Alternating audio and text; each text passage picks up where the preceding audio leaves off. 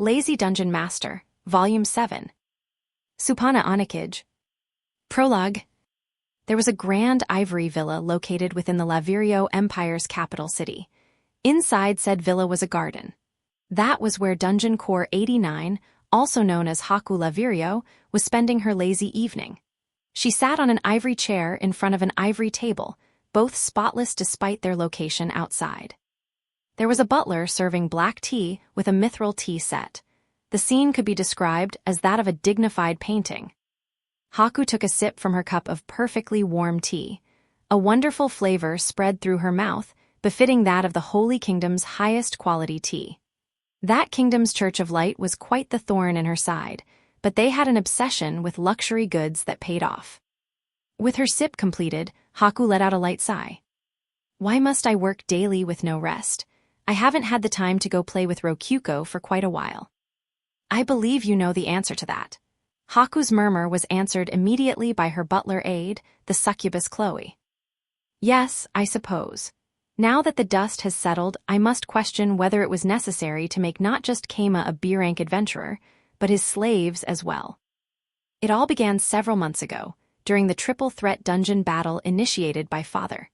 Haku had ignored customs, precedents, and the law when issuing those B-rank adventure cards and allowing Keima's party to live in her villa for about a month. The grievances caused by her actions led to a snowballing of built-up problems which turned into an avalanche of work. She was now stuck handling her normal work while simultaneously cleaning up the mess she made. Nonetheless, those days I spent with Rokyuko were heaven, to say the least. Haya, Haku sighed yet again. But this time, it was a blissful sigh born from recalling happy memories. Imagine a life where your cute little sister lived in your own home and your own room. For a month, Haku had lived in a heaven where she could meet Rokyuko immediately after finishing her work. A paradise of endless fun, endless tea parties, and endless playing around, all with her beloved little sister. Just remembering it filled her with such bliss that her body tingled and her heart throbbed. She could only survive her current overworked state by remembering that it was the result of spending those days with Rokyuko. By the way, Lady Haku, 2 letters have arrived for you. Oh my, I wonder from which nobles. What a pain. They arrived through the ivory secret spot. Say that first. Chloe held out 2 letters. The ivory secret spot formed a direct connection to Rokyuko's dungeon, the Cave of Greed, which meant letters from it were either from Rokyuko or Keima. Since there were 2 letters this time, it was probably one from each. This turned out to be exactly the case. Which will you read first? I shall leave the best for last, which means starting with Keima. Chloe held out a small letter opener, which Haku used to open Keima's letter. I have established the Buddhist Church. It is a religion that worships sleep and peace. Oh, the Buddhist Church, It's good that he chose to report this to me. She had already heard of Buddhism through her spies in Goron. Buddhism was not competing with the Ivory Church for followers, and thus there was no need for her to crush it while it was young. Wataru had joined it as well, so a friendly relationship made the most sense. Continuing on, some insane person called Leona attacked us. She's a hero and also Dungeon Core number 4. I somehow managed to drive her away. What? Leona attacked them? Is Rokyuko safe? Well, I suppose she must be since she sent us a letter, Leona. A creature born from the fusion of a Dungeon Core and a hero. Without a doubt, she was Haku's worst enemy. Leona was the source of countless headaches for Haku. Reason being, she at times had to help her as a Dungeon Core. Otherwise, she would be attacked herself in more ways than one. It was a mutually beneficial arrangement most of the time, but still, headaches. On top of that, if Haku used weapons created through Leona's ultra alchemy to destroy other cores, the offering points, experience points, went to Leona instead. Leona's weapons were always high-quality magic blades, and as a collector, Haku would have loved to buy them all for herself. If only Leona wasn't involved. Dungeon Core 4 and a hero. You revealed that much about yourself to him, Leona? Haku, of course, knew that about her. But Leona generally kept details about herself hidden. In fact, Haku had been sworn to silence about them. That Leona had told Keima so much about herself meant that she no longer found the need to hide her identity. She may have finished preparing for something. Haku thought, I need to strengthen my defenses. But still, she infiltrated his church as a Buddhist nun. As always, I find it hard to understand what goes on in Leona's head. What advantages were there to her disguising herself as a nun? Were there any at all? Regardless, it wasn't worth thinking about. She was probably just playing cruel jokes like she always did. What do you think, Chloe? Do you know why she would do that? I'm more concerned with his claim that he fought back chaos. She is unmistakably a god, and he survived her attack. My, Keima defeated me, remember. This should not be surprising. That is true. Haku had once before challenged Keima to a dungeon battle and lost. She was both a dungeon core and the ivory goddess who had obtained true divinity through the worship of adventurers. In short, Leona being a god did not mean that Keima would necessarily lose to her. Goodness gracious. If luck will have it, I would love to kill the absolute shit out of Leona one day. Haya, sighed Haku, having said the same thing for about 500 years straight. She had still been a weak young dungeon core when she first met Leona. They were as fierce of enemies as you could imagine. Regardless, that was all that Keima's businesslike letter contained. She appreciated that he kept his report simple and to the point, although there were quite a few things he hadn't mentioned that her spies had. I believe I will cheer up by reading Rokyuko's letter. Ahaha, I wonder what it could be about? Haku opened Rokyuko's letter. Unlike with Keima's letter, her mood swelled with anticipation. Naturally, it was a letter from her beloved little sister. How are things, Haku? You haven't come to visit me in a long time, I miss you. Oh, I miss you too. Chloe, do I have the time to take tomorrow off? Not a chance. Do you need me to explain why? A simple no would have sufficed. She continued reading the letter. I'm passing the time working as a nun in the Buddhist church that Keima thought up. It seems that sweet little Rokyuko has become a nun. Rokyuko, a nun, relaxing around the church doing simple prayers and wearing nun outfits. A splendid nun of Buddhism. How spectacular. It won't happen. I don't believe I've said anything yet, replied Haku archly. It is written on your face that you are considering joining the Buddhist church. That would send the entire Ivory Church into panic, so please make do with a mere friendship. Oh, fine. Haku gave up on joining the church at Chloe's stern warning. However, thinking about it, that way Haku would be the only god in either of the churches. As a nun, Rokyuko would have to show her the utmost pious loyalty. That wouldn't be too bad. Well, enough of that. Let's see what's next. She continued reading the letter while sipping tea out of her mithril teacup. Also, I might make a baby with Keima. I'll show our baby to you if it happens. Crack! Mana burst out of Haku's body, cracking the nigh indestructible mithril teacup.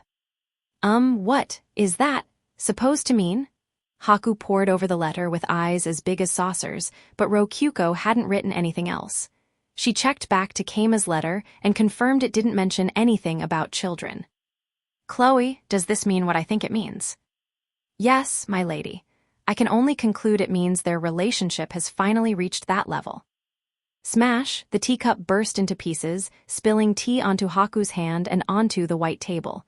To some extent, yes, I had accepted him as Rokyuko's dungeon master. I had even grown to somewhat respect him over the past year or so. However, she slammed her fist against the table. Then, she stood abruptly. It's decided. I will send an assassin. We will kill him before he makes a baby with Rokyuko. Chloe. Yes, my lady, it will be done. At last, Haku was sending an assassin to kill Keima. The decision had given her a bright, refreshed smile. Ahahaha, oh Keima, will you be able to defeat my assassin? In the end, would Keima be able to survive? Now then, let us hurry and select the assassin. Might I ask you to finish your paperwork first? I suppose I must. Chloe had pointed to a large stack of paperwork. The assassin would have to be sent after it was taken care of. In the end, would Keima be able to survive? Chapter 1. It was a fine day, until trouble came my way through Vice Chief Wazma. Chief Keima, do you have a moment? What again with the brothel? I didn't know you were this much of a dirty old man. No, this is not about that. It wasn't long ago that Wazma had been charmed by succubi, probably, and started pushing for me to approve plans to build a brothel here, but it seemed he had gotten over that already. A letter from the Tsia Archduke has arrived, and it requires your attention. A letter? At first I got annoyed since I had set up elaborate systems of bureaucracy to avoid having to deal with this kind of thing myself, but then I remembered that the Tsia Archduke was a member of the nobility. The one job I had as a town chief for show was dealing with the nobility and other high-profile individuals. I took the letter from Wazma. All right, let's see here. In this season blessed by the graces of the god of mountains, we have experienced the divine graces of the ivory goddess dancing from. Wait, why the hell is this greeting so wordy? It's a pain to read. Is there a summary? Right here. If he had gone out of his way to write a summary, I would have preferred him to just give that to me first, but still, he had done good work. He was skilled at showing off his own competence. I would expect nothing less from one of Haku's spies. Incidentally, the summary was 3 lines long.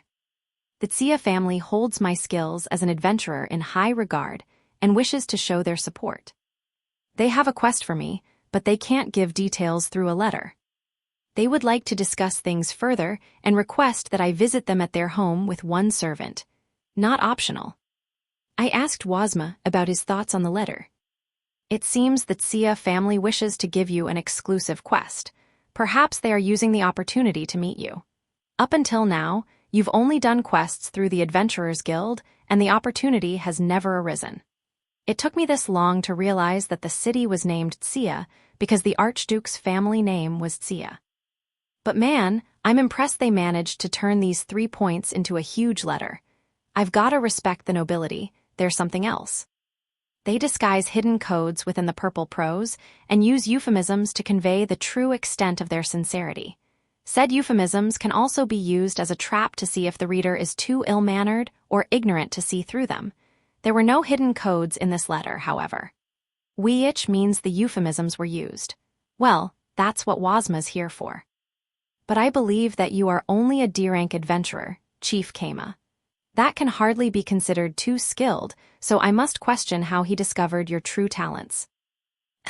It wouldn't be odd if Wazma knew about my B-rank guild card, given that he was Haku's spy. Maybe he was hinting at that.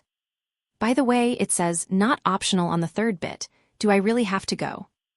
He is a noble with land, and one who has been permitted to govern the land surrounding Tsia City. The position of Archduke is not a lowly one. A mere town chief would not be capable of refusing an Archduke's invitation unless under dire circumstances, especially in your case, given the small distance between Gorin and Tsia. All right, is being sleepy considered a dire enough circumstance? Nap on the way there. Taking care of this is your highest priority as town chief. Here is the sealed letter of invitation. Yeah, figures. I took the letter of invitation from Wazma. There was clearly some kind of plot going on here, since he summoned me as an adventurer but not my entire party. The letter said I could bring a single servant and no more, which meant, well, who else but Niku? A safe choice, but the best one. Hiya, all right, guess I'll go see what they're up to. You don't seem enthusiastic. Normally, one would be overjoyed at the chance to form connections with an archduke. Do I seem like that kind of guy to you? I replied jokingly, to which Wazma shrugged. You don't. I cannot imagine you caring about status or fame, nor are you struggling financially. Yep, that's right. The nobility sounds like a pain to deal with, and that ain't me. Plus, there's no stronger connection than Haku. So maybe I don't have to go. Chief Kama, this has some relevance to the situation at hand, but the majority of food in Gorin is purchased from Tsia. We get most of our wheat from there, not to mention vegetables and the like. We have fields by the town, but their yield is low. Pavella is an option, but factors make it less than ideal. In summary, it would be unwise to displease the Archduke. All right, Wazma really drove the point home. But no matter what I did, our food problems could be solved by making rice and vegetables into common drops in the dungeon. That would be kinda suspicious, though. Anyway, it's a good plan B, so now I don't have to worry. All that aside, it seemed I had no choice but to go to Tsia soon. For now, it would be smart to drop by and tell Rokyuko, who we had just recently established was now my partner, in a more meaningful sense than before, about this. I went to my room and explained the situation to Rokyuko, who was rolling around in my futon for some reason. Why was she in my room when she had a room of her own? And why was she in my futon? I mean, I know we're partners, but I think even partners should respect each other's personal space. Not that I mind smelling Rokyuko on my bed. And that's the situation. Gonna go to Tsuya and turn their quest down. Take Niku with you. I won't feel safe with you going out there alone. Huh, she didn't have any problem with me leaving before. Has she lost some trust in me? I mean, it's fine. I was planning on bringing Niku with me anyway, but still. Cause like, Leona did all sorts of stuff to you, remember. There needs to be someone with you to stop you in case you go crazy like earlier. Niku's proven she can do that, so. I understood where Rokyuko was coming from. She was just worried about me. There had been a whole day where I went crazy, and I didn't remember any of it. Apparently I had flirted with Rokyuko and basically every girl I saw. The monster girls, Niku, Ikika. Well, I had just been clearly out of my mind. It was all Leona's fault. Yep, it was Leona's fault. All Leona, blame Leona. I could blame her and get away scot-free. The best part was that it was true. Sure, I was planning on bringing Niku from the start. Okay, I'll still be a little worried, but you can go. Come back if you start feeling off or sick. You got it. Don't want to put myself at risk out there. But anyway, I've got to get ready to go now. Gonna need to bring my futon and stuff. I kicked Rokyuko out of my futon and put it into storage. Oh right, Keima, bring some DP with you, suggested Rokyuko while I was getting ready. You can take DP to other places. Or it's more like, if you want to use DP outside of your dungeon, you need to prepare the DP ahead of time. Haku taught me how to do it earlier. Oh cool, didn't know that. Now that she mentioned it, I had tried using the menu in the past, but I had never tried using DP. I had just unconsciously assumed I needed to be in the dungeon to use it. So DP is like, fundamentally stored inside of me since I'm the core. Yeah. That means I need to give you the DP myself. Yup. Suddenly, Rokyuko's eyes started shifting. She held her hands together and fidgeted, looking suspicious as heck. That means I need to give you the DP myself. Yeah, that's what you said. Hand it over. When giving DP to their dungeon masters, cores have to kiss them, said Rokyuko as she blushed bright red and furtively glanced in my direction. What are you talking about? You can just use your hands. I didn't know that for sure, but Rokyuko looked away awkwardly and confirmed it for me. You practiced trading DP with Haku using your hands, right? I did. Leona gave me DP using her hands too. She did. So you can use your hands, right? I said again, this time with more confidence. Rokyuko looked away and held a hand out. I squeezed it and safely absorbed about 1,000 DP from her. Now I could use DP in Tsuya too. She would probably die if I asked why she had lied about needing to kiss me, so I didn't say anything. Also, I'll, give you a goodbye kiss. Despite my tactical choice to drop the subject, Rokyuko immediately launched another attack. Hey, where'd you learn about those? There was something called manga in my DP catalog, so I bought it. Oh, and right, I've learned a little Japanese. There's a lot of simple stuff I can read now. W8, she just went and learned Japanese, the madwoman. Putting aside all that about buying manga with DP, I'm pretty sure that Japanese is famously hard to learn.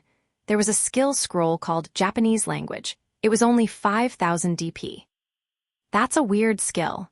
As expected of a fantasy world, you could learn languages as skills. Maybe I should make Niku and Ikika learn it too. But anyway, you don't have to give goodbye kisses. They're not important. They're important for partners. I just decided on that now. So give it up and stick your cheek out. Alright, just decided now, but fine, alright. A kiss on the cheek should be fine. I don't have any proof of that, but I'm sure it'll be fine. I bent my knees, a little so Rokyuko could reach me, and stuck out my right cheek. WWL Keima, bye-bye, NMMM. Rokyuko then hesitantly kissed me on the cheek. Oh man, my face is heating up. Her squishy lips are tickling my cheek. Is Rokyuko okay? I glanced at her and saw she was looking away with bright red cheeks. She was so embarrassed she was trembling while holding her mouth down. See come back safe okay, and bring back souvenirs. Yeah, see ya later. I didn't know what the quest was, but well, now I really felt like coming home safely. We rode a cheap cart to Tsuya, one that regularly bussed customers back and forth between here and Gorin. We got off by the gate, and while everyone else lined up to go inside the normal way, we went through the side gate for nobles and those on royal business. They let us right through after I showed them the letter of invitation. Both Niku and I got in for free. It's a good day for penny pinchers, thanks Archduke. We passed through the gate to go see the Archduke as soon as possible. After dropping by some stands for food, I didn't want to stay there for so long, so I intended to visit right after lunch, the most awkward time for visitors. There was still some time to kill. Oh, there's a kebab stand. Smells good. Agreed, let's buy some. Welk whoa hey, it's you two. Been a while since you've dropped by. Huh, who's this douchebag? At first I didn't recognize him, but then I remembered that there was only one guy I knew who ran a kebab stand. It didn't take long for things to click into place from there. He was the guy we'd sold rabbit meat to before. Surprised you recognize me. We've only met a few times. You taught me about blood draining. I wouldn't forget that. I'm guessing you didn't come to hunt rabbits today. Yep, I've graduated from all that. I'm D rank now and not that desperate for cash. That's a shame, but congrats. Just bring some rabbits over if you ever get in the mood to eat 'em. I'm always ready to buy good meat. Thanks, anyway, I'll go ahead and take 5 kebabs. Coming right up. But wait, what flavor? I've been buying something called tear sauce from some merchants, and I've got lots of flavors now. The main stuff I use goes real good with rabbit meat. It tastes great. That was probably the tear sauce from my dungeon. Pretty sure I started dropping it in the dungeon so I could use it in the inn. All I can say is, I'm not surprised it's been commercialized like this. I'll have some tear kebabs then. Kuro, you good with that too? Yes. I paid 25 coppers, and he threw in a 6th kebab for free. Oh, thanks, man. Don't sweat it, I'm making the big bucks thanks to you.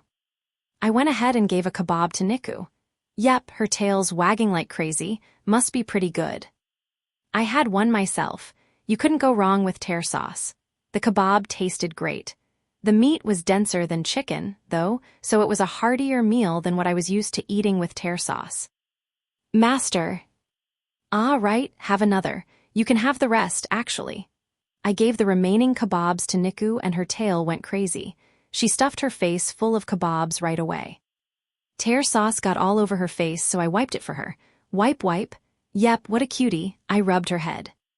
You two are close as ever, I see. You sure you should keep her a slave? Hey, tell that to her, not me. She won't budge. In reality, it wasn't that I didn't trust Niku. I was mainly worried that she wouldn't be able to enter the master room with us if she wasn't a slave. We were probably only managing it now since I had convinced Rokyuko that slaves were items. Nobody had ever told her otherwise, so it was probably still working. And well, basically, there's some complex circumstances here. All right, I won't dig too deep. Just take good care of her, you hear?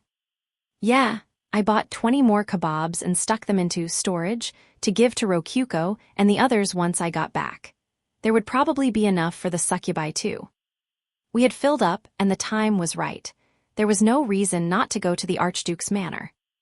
All right, let's go. And by the way, where does the Archduke live? I don't know. We went back to the gate.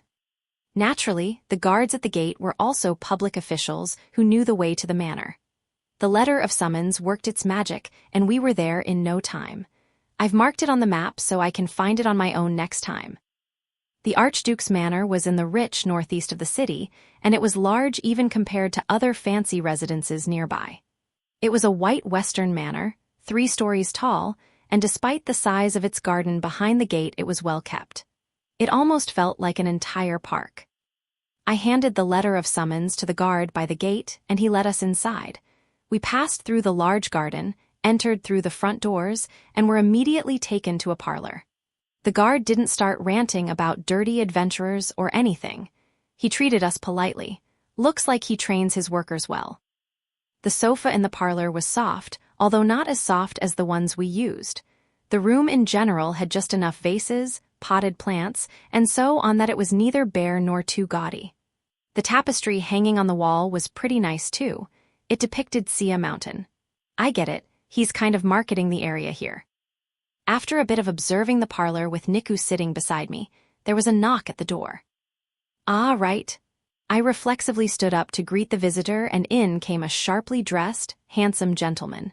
He was somewhat muscular, but what stood out was the pair of white wings growing from his back. My eyes were drawn to them. They were long enough to reach his knees from his shoulders. NGH, the heck is this? How cool is it to just have wings growing from your back? I wonder if he can fly. Kept you waiting, huh? I'm Bonodura, but maybe the Archduke would be more recognizable for you. I'm Keima, this is Kurinu, please call her Kuro. It's good to meet you, Archduke. I nodded, and Niku did too. Naturally, I couldn't just up and call her Niku in front of him. You can call me Bonodura Keima. As you wish, Lord Bonodura. The Archduke must have noticed where my eyes were going. He bent his wings a little. Is this your first time seeing an avian? Yes, as you guessed, I've never seen an avian before. The wings seem pretty warm. I see. There aren't many of us in this region, and it can be hard to tell us apart when we shrink our wings beneath our clothing. You may have met some of us without realizing it. You can shrink those wings? Wow. We exchanged a handshake, then sat down, facing each other. Under the surface, Bonodura had hit me with a clean jab and started our meeting with the upper hand. I mean, Wazma did tell me that he was an avian. I just didn't expect the wings to look so cool in person. Though actually, wouldn't they get in the way when he tries to sleep on his back? Now then, before we talk about why you're here, would you mind having a little chat? I would like to hear about your village. I'm not sure exactly what you mean. I'm talking about Gorin, of course. Let's see. How many iron golems are hunted there, for example? Well, let's see if I can remember. I don't have concrete details on things like that. I think we hunted about 30 over the winter. I guess that's something important here. Each town impacts the territory's wealth in its own way. 30 in a single winter. That's a decent amount.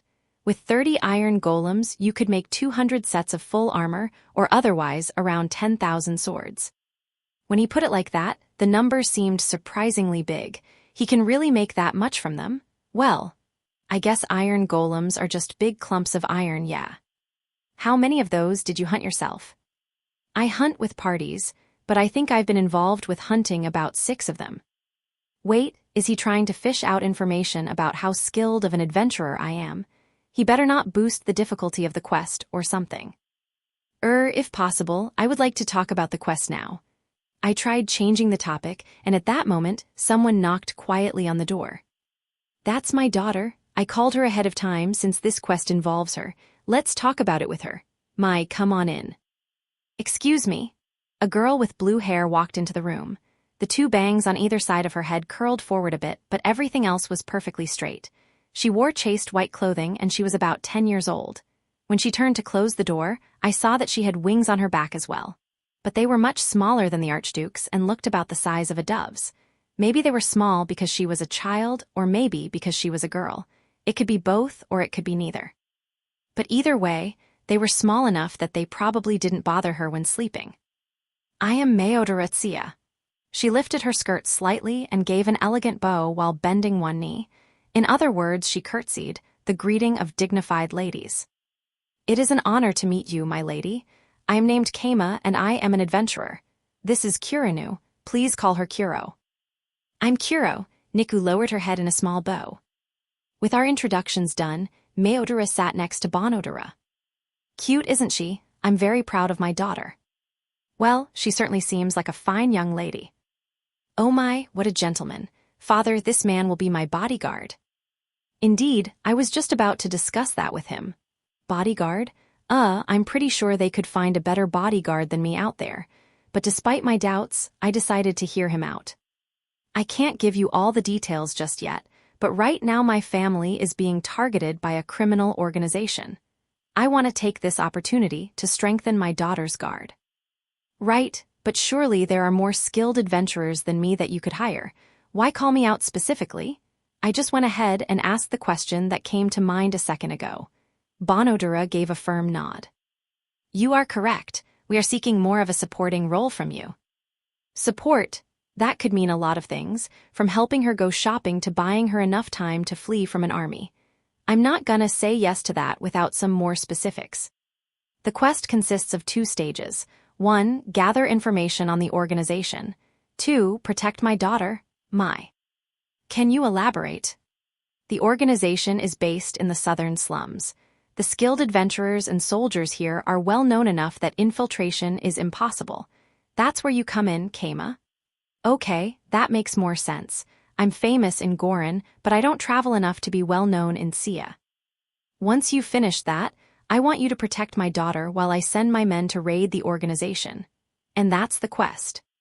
Meodoro was apparently the younger of 3 siblings, but the oldest brother was a soldier leading the charge, and the second brother had already hired another adventurer. Okay, I see what you mean now. In short, he wanted me to protect Meodoro on the side while I'm information gathering. My main job wasn't guard duty after all. We have some information already, which I will give to you later.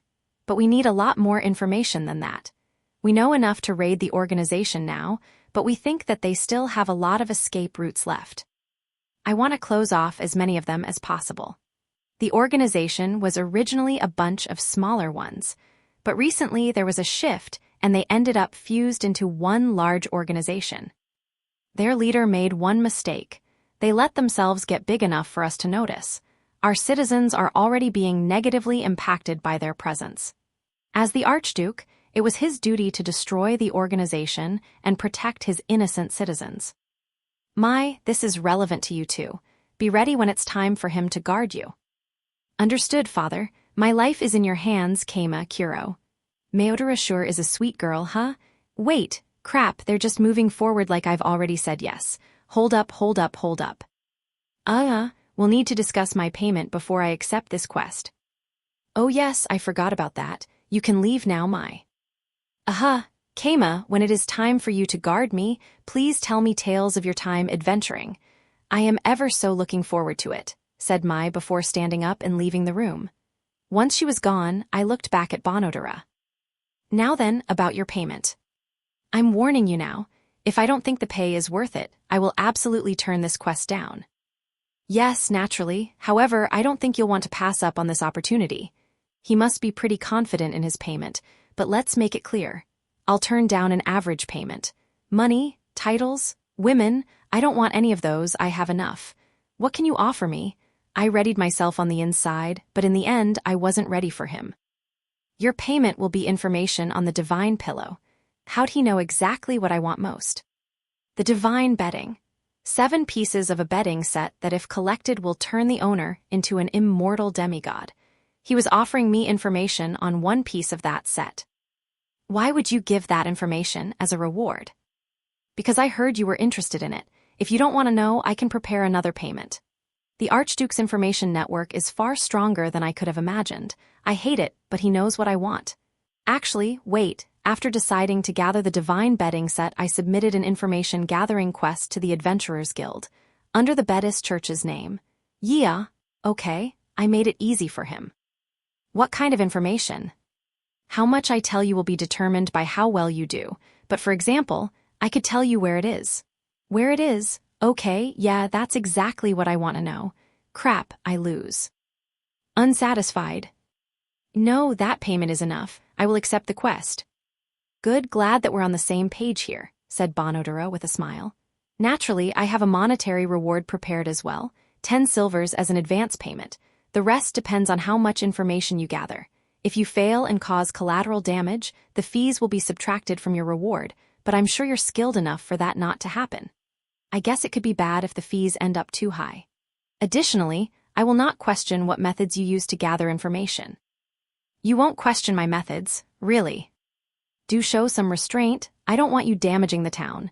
But if you don't go too far, we won't ask any questions. I'm sure you have some tricks hidden up your sleeve. Yeah, that's fair. It would be a disaster if I set the town on fire just to gather some information. Can I charge you for my expenses? Up to 20 silvers, but you'll have to give a report on what you use them on. Naturally, I can't hand out money for free. In other words, spill the beans or pay for it yourself. Time limit. You have at most 1 month. Of course, you can finish before then, you just need useful information. And the information on the organization, you said you would tell me. It's nothing major, but the organization is named the Last Commune. Their base is somewhere in the slums outside of the southern gate. Everything else I can't tell you, for fear you will leak the information elsewhere. All right, okay, this quest. How should I finish it off? I have some ideas and it doesn't seem like it'll be too hard. Not taking this quest would be the dumbest thing I ever did. But since he flashed information I want, I think I should go a little overboard here. Oh yeah, there's something important I forgot to ask. Mind if I ask one more thing? What's that? I looked at Bonodura and gave a fake grin. You don't mind if I destroy the organization myself, do you? Bonodura's eyes widened, then he spread out his wings and laughed in amusement. Heh, ha ha ha, of course not. Do what you can, and if you actually manage it, I'll help you get the divine pillow myself. You sure? I'll destroy them even if you end up being the mastermind or something. Feel free. I imagine the mastermind is a regional noble. I give you permission to take him down. Ah, but if someone of my family is the mastermind, I would appreciate you telling me ahead of time. All right, I got a nice promise from him. Guess I'll take this seriously. Okay, let's make this official. I accept your quest, Lord Bonodura. Please wait for my report. Very well then, Kama. I expect good things from you. I went ahead and asked Bonodura to send a message to Gorin stating that I had accepted the quest and wouldn't be back for some time. The faster I finish this, the better. Yeah. Master, what's the plan? Asked Niku, held tilted. We had left the manor right after the discussion to get started immediately. Our strategy will be built around infiltration. The easiest way to learn more about an organization and destroy it is to infiltrate it. A group of people doing not so morally correct things would make sure to keep information locked tightly within the group. Our dungeon was the same way. But organizations needed manpower to operate. Our dungeon could use monsters in place of people, but a criminal organization needed to find members somewhere. Slaves were an option, but skilled slaves were only sold in official slave markets and would be difficult for criminals to obtain. Which meant that, well, birds of a feather flocked together. Criminals got their manpower in the form of more criminals. Not to mention that an organization breaking the law could never have too many bottom-tier lackeys around for doing chores and taking the fall when caught. I wouldn't be able to just snap my fingers and become an administrator there, but infiltrating the bottom layer should be incredibly easy. Then you just have to remember that there exist people giving orders to the bottom layer. There are people ordering around those people, then people ordering those, and so on and so on. Follow the chain of command up high enough, and you'll reach the top dog. The problem is how to climb the chain of command, but well, I've got her. I looked at my succubus ring, Kasaki. A succubus's charm powers. Nothing would be faster for making people listen to my own orders. On top of that, my research showed that the charm powers could even interfere with the target's memories. I could seal memories, erase them, and even modify them. Charm powers were just ridiculously overpowered. Hey, you awake? What? No, I'm not sleeping. I'm a ring, how could I sleep? Don't be ridiculous, ahaha. She was sleeping. Not that I mind as long as she does her job. So, here's the question. Do you think you could use charms to dig deep into a criminal organization? Definitely, though it'll be kinda hard if they have anti-charm skills or items. Guess I'll just pray they don't. I mean, there's something you could do to make all this a lot more reliable. Reliable? If you become a succubus yourself, Master, you'll be able to use your overwhelming dream powers to smash through resistances. You could even charm other succubi. With a smile for weaker ones, even. The heck is dream power? And why is she saying become a succubus myself? Wasn't I turning into a femboy or whatever? And Niku couldn't do it. You don't want to get charmed yourself, right? Do you think you could stop yourself after Niku goes succubus? She wouldn't stop you herself so. As a slave, Niku wouldn't be able to reject me. Nice catch. It's good to have skilled subordinates. And either way, I don't want Niku using charms much. I'll do the dirty work myself. All right, I gotta make contact with them before I can do anything, but it wouldn't be smart to go out there without a disguise. There was no internet or photography in this world. I didn't think that my appearance would be linked to my identity very easily, but it was possible that somebody would recognize me. My black hair and black eyes stood out around here, for instance. Barring all else, they had to go.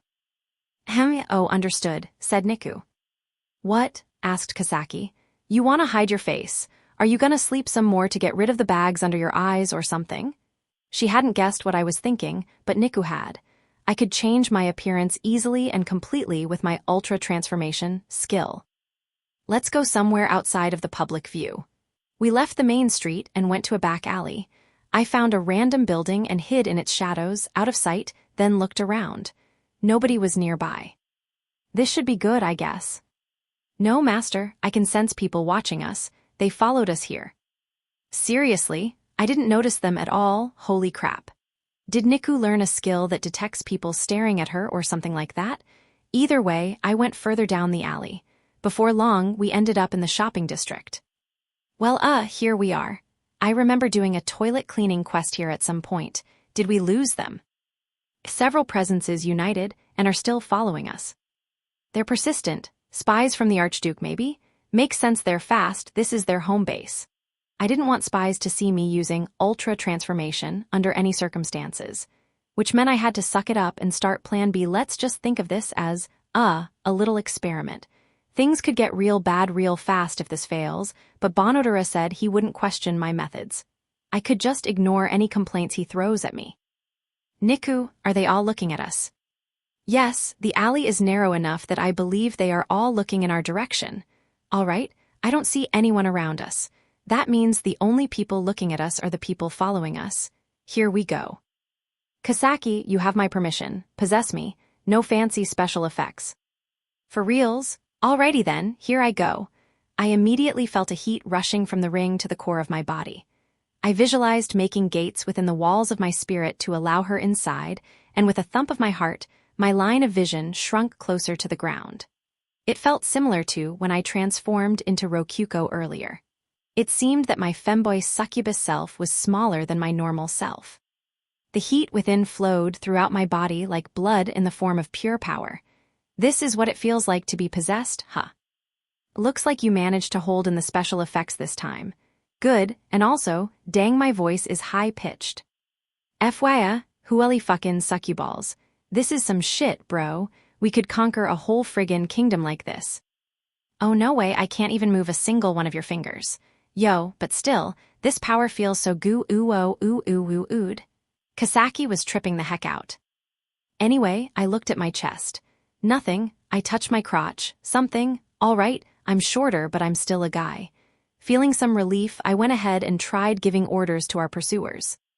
Everyone, look at me. Make all of your companions who were following me look at me. Respond if you understand. Tell me once everyone's here. Understood. I heard several people reply in unison. Niku included, for some reason. It seemed that my orders had worked. Anyway, setting aside Niku, who was looking at me with flushed cheeks like she had gotten drunk, I decided to look over my new appearance while waiting for all of the pursuers to see me and get charmed. I was wearing a white dress, which covered a surprisingly large amount of skin for a succubus outfit. Though to be fair, it was a short dress overall. I also had on black socks that went up to my knees and black boots, not to mention 2 long white gloves that covered my squishy, slender arms up to the elbows. I could see my straight black hair beside my eyes. Wait, what's gonna happen with my golem assistants? Is it gone now? I think I remember Niku's clothes changing and then going back to normal afterward. I'll have to experiment with this later. Princess, we have assembled. We all weep tears of gratitude for being given the opportunity to see your blessed visage. It wasn't long before our pursuers assembled. Wait, by princess does he mean me? Sure, all right. Everyone, come out where I can see you. As you wish. At once, 4 average-looking citizens appeared in front of me, but they had arrived out of nowhere like ninjas. They legitimately just jumped down out of nowhere in front of me. Holy cow. Is this everyone who was following me? What's your organization structure? Who do you work for? This is everyone. We work in 2 teams of 2. We belong to the Tsia Army Intelligence Division. Perfect. They're charmed and listening to everything I say. It's hard for me to tell, but I guess I'm just that attractive right now. Maybe I should look in a mirror. Actually, nah, I don't want to charm myself by accident. Guess I can just ask Niku how I looked later. Anyway, 2 teams of 2, huh? That seems reasonable. Though really, that seems like a few too many men to dedicate just to following me. Shouldn't an intelligence division, or whatever, have charm resistance, though? I have charm resistance, but how is that relevant here? I don't need to be charmed to expose my heart before my princess. This is the natural state of all living beings. Wait, he has charm resistance, and he got charmed? At first I was confused, but then I remembered that my own sleep resistance skill had a level. Charm resistance probably had levels too. What's your charm resistance level? It's level 3, strong enough to resist a succubus charm. You see, interjected Kasaki, you need at least level 5 to completely nullify a normal succubus. But you're a queen-class succubus right now, master, so you'd be hard to resist without something higher than that. Dang, I'm a great succubus. I don't want to be, but here I am. Is it easy to develop charm resistance? Up to about level 2. Level 3 is rare enough that acquiring it would put one in good standing for becoming the commander of an intelligence squad. Alright, that's good to know. That basically means the only people who will be able to resist my charms are basically general tier, big deal dudes. A criminal organization based in the slums shouldn't have too many people like that. Okay, all of you wait for 10 minutes aft? Nah, actually that's too long. Once I leave this alley, lose your memories and lose track of us. Overwrite your memories to fill in these gaps. That's all. Go back to the main street. As you wish, replied all 4 of them at once. Yug, that sent chills down my spine. I don't like seeing dudes look at me like that, all horny and dopey. I'm definitely not gonna let Niku do things like this. My Dakimakura would end up soiled. The spies returned to the main street, acting dreamy. Master. Whoa, what's with you, Niku? Niku hugged me out of nowhere, making me let out a weird cry. Does my dress not have a back part? It's not that cold, but it definitely feels like she's touching my skin. What should I do? You are right. Let go of me for a second so I can end the possession. She gave me one tight squeeze and a long sniff before letting go. Possession end. Jehe, NGH, the second you took back permission. Gaa, the heat in my body shot back to the ring. Simultaneously, I returned to my original height. My clothes returned to normal too. My golem assistance was working, yep. Hugh, it would have been a huge pain if its memory got reset or whatever. Alright, Niku, check and make sure nobody's around us. Adea. Niku, wake up, Niku.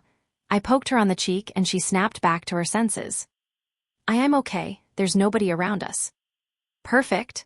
Ultra transformation. I transformed into a gruff-looking dude. Since Ultra Transformation LV3 could only transform into things that existed in real life, I chose to transform into the guy I met back at the Imperial Capital's Adventurer Guild, Don Taka. Well, one of his small-time looking subordinates anyway. He's about as tall as me, so I don't need to change my clothes. Feels good. I kinda want to disguise you too, Niku, but you'll be fine. That collar will prove that you're my slave. It shouldn't be an issue. Maybe we should change you into raggedy clothes? Nah, it'd be weird if you were clean but not your clothes. Guess I'll just pass you off as my prized slave that I'm putting a lot of money into. Wait, that's not technically wrong, I guess. She just happens to be my Dakimakura too. Even your smell changes.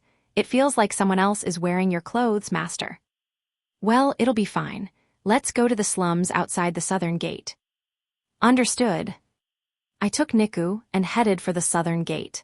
Despite having walked all the way to the shopping district, we didn't have anything in particular to do there. I showed my guild card at the gate and paid the fee to get through. There weren't any issues since guild cards don't have photos or anything, but honestly, that felt kind of like a problem. What if someone used a guild card they found on the ground? Pretty slack if you ask me. Maybe them being so slack is how a slum ended up being built in the first place. South of Tsia, slum town. There were small tent-like homes built from combining sticks, boards, and cloth into square boxes that looked like cardboard houses. They were lined up next to each other along makeshift roads, and sometimes 4 of them were built together into one larger home. The people were clothed in rags and had either harsh or defeated looks in their eyes, nothing in between. I couldn't see any children other than babies, but it was possible that they were all inside.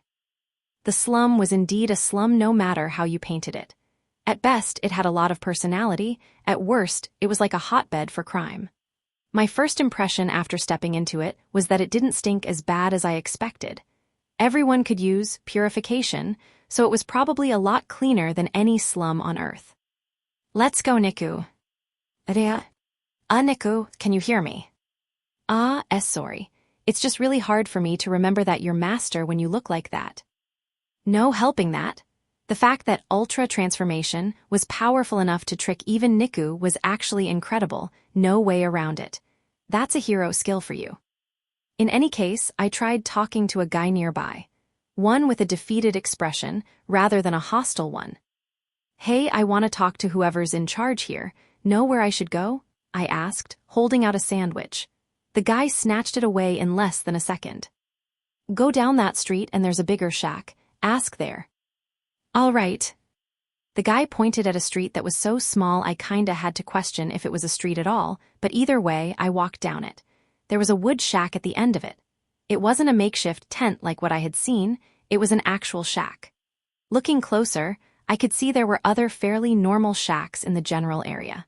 This was probably where those with authority lived, or maybe it was a workplace of some kind. I looked around to check, and indeed Niku was still behind me. Don't go and get kidnapped, all right? I mean, I may be weaker than you, but still. Anyway, I knocked on the shack's door. What? Well, some stuff happened, and I want to join you guys. I asked where I could talk to the boss of this place, and they said here. Come in. I walked in, and immediately a guy hiding by the door threw a punch in my direction. I had expected something like that to happen here, so I bent my knees to dodge the blow using golem assistance to boost my speed. Niku leaped over me and grabbed the guy's arm, twisting it behind his back and forcing him onto the ground. Is she part of a SWAT team or something? That was definitely the kind of thing a special forces operator would do. You bastard, who sent you? But that just pissed the other dudes off.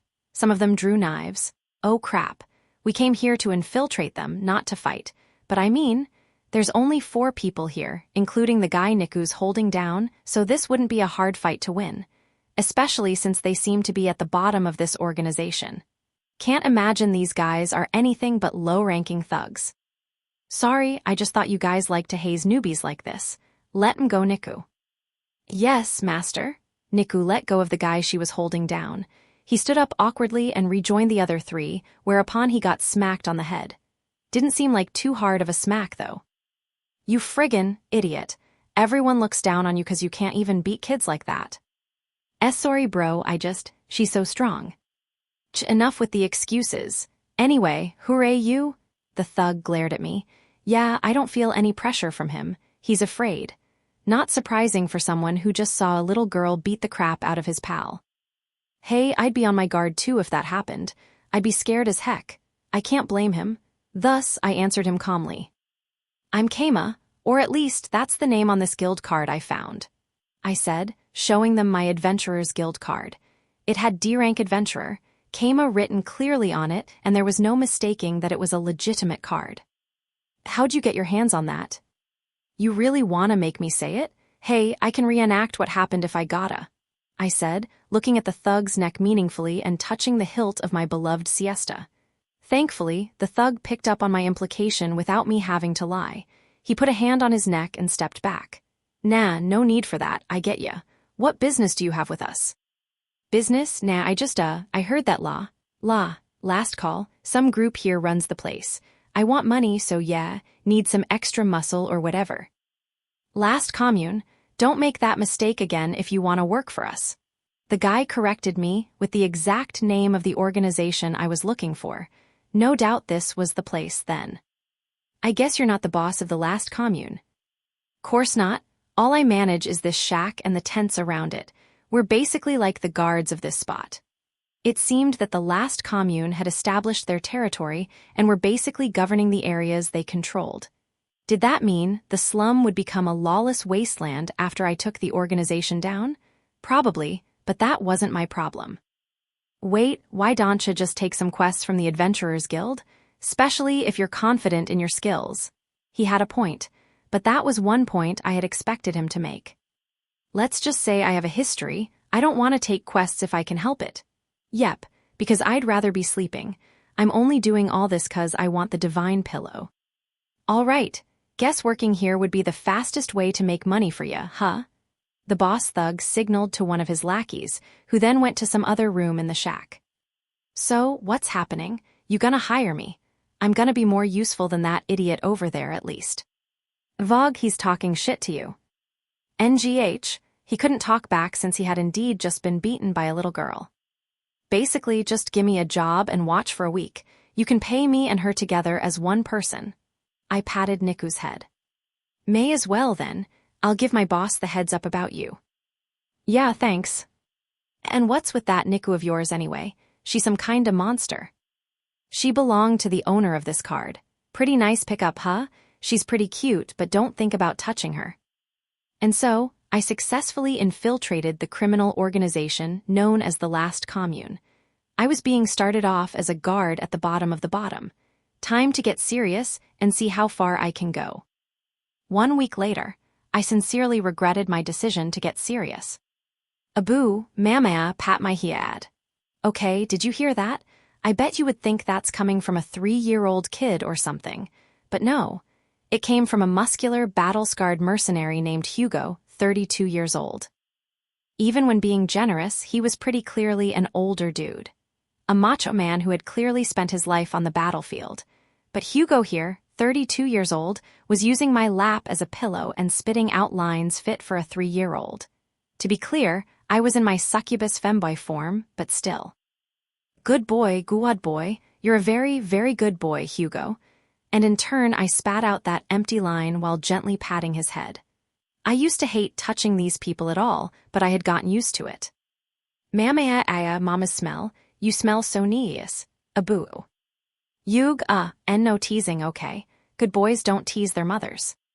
Akae, sorry mamaya. Goosebumps covered my skin after he rubbed his bearded face against my stomach. I had been dealing with this kind of thing for a solid week and had learned to look at them with dead eyes and an empty mind to survive. The people on the bottom were so much easier. They got charmed just by looking at me. I thought this whole thing would be a cakewalk and I'd race up the ladders, each boss introducing me to his boss in turn, but the upper echelons of the Last Commune had higher charm resistance than I expected. To be precise, it all started with the boss of the slum's illegal slave trade, rank-wise, a guy similar to the owner of a large store. He showed just a little resistance after I turned into a succubus. It went like so. NGH, Ga. For the first time, someone remained standing after I said kneel before me. I was so surprised I reflexively asked Kasaki what was up. Hey Kasaki, what's going on here? Why's he still standing? Oh, don't worry. He's just a little resistant to succubi. He's basically got a charm resistance level of about 4. Kasaki answered without missing a beat. Didn't you say they'd be defenseless up to level 5? Are you saying he's not defenseless right now? He's just standing still, stuck in place. Well, that is true. The kind of bad dudes that lived in slums were always living on the edge of death. One wrong move and their life would be over.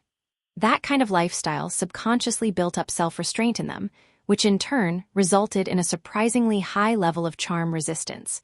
And on top of that, they basically never let their guard down under any circumstances. To put it simply, they had mental firewalls that were much sturdier than the average person's. Anyway, for this guy, you just gotta say, Big B Water, what's wrong? And he'll be down in a snap. I doubted my ears for a second. The hell is this slut saying? Didn't you hear me? Say, Big B Water, what's wrong? With a cute voice. Nah, I mean, I heard you. Do I really have to say that? You know, succubi usually have to charm and seduce people, right? You gotta be a real genius to charm people with just your looks. You wouldn't eat food on the ground no matter how good it looked, right? It seemed that working around mental barriers was second nature to succubi. Everyone knew how succubi worked. That was so normal in this world that Kasaki didn't even feel the need to explain it to me.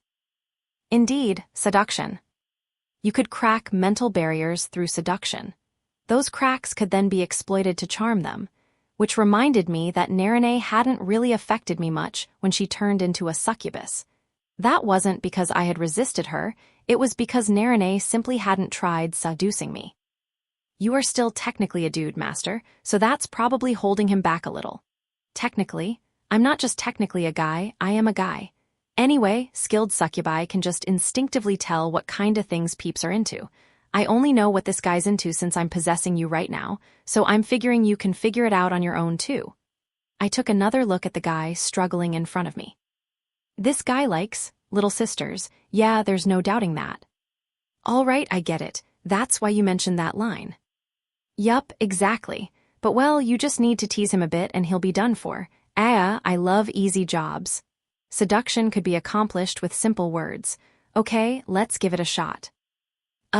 Big brother, what's, wrong?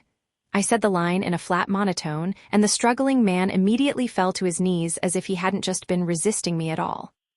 Nothing at all, lil sis, hey. I sensed the perverted lust in his laughter, and a chill ran down my spine. Isn't this gonna be a little annoying? You wanna be like a normal succubus, and use your whole body to seduce him like a real pervert. Right, I'm sorry. This is a piece of cake, I'm glad it's so easy. The day I did something like that would be the day I lost my chastity, no doubt about it. I wanted to avoid that by any means possible. At the time, I successfully seduced him with just a few words, so I tried not to think about what I was doing. But my next target was the female boss of an unlicensed brothel, and well, she fought back a little harder. I think I have to give up on getting through this without any mental scars, I thought while she sniffed my belly button.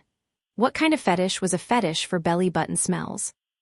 In the following days, I charmed an endless number of villainous-looking people by touching them a little, getting touched a little, and calling them names like Big Brother, Darling, Papa, My Love, Big Sis, Master, Pig, and so on with a blank expression.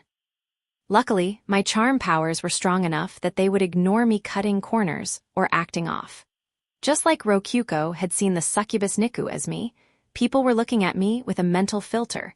Normal succubi had to pay more attention to the details when seducing people. Well, in my case, I could instantly seduce just about anyone by taking their lust head-on, but that would be saying goodbye to my chastity. Thus, I had to delicately dance around their lust without their knowing, approaching them through indirect means. It slowed things down, but kept my chastity safe. I now looked at the spies I had charmed during my first succubus transformation in a new light. They had been charmed so easily because they had low charm resistance and weren't on guard against being charmed. Small fry, in other words. Consider me surprised that villains were much better than the good guys at keeping their desires in check. Maybe it's partially because they're already doing what they want every day, so seduction is less meaningful to them? Well, either way, I've finally reached the administrators of the organization. It took a whole week. It felt like a very short week and a very long week. The guy on my lap, Hugo, age 32, was the number 2 of the organization. He had the mental strength you would expect from a hardened warrior. He could still move and talk normally, even after seeing me in my succubus form.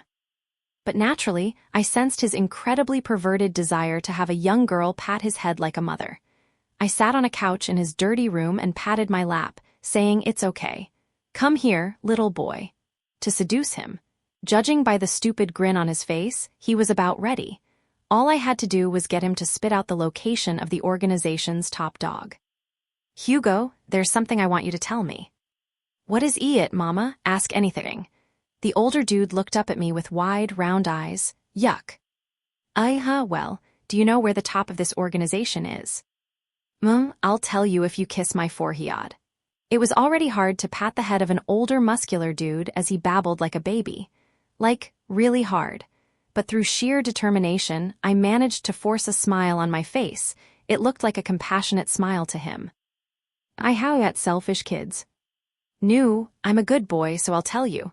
Looks like he's finally gonna tell me. Finally, that took a while. This guy sure had a strong mind, but it's my win. Tomorrow, I'll finally be meeting the head of the organization. I was laying down in a fancy room, much better than the little tent given to me as a lowly guard. I could only use Ultra Transformation 3 times per 24 hours, and I couldn't transform into a succubus while already transformed. My compatibility with the succubus transformation changed depending on who I had transformed into.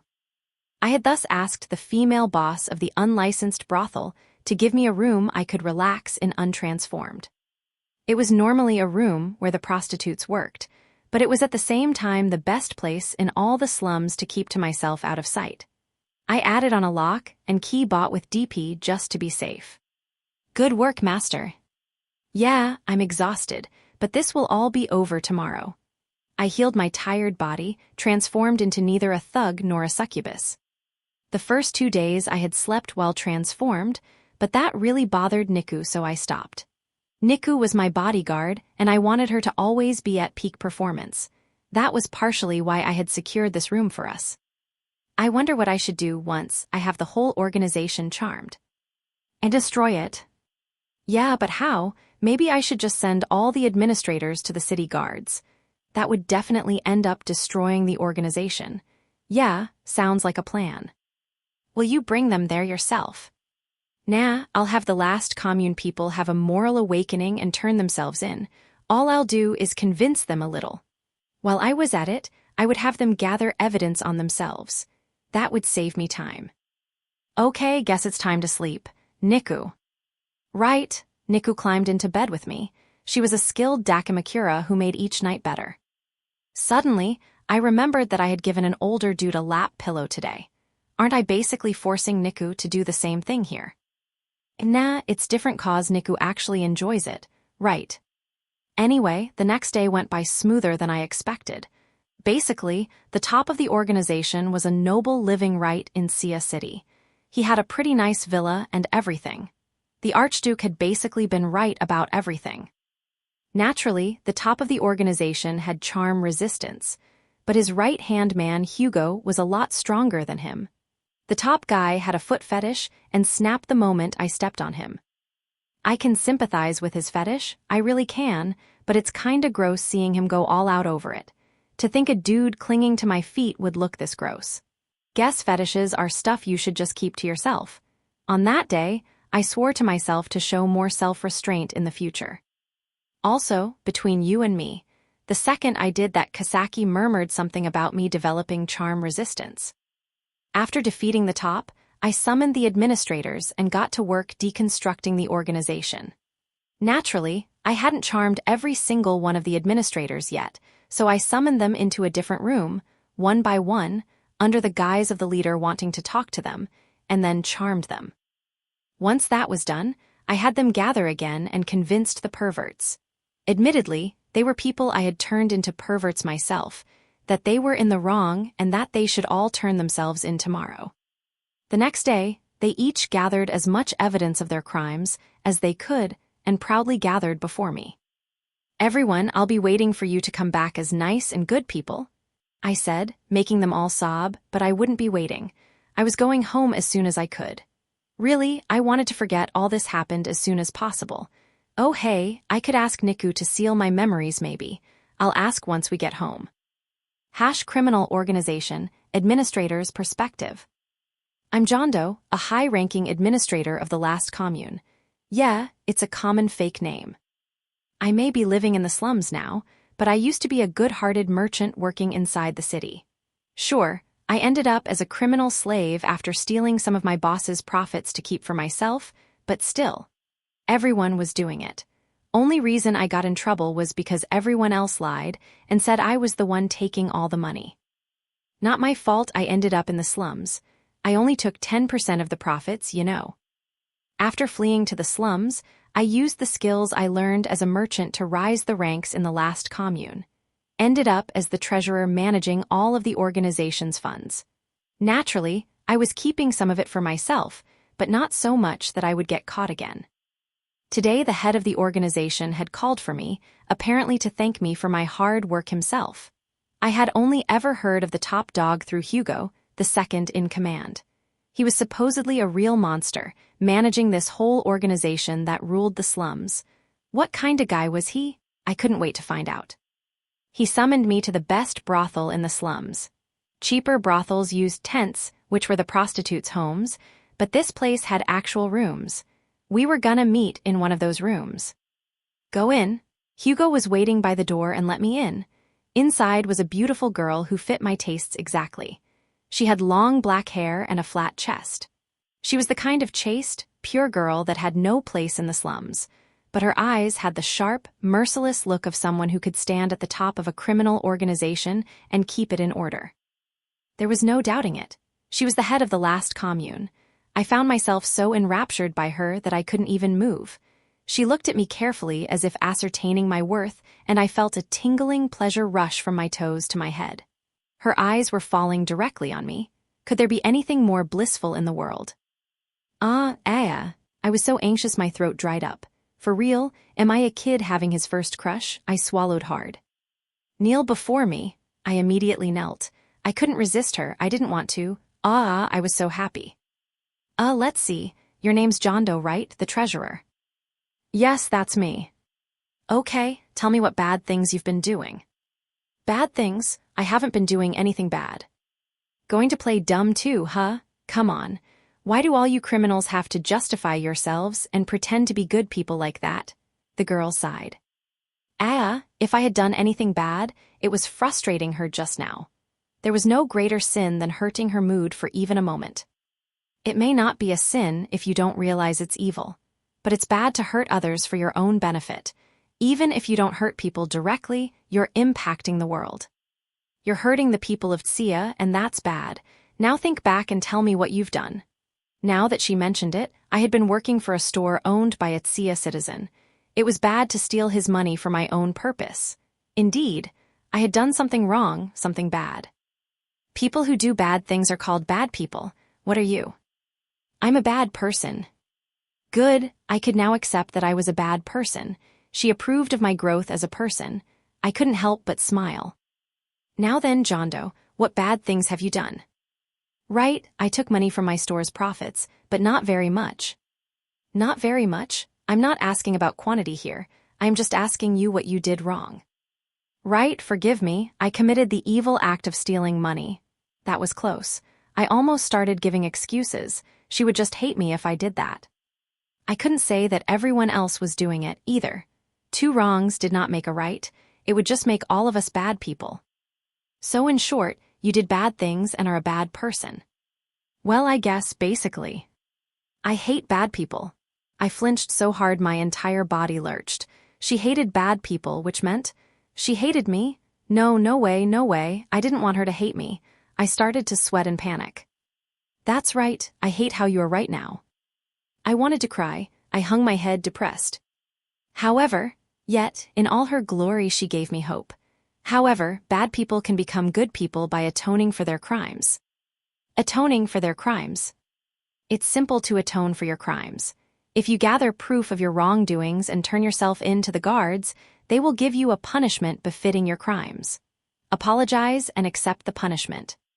Once that's done, you will no longer be a bad person. As long as you don't do bad things again, you will be a good person. Would that really be enough for me to be a good person? Of course it would be. This girl would never lie to me. If I do what she says, I won't be a bad person anymore. Will you turn yourself in? Yes, right now even.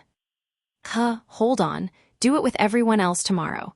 Use that time to gather evidence of your crimes and information on criminals you've done bad things with before. Okay? Right, I couldn't turn myself in immediately if I needed to gather evidence. Understood, I replied with joy from the bottom of my heart and strode out of the room. It would take me all night to gather all the evidence and information she wanted, but by doing so, I could become a good person. What was one night's work in the face of atoning for my crimes?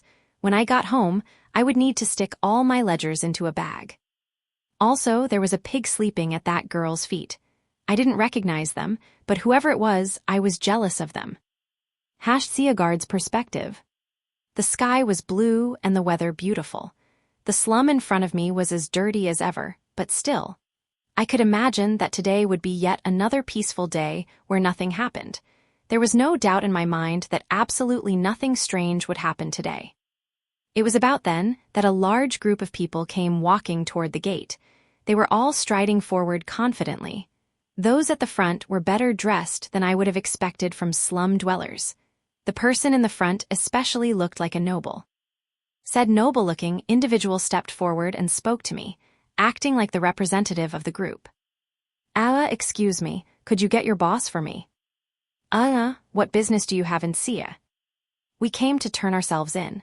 We are the administrators of the last commune. For a second, I didn't believe what I had heard.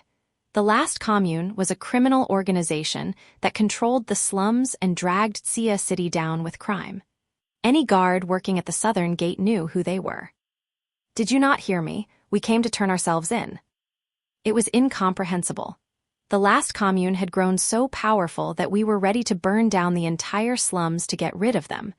And yet, its leaders had come to turn themselves in, not just 1 or 2 of them either, 20 of them. And again, these weren't low-ranking members. They were the top 20 of the organization. The top dog was a noble, too. It was a scandal so large in scope that his entire family could have their rank stripped from them. I didn't know why he had come from the slums. But, "Take us to prison already? We have the evidence against us right here," he said, thrusting mountains of paperwork my way. I had no idea what to do anymore. Wait just a moment. I rushed to get the captain of the gate, but he didn't know what to do either and ultimately sent a messenger to the villa of the commander of the southern gate. But he had left for the slums yesterday and hadn't been back since. I told that to the noble at the gate, who was actually sobbing while begging to be sent to prison. "Idiot, I'm that commander. You don't even know what your own commander looks like."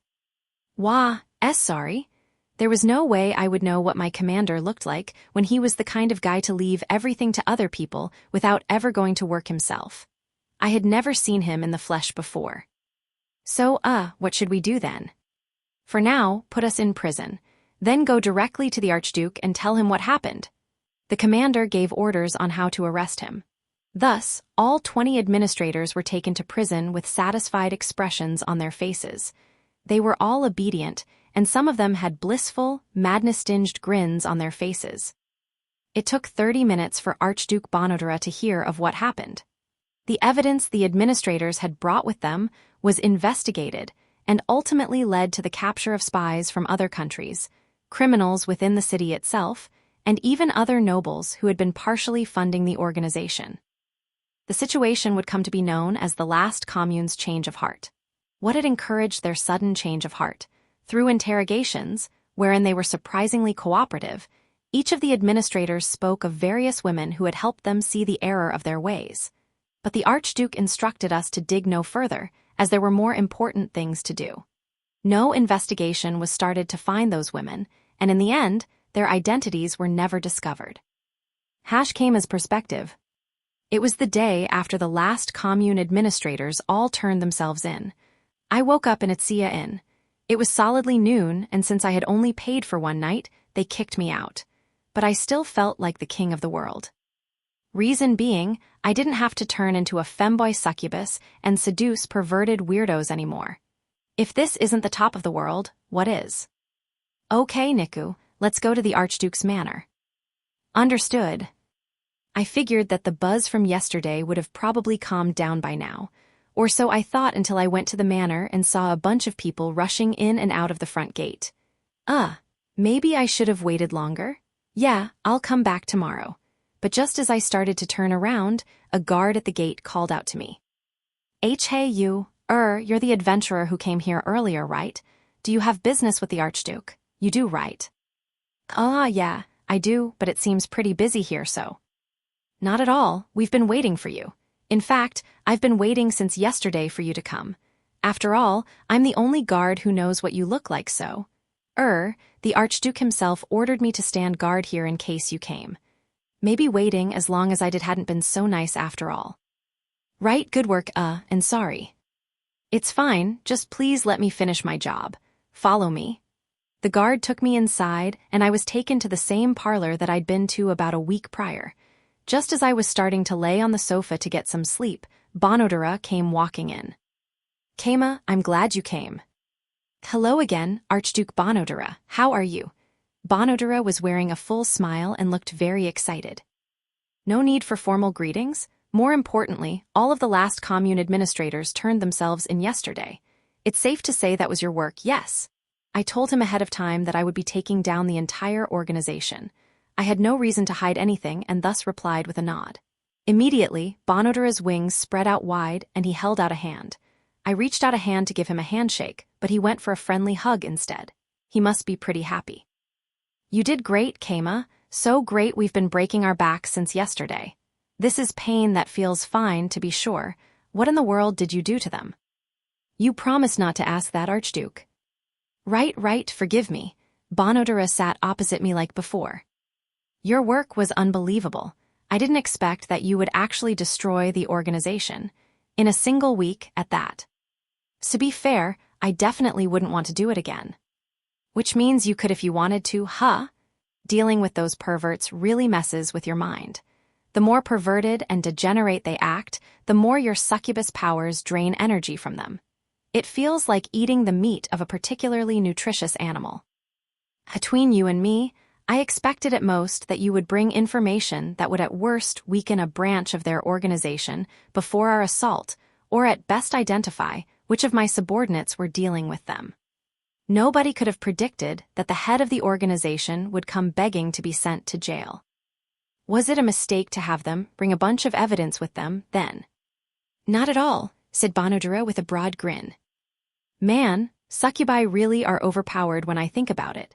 If nobody has a high enough charm resistance, they can destroy a sizable criminal organization in a single week. Kasaki said in the past that I had the power to conquer a kingdom, and it looks like she wasn't wrong. Not that I intend to try it.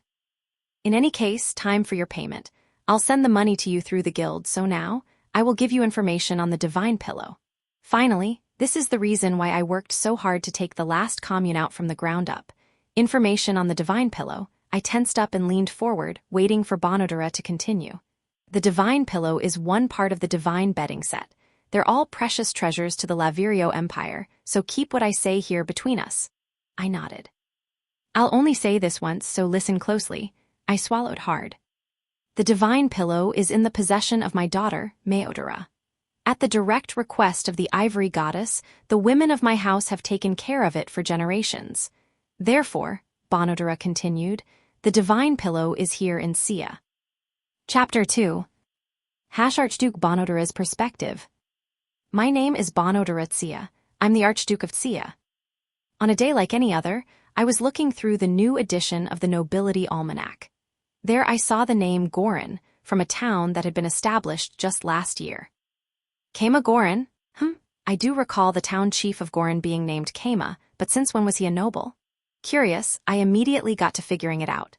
The imperial capital's government would give information on nobles when requested. If he was a vizard, a B-rank adventurer and thus noble, information on his party members and his adventuring history would be public information. Generally, a B-rank adventurer would be fairly well known and have accomplished many great deeds. Several days after sending a magic letter, I got my reply. According to it, Keima Gorin and his 4 party members were all B-rank visads, with their accomplishments being the conquering of 5 different dungeons. The Ivory Training Grounds, the Cave of Greed, the Ivory Beach, the Bone Grotto, the Triple Threat Grotto. None were dungeons I had heard of, but each had been conquered by their party. The final 3 after becoming nobility, even. 2 of the listed dungeons had been destroyed.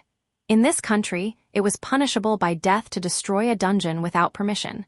Even kids knew that. In other words, they were strong enough to have conquered 2 dungeons so dangerous that their destruction had been permitted.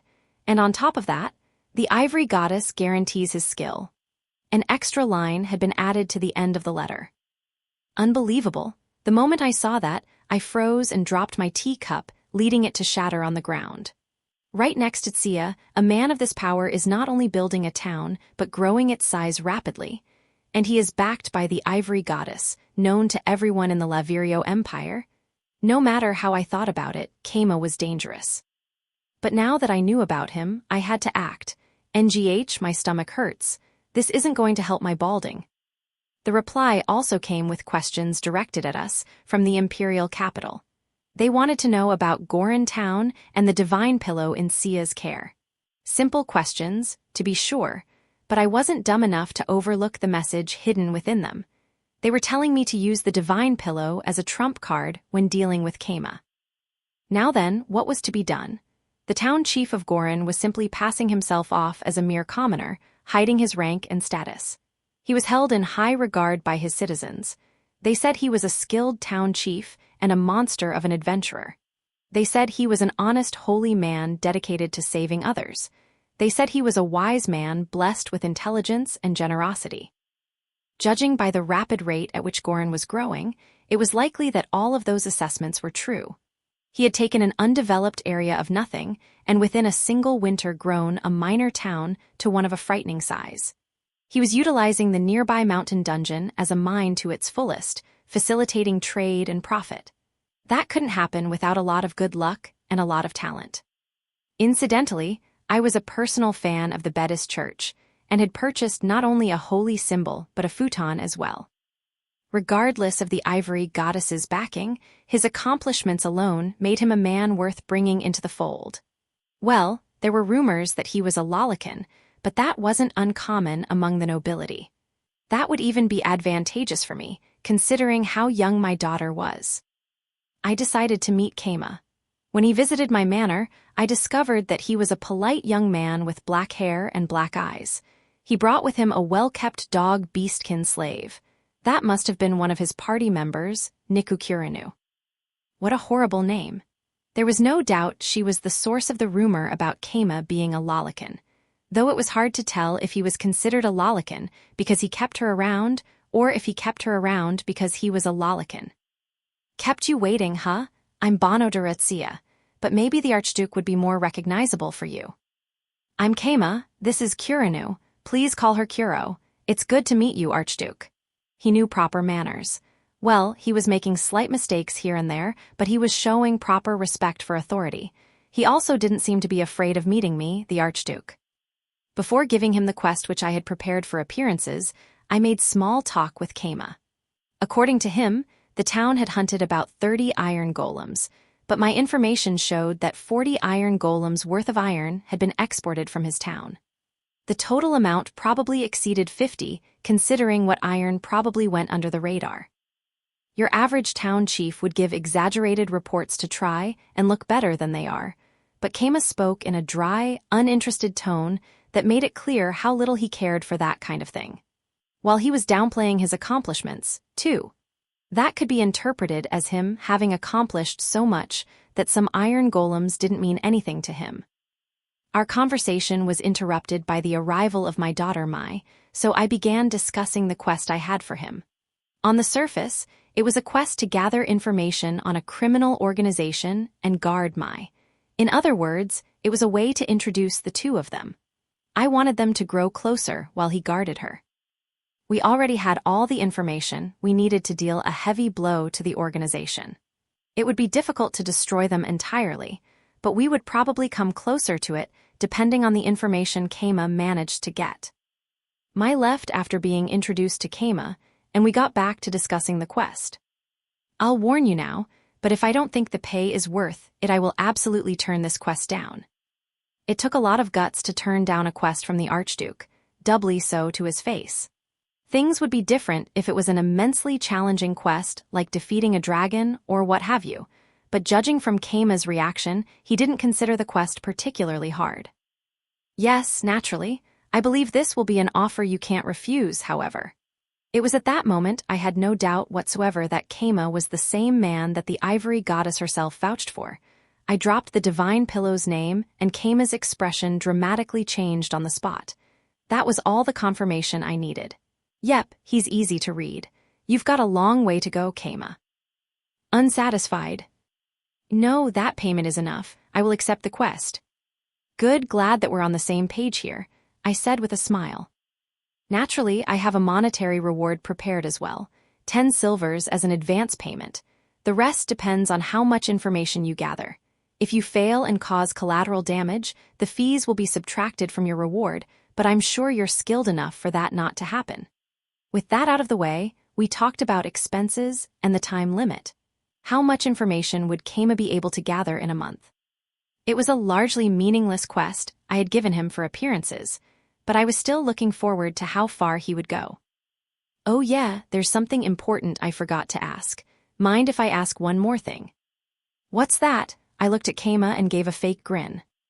You don't mind if I destroy the organization myself, do you? My eyes widened, Then I spread out my wings and laughed in amusement. Heh ha ha ha, of course not. Do what you can, and if you actually manage it, I'll help you get the divine pillow myself. You sure? I'll destroy them even if you end up being the mastermind or something, he said with a smile. His expression made it clear he was fully confident that he could do just that. Feel free. I imagine the mastermind is a regional noble. I give you permission to take him down. Ah, but if someone in my family is the mastermind, I would appreciate you telling me ahead of time. Okay, let's make this official. I accept your quest, Lord Bonodura. Please wait for my report. Very well then, Keima. I expect good things from you. Truly, how far would he go? I sent spies to follow after Keima and learn as much about him as possible, but they lost sight of him within minutes. That afternoon, I heard a report from the southern gate that Keima had left the city. 1 week passed.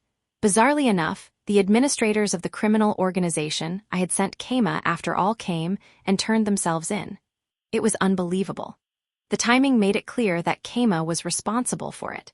But how in the world did he make all the administrators of a criminal organization turn themselves in with evidence of their crimes? Not to mention that the leader of the organization was one of my subordinates. I had long considered him suspicious, but even he walked readily into jail with evidence of his wrongdoings. In any case, there was so much evidence that just confirming everything as true was enough to keep everyone busy. Hurry back and explain this, Keima. We could use your help sorting through all this. Wait, things ended up like this because of his help. I ordered a guard who knew Keima's face to stand guard at the gate to be ready for him, and in the end, he came the next day. Keima, I'm glad you came. Hello again, Archduke Bonodura. How are you? I checked with him and got confirmation that he was responsible for the last commune administrators turning themselves in. His results were better than I ever expected. And he finished them off so quickly, it made me question what we had been doing wasting our time investigating them so slowly. There would be some chaos following their sudden absence, but it would likely take some time for another large criminal organization to form. You did great, Keima. So great we've been breaking our backs since yesterday. This is pain that feels good, to be sure. What in the world did you do to them? You promised not to ask that, Archduke. Right, forgive me. I sat opposite to Keima. Your work was unbelievable. I didn't expect that you would actually destroy the organization. In a single week, at that. To be fair, I definitely wouldn't want to do it again. Which means you could if you did want to, huh? In other words, he could repeat this feat as many times as he wanted. Just what I would expect from an adventurer who had the ivory goddess vouching for him. I wanted him working for me no matter what it took. Or rather, I will have him working for me no matter what. I didn't know what Keima's ultimate objective was, but I knew he was looking for the divine pillow. That was my way in. The divine pillow is in the possession of my daughter, Meodora. At the direct request of the ivory goddess, the women of my house have taken care of it for generations. Okay, this is Keima we're talking about. He's a smart guy. Shouldn't take long for him to realize what he has to do if he wants the divine pillow. Keima's perspective. The divine pillow was in Sia, or to be more accurate, it was in the care of the Sia house. That meant it was in this city, or perhaps even in this manor. He could give it to me immediately if he wanted to. So, you're going to give me the divine pillow? I'm afraid I can't do that, Keima, said Bonodura with a shrug. Well, I seem to recall you saying that you would help me get the divine pillow if I destroyed the organization for you. Indeed I did. As promised, I will support you in your efforts to obtain the divine pillow. What's going on here? Is he going to give it to me or not? I wish he would just give a straight answer. There are two important factors to consider. My house has been directly requested to manage the divine pillow by the ivory goddess. We cannot go against our word and give it to an outsider. Furthermore, it is tradition that the women of the Tsiya house manage the divine pillow. Those two factors led to one simple conclusion. You just have to marry into the Tsiya house and the divine pillow will be yours. Marry into the Tsiya house. Indeed, I have no intention of breaking my promise to you. I will support you in this endeavor. Is this guy telling me to seduce and marry his daughter? To show my support? Indeed, I will recognize your marriage with my daughter, Meodora. In truth, I do not want her to marry just yet, but with a man of your caliber I have no reason to oppose it. In fact, I already discussed this with Mai yesterday. Well, that was definitely one way I could get the divine pillow. Probably the best way too, with the least amount of problems arising from it, if I didn't already have Rokyuko as my partner. I was only gathering the divine bedding so I could become immortal and live with Rokyuko longer, so without Rokyuko, there would be no point in getting the divine pillow. Naturally, I needed to avoid marrying Mai. Or at the very least, it wasn't something I should do without discussing it with Rokyuko first. Is that really the only way? Why do you ask? Are you not satisfied with my daughter? Asked Banodora, glaring at me. But it was clearly just for show and didn't scare me at all. That was partially thanks to the mental strength I had developed over the past week, but it was also because his glare was like a warm smile compared to Haku's murderous ones. Isn't Meodora a bit young to marry? The women older than Mai are already married, but in any case, she's not young enough for her age to be a problem. I was twice as old as my wife when we got married. It was true that even political marriages on Earth had age gaps that wide. At the worst of times, babies ended up married to adults, sometimes before being born. But that's for nobles, I'm a commoner. Well, even so, that won't be a problem for you. You won't be taking over as the head of the family, after all. Me being a commoner doesn't matter? In what world? I mean, I know sometimes rich merchants end up married to minor nobles, and it shouldn't really be a problem if I'm removed from the line of succession, but still. In any case, you don't need to hide yourself like that. I've heard the rumors about you, that you are romantically interested in children. That's not uncommon for those in the nobility, you know. Kamuun, I'm not a lolican, that's just a rumor. Who the friggin' hell told you that? The spies from before? How useless can they be? Execute them already. Ah, sorry, I went too far there. Just cut their salaries in half or something. It truly hurts my heart for my adorable daughter to become the target of a lolican, but she is a noble. I will permit you to, do with her as you will after your marriage. You are skilled enough that I consider that a worthwhile sacrifice. Yeah, actually, kill whoever told that to you. He's basically character assassinating me here. Like I said, I'm a commoner. The world of the nobility is above my head. Also, those rumors are false. Like I said, you don't need to hide yourself. I know you're already a noble. Wah, Banodora had said that I was a noble with such clear confidence. There could be only one explanation. My other guild card. The B-rank guild card Haku gave me made me an adventurer noble. How did Banodora find that out? What do you mean by that? Exactly what I said. Your name is in this year's Nobility Almanac. Wait, what? Seriously? You're telling me there's a list of nobles called the Nobility Almanac? I mean, of course there's something like that, wow. I didn't expect my rank to get leaked like that. I guess he's so fine with me marrying Meodora exactly because I am technically a noble. Anyway, come on Haku, be more careful. Wait, I guess she was. She must have put my name in the almanac knowingly. If the almanac doesn't match up with the issued B-rank guild cards, things could get bad. There are adventurers who are actually B-rank, after all. Do you mind if I take a look at the almanac? Not at all. Banodora ordered a butler to bring the almanac. He left the room and returned not long after. The almanac was an impressive leather-bound book, just like one you'd find in a library. He placed it on a desk, and I opened it, somewhat intimidated by its size. My party and I were apparently recorded in the section for new nobles. There were heads of families, there were upstarts who brought their house from peasantry to nobility, and... Oh, there we are, Kamagoran. Wait, what? Kamagoran, not Kama Masuda? I know that my guild card just has Kama on it, but... Oh, I don't think I've ever told Haku my last name before. I guess Goran does kind of sound like a last name, since people name towns after themselves and stuff. Incidentally, beside my name was my rank, gender, age, relationship status, and all sorts of information.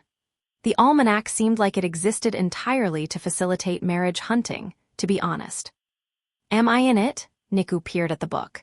She was there too, as Niku Kurinu. Her last name was correct, which made sense given that was the name she was registered with. I was quite surprised when I saw Kurinu's first name. It is what it is, after all. I would sooner believe her gender was misprinted than that being her true first name. To think she truly is a girl, said Bonodera, scratching his cheek. I couldn't blame him. Who wouldn't be surprised to see essentially the words sex slave on a fancy list of nobles? When it came to men, by the way, Niku was slang for meat shield. There were many ways to write each name, so he considered the possibility that it was a misprint, though it would be unthinkable for such a mistake to be made and overlooked. Not one adventurer named Niku has risen to nobility in the history of the empire.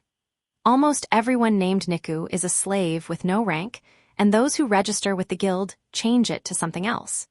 Those who don't are gently told to reconsider by the kind-hearted scribe recording their noble name. Did that not happen to you? Haku isn't kind-hearted. She doesn't have a heart at all, actually. Maybe it would be better if I forcibly changed Niku's name against her wishes. At the very least, we could change the name recorded on the almanac. It'd be a lot better if we gave her the nickname Nisax Kurinu. No. Also, Rokyuko and Ikika were in the almanac since Haku had given them B-rank guild cards too. Rokyuko's last name was Labyrinthart, and Ikika's last name was Kurinu. Well, looks like you're Niku's sister now, Ikika. There was a quiet knock at the door. Oh, excuse me, it seems Mai is here. I called for her after being informed that you had arrived. Come on in, Mai. Thank you. Hello, Keima. It's good to see you again, said Mai as she entered the room.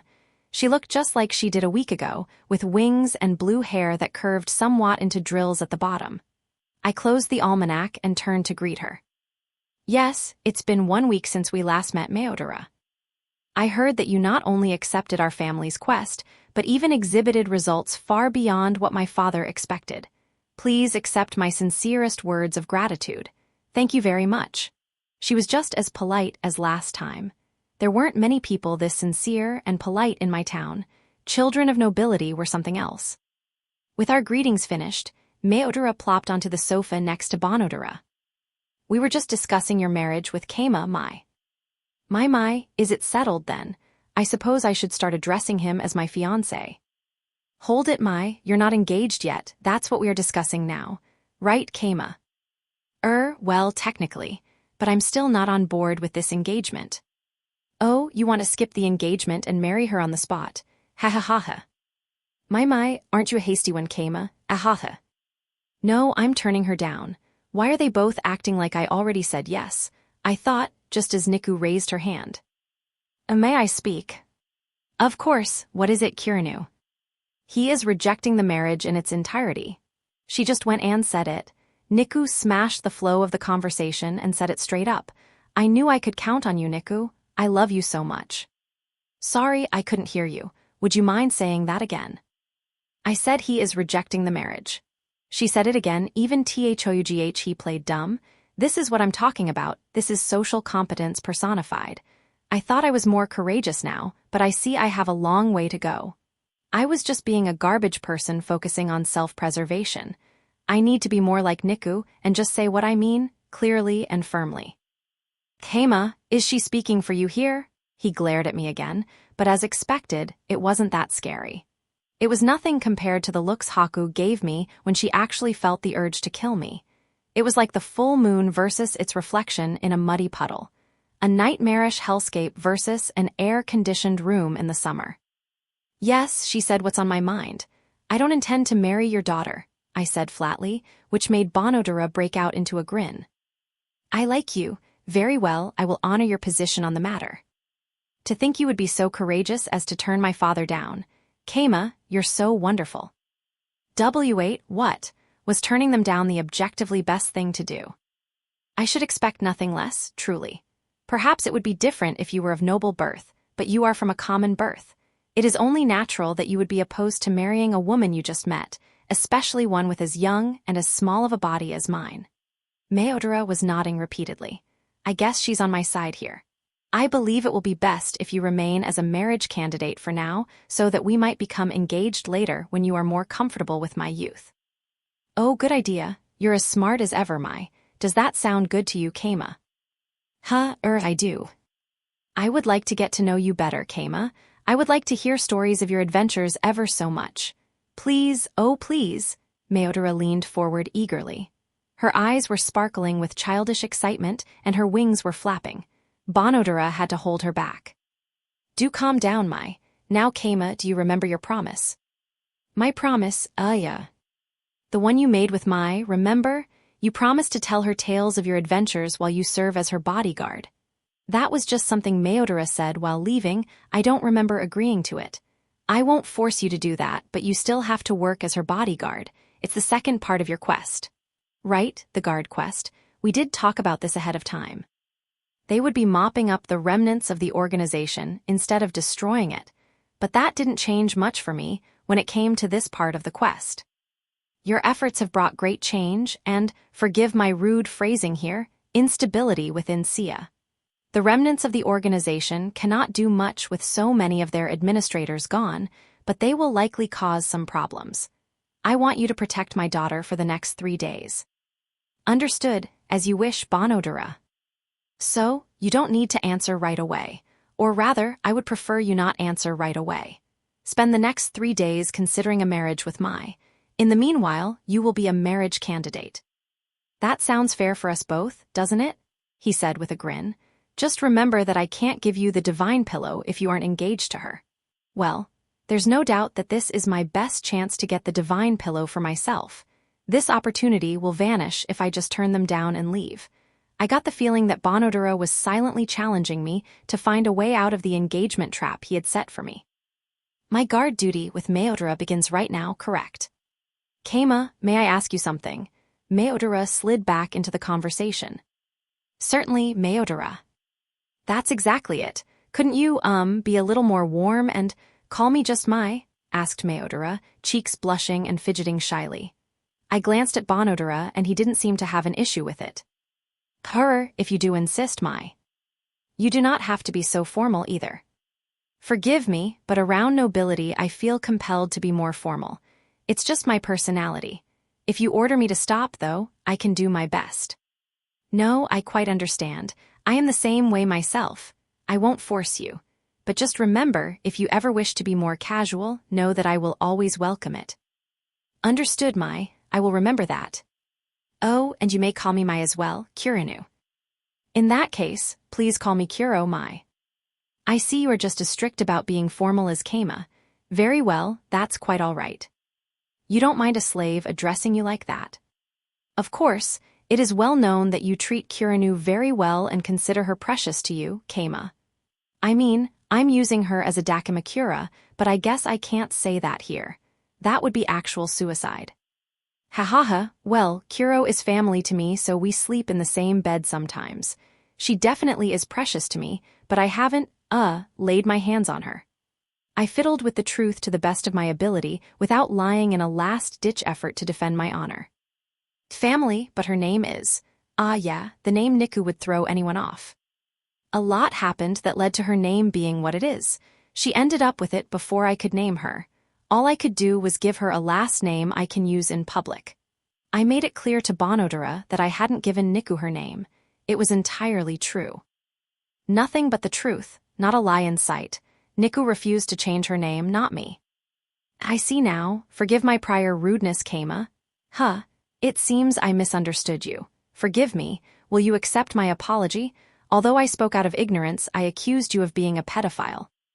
Don't worry about it. I wasn't entirely sure how, but his unjust belief that I was a lolican had finally been vanquished. Man, this feels pretty good. Heck yeah. Thank you, Keima. Now Mai, please be good friends with Kirinu. Actually, speaking of which, do you like sweets, Kirinu? We have sweets known as cookies here, made from the highest quality flour in Sia and sugar from Pavella. I imagine Keima knows about them already. Master. Yeah, sure. Sounds good. I didn't want to owe him any favors, but well, cookies were a small price to pay after finally freeing myself of the Lolican rumors. And so, we ended up having a tea party in the garden. It was basically like a park, visible from the front gate of the mansion. Oh, that spot over there looks good for naps. I'll have to remember that. Participating in the party was me, Niku, and Meodora, also a maid and a waitress. Naturally, it would have been hard to breathe with Bonodora around, so he declined to participate. That's fair. since I came out of nowhere and took up a lot of his time when he's busy already. Now then, Kama Kuro, please have a seat. Thank you, you sit too, Kuro. Understood. Niku, Mayodara, and I sat around a circular table at equally distant points from each other. The girls had a much lower sitting height than me, so they sat on a bunch of cushions to boost themselves up. Those cushions look like modified futons from our dungeon. These cushions are being produced in your dungeon, I believe. That's right, the nuns in our town are making cushions like these out of futons. Indeed, our Buddhist nuns succubi were tearing apart beds' futons to make cushions. That could technically be considered as blasphemy, considering that the divine comforter is an object of worship, but Buddhism is a religion of forgiveness. Really, sharing futons is a holy act in itself, or that's how I decided to interpret it anyway. The cushions could be used as pillows if folded a bit, so everything was fine. In the end, even butts deserved peace and comfort. We offered donut-shaped cushions too, at a very affordable price. Oyasumanasai. The nuns in your town, do you refer to Buddhism then? What kind of religion is that? It's not a name I have heard often. Buddhism is a religion that preaches peace above all else. I'm more or less the Pope. Kuro is a nun too. What? I had no idea. So you're a man of religion then? I suppose so. Mayodara seemingly tensed up a bit. I would do the same after realizing I was talking to someone religious. By the way, when is the tea coming out? Are you not going to try to convince me to join your religion? Asked Mayodara timidly. That explains her tensing up. Buddhism is a religion that says if you have the time to proselytize, you have the time to sleep instead. Oh, I see. Mayodara let out a sigh of relief. Is it taboo to talk of other religions then? Not at all. Buddhism's fine with just about anything as long as you're not bothering other people. I see, that is a relief. In the past, I have been subjected to quite forceful proselytization attempts, probably from the Church of Light. That said, I would like to hear more of the religion which my fiancé adheres to. We're not engaged. Oh yes, you are correct, but I wouldn't mind at all if we were, said Mayodara with a bright smile. This is tea imported from the Holy Kingdom. Let us drink while we talk. The maid stepped forward and gracefully poured tea into our cups. As expected from a maid serving an archduke, she was clearly experienced and knew what she was doing. Niku, not knowing the proper manners for a tea party, was observing me closely. But honestly, I didn't really know them either. I would just end up looking weird if I tried to force my wearable golem to act out the proper motions here. Might as well be honest here. I've never attended a tea party like this before. If there are any special manners I need to know, please tell me. You don't need to worry about that. I see. In that case, I'll not worry about potentially being rude today. Ahaha, so stiff. If only you would feel more at ease. Mayodara took a sip of her tea first. At tea parties and such, those who prepared the food eat and drink first as a symbolic gesture that it isn't poisoned. If anyone brought food of their own, they eat said food first before the others do, explained Mayodara for me.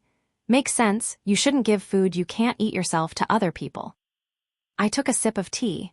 It tasted just like normal black tea. I wasn't great at picking up subtle differences between tea. Niku saw me drinking and hurriedly did the same. Her ears drooped a bit, probably because she didn't like it much. No surprise there, it didn't have any sugar in it. She probably expected it to taste better than it did thanks to the smell. Soon, a plate of cookies was placed on the table. Yep, these just look like normal cookies. Let us eat. As explained a moment ago, Mayodara took a cookie first and chomped into it. Niku reached out for a cookie before I could. Okay. She wants to eat one first to do a poison test of her own. I reached over and patted her head. Her ears flapped happily as she nommed on the cookie. Seeing that, Mayodara put a hand on her cheek and let out a heartfelt sigh. I'm not sure how to say this, but she is quite cute, isn't she? It's hard to describe, but she makes my heart feel warm. Right, she means the world to me and my party. Niku's expression was as flat as ever, but her ears and tail made it clear how she felt. That reminds me, you wanted to hear about my adventuring tales, right? Yes, I would like to hear more about you. In that case, well, I thought back to see if I had any good adventuring stories, but really, I hadn't done much adventurer things. Cleaning toilets, deliveries, hunting rabbits. most of my actual stories involved dungeon stuff, which I couldn't say in public. Guess I'll just make some stuff up. To tell the truth, I haven't really been on that many exciting adventures, so there's not much for me to talk about. I know stories from other adventurers, though. How about those? Yes, those will do just fine. Her eyes were sparkling and her wings flapped. Her being so easily excited makes her look really cute, just like the kid she is. And so, I turned some Japanese legends, adventure-y ones, into bedtime stories. Of them, Mai was particularly fond of the Momotaro story. Then Momotaro, having tamed the dog, monkey, and pheasant, heroically defeated the village of ogres, making their treasure and magic stones his. Goodness, the underwater dungeon Urashima Taro faced was quite something, but Momotaro's story was much more exciting. Yeah, probably because Urashima's story ended with him being eaten by a mimic treasure chest. It seemed she particularly liked the battle scenes in Momotaro. Also, Niku was also completely enraptured by the stories. I had gotten surprisingly into them and ended up giving fairly dramatic retellings of the spruced-up stories. I do say, this might be the most calm tea party I have ever had. According to Mai, she usually had to talk a lot more than she was now. Niku didn't talk much, and if spoken to she generally just nodded or gave a short reply. I wasn't sure what to say when not telling the bedtime stories. But well, I guess a 3-person tea party won't end up too noisy anyway. We continued our calm tea party. FYI, I'm getting kind of tired. It's a bit late for me to ask this, I suppose, but does your religion permit luxuries such as tea parties? Buddhism doesn't forbid anything but bothering other people. I seem to recall Ray and the nuns joking about tea being forbidden in Buddhism, but it wasn't actually. Sure, caffeine prevented sleep, but only temporarily. The best way was to hope that by drinking a warm beverage and relaxing the body, a better night's sleep awaited. Goodness, in that case, is it even permitted to worship other deities? Ha, that's right, you knew about that. Mayodora tilted her head, still smiling. Her long blue hair with curled tips shook a bit. Looks like she didn't know. That was just her guessing. The truth is, Buddhism can be practiced as a sub-religion while still practicing another religion. Truly, would that not anger the god of Buddhism? No, Buddhism doesn't even have a god. My explanation made Mayodora tilt her head further. A religion with no god. That's right. You can worship the ivory goddess, the food god, the smith god, the dice god, whichever you want. Just remember not to bother people. Also, pray each night. That's all Buddhism asks for. Not bothering other people is one thing, but I see you have to pray each night. That sounds like quite the task. Not at all. Here, let me show you how to pray in Buddhism. I noticed a good spot for praying on the way here, and now's a good time for a demonstration. Kuro, keep Mai entertained while I'm praying, I said, intending to slip out of the tea party and take an afternoon nap. The best part of Buddhism is that you can sleep whenever you want and nobody will judge you. It would be fair to say that's exactly why I made the religion in the first place. By the time I woke up from my praying, afternoon nap, the sun was already starting to fall. Kama, that was a magnificent prayer. We have a guest room prepared for you if you would like to continue there. I was a little surprised to wake up and see both Mayodora and Niku staring at me, but well, I was napping outside in a garden. I had to expect and forgive that an audience would form. I scratched my head, while Mayodora and Niku took me to the guest room. I will see you again soon, when it is time for supper, said Mayodora before leaving once we were there. Looks like the bedding here is a futon, one from our dungeon, too. Didn't expect to see them being used in a rich mansion like this. I guess futons are like top-tier stuff for nobles in this world. Master. Niku got close to me after we entered the room. Then, she whispered calmly. We're being watched. Niku stealthily pointed at a wall, from such an angle she couldn't be seen doing so from the wall. All right, yeah, she definitely has some kind of skill that detects when she's being looked at. Don't know when she got it, though. Anyway, I know Banodora probably wants as much information as possible on the guy who might be marrying his daughter, but still, this doesn't feel so great. I think I'll play a little prank on them. I sat on a soft-looking sofa, with my back facing the wall. See me or Niku? Understood. Niku guessed what I was going for and sat in the same way I was. In other words, she sat on my lap with her small body fitting perfectly against mine. We really did fit right together. She had spent so many nights as my Dakimakura that she was used to this. NNN, ha master. Good girl, good girl. I rubbed Niku's body all over and occasionally gave her tight hugs. Each time I did she let out a moan. Wait, this isn't what I was going for at all. I was just trying to play around with her like a pet, to make the spy feel silly for watching us. Nah, I'm being silly. We definitely just look like a father and daughter playing around right now. We're family. This is fine. Family, daddy. Oh ho. Man, my kid's cute. I'll rub her some more. Is this going to make them think I'm a lolicon even more than before? Well, whatever. My kid's cute. Wait. She's not transformed into a succubus, right? I have the ring, right? NMMM. Niku was rubbing her body against mine. She really is like a puppy. Cute. In any case, we couldn't talk carelessly while being watched.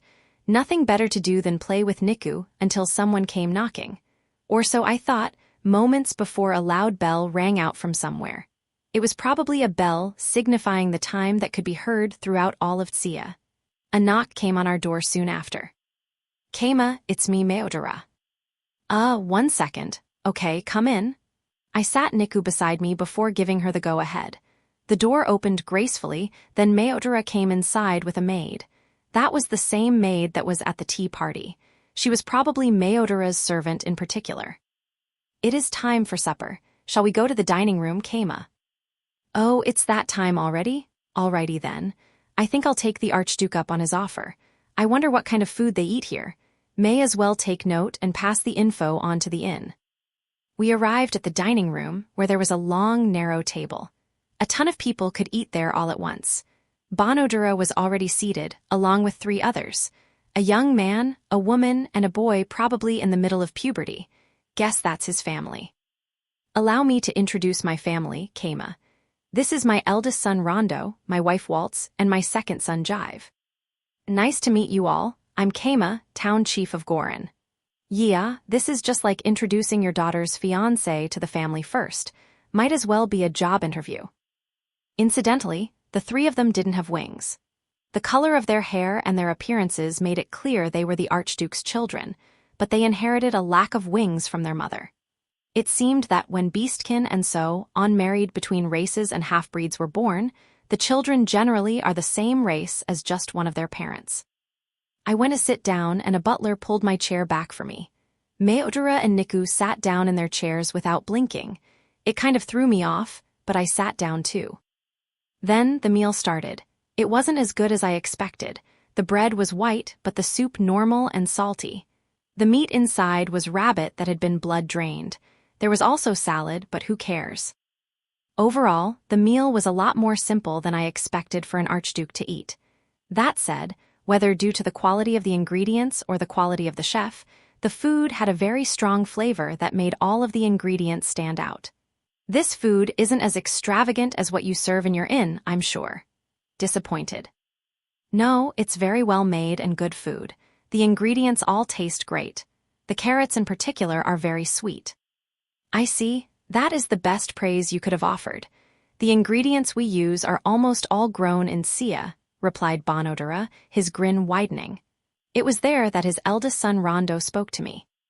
Keima, you don't look very muscular for an adventurer. Are you a wizard? Well, something like that. I usually fight in the back row.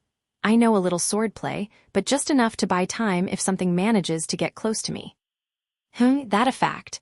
I heard you were a skilled warrior and was hoping to spar with you if possible. You're looking for Kuro, not me. She's the strongest fighter in our party, despite appearances. She certainly doesn't look it. If she is a skilled fighter, I couldn't imagine anything scarier.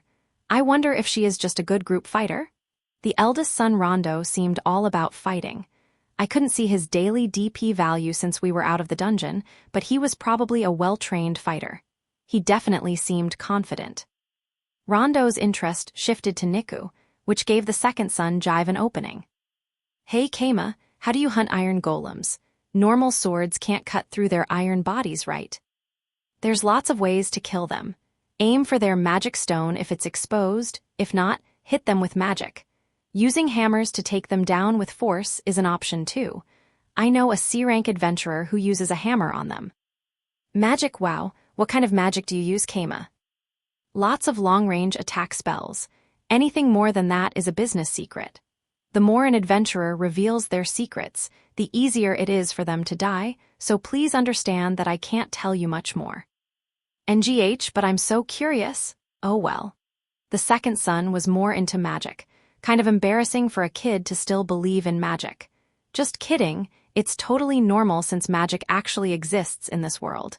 In Earth terms, he would be kind of like a programmer, a nerdy kid only interested in using his head. Since Jive couldn't ask anything more since it would be putting me in danger, it was Waltz's turn, the Archduke's wife. I hear that you are skilled at business and managing your town, Keima. I would like to hear about how you grew your town so quickly. I would also like to hear about Buddhism. Ahaha, I'm nothing special at all. Business-wise, there just happened to be a skilled merchant in our town. I'm leaving all that stuff to him.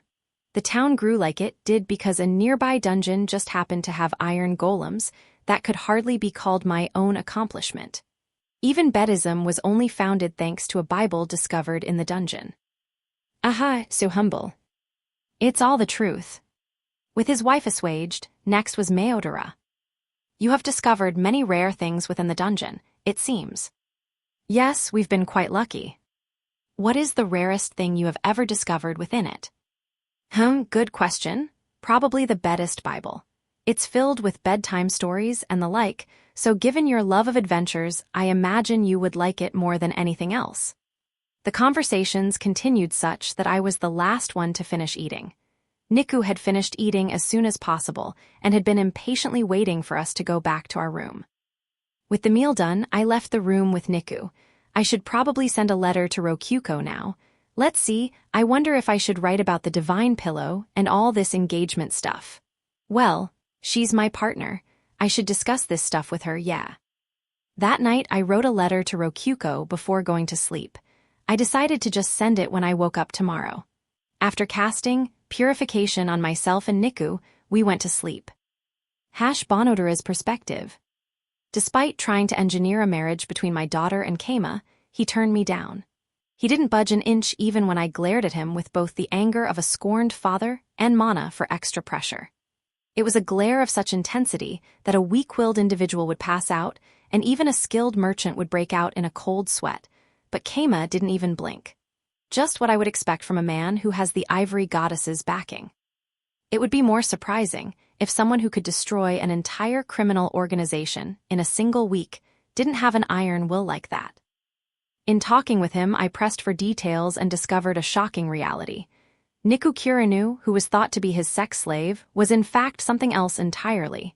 She was his family. There was no mistaking it. Keima said so himself. Thinking about it, they were both individuals with black hair and black eyes. Those colors were generally only found on heroes, which meant they were descended from heroes. It wouldn't be odd for them to be connected by blood. To think about how rude I was, accusing him of being a lolicon due to his love for a family member. I should have known they would have extreme circumstances surrounding them, given that her name is listed as Niku in the Noble's Almanac. Keima had not named her himself. That could only mean that Keima saved her after she fell into slavery. He brought her with him wherever he went so he could be with family. There was nothing suspicious about it whatsoever. Kirinu's first name was no doubt a sign that she had been through indescribably horrible experiences. Would it be right to make a girl that young sleep alone at night? Absolutely not. There is nothing wrong with little girls seeking the warmth of their family. I apologized immediately. Keima forced a smile and accepted my apology, but I knew that no words could make up for my rudeness. What could be done about this? After the tea party was done, I received a report from a spy I had foolishly forgotten to summon back from Keima's room. According to him, Kirinu called Keima daddy, while he referred to their relationship as a father and daughter relationship. No father in the world would reject their daughter's request to sleep in the same bed as them. The rumors that he took her to his room at night often made sense in light of this. If possible, I would have liked to do the same with Mai. Perhaps I could if I were a commoner. Regardless, I couldn't give up my position as Archduke, no matter the cost. According to the Noble Almanac, Keima was single. Perhaps his wife died before him. The almanac often didn't record information regarding one's life prior to becoming nobility. I wanted to know the details, but I ran the risk of antagonizing him by digging further. I ordered the spy to return to his normal duties. There was no more need to spy on Keima in his room. Keima ate dinner with us afterward. I introduced him to my family and served a meal that our head chef put his all into, though to be honest, we only had the one chef and his apprentice. He was the pride of Tsuya, the greatest chef in the region, but it was well known that Keima served rare, delicious food in his inn. A chef of extraordinary talent apparently worked in his country inn. I could only imagine what secrets lurked behind their true identity. It would be impossible to tell which chef was better without directly comparing their food, but it was possible that they had the legendary skill, ultra cooking, said to have once been held by the food god Ishidaka. Or not. Keima engaged in fruitful conversation during the meal, acting friendly with my family. It did indeed feel like an act, however. Still, some swordplay. How about a mock battle after we finish eating? Ahaha, surely you're joking, Rondo. I wouldn't last a second against you. I wish that Rondo would focus more on his studies than his swordplay, considering he will be inheriting my position. Regardless, Kirinu was a surprisingly large child given Keima's age, but just how old was she really? Her mother must have been a dog beastkin, but I had never heard of dog beastkin growing particularly fast, which meant that Keima must have been older than he looked. Perhaps he had elf blood in him on top of hero blood. Some said that the ivory goddess is a high elf, proven by her unchanged beauty from the founding of her empire. Perhaps Keima was descended from the ivory goddess? No, that could never be the case. Keima's perspective. The next day, I woke up to a bright and sunny morning, which made me sleepy again. Okay, as of today, I'm Mayodara's bodyguard, but what does that mean for me? Should I get up now? Should I go back to sleep? Something tells me I should go back to sleep. Suddenly, a knock came at the door. Yeah, figures, it's breakfast time, I know. It was Mayodara knocking. Guess I've gotta get up since I'm her bodyguard. The hard thing about being a bodyguard is that I can't sleep more than the person I'm guarding. Taking this quest was a big mistake. Haya, but there's no going back now. Gotta get up. Keima, I would like to go out today. Please prepare for our departure. You're going out to where? The city. I intend to visit the orphanage. Let's ask Bonodara for his permission first. In that case, we can ask him at breakfast. I took Niku and followed after Mayodara. She took us to the dining room, where only Bonodara was already seated. Everyone in his family was so busy that they rarely managed to eat breakfast together, it seemed. Breakfast was freshly baked round bread with eggs, boar bacon, and salad. A simple, classic breakfast. The tomatoes in the salad had a nice and strong flavor.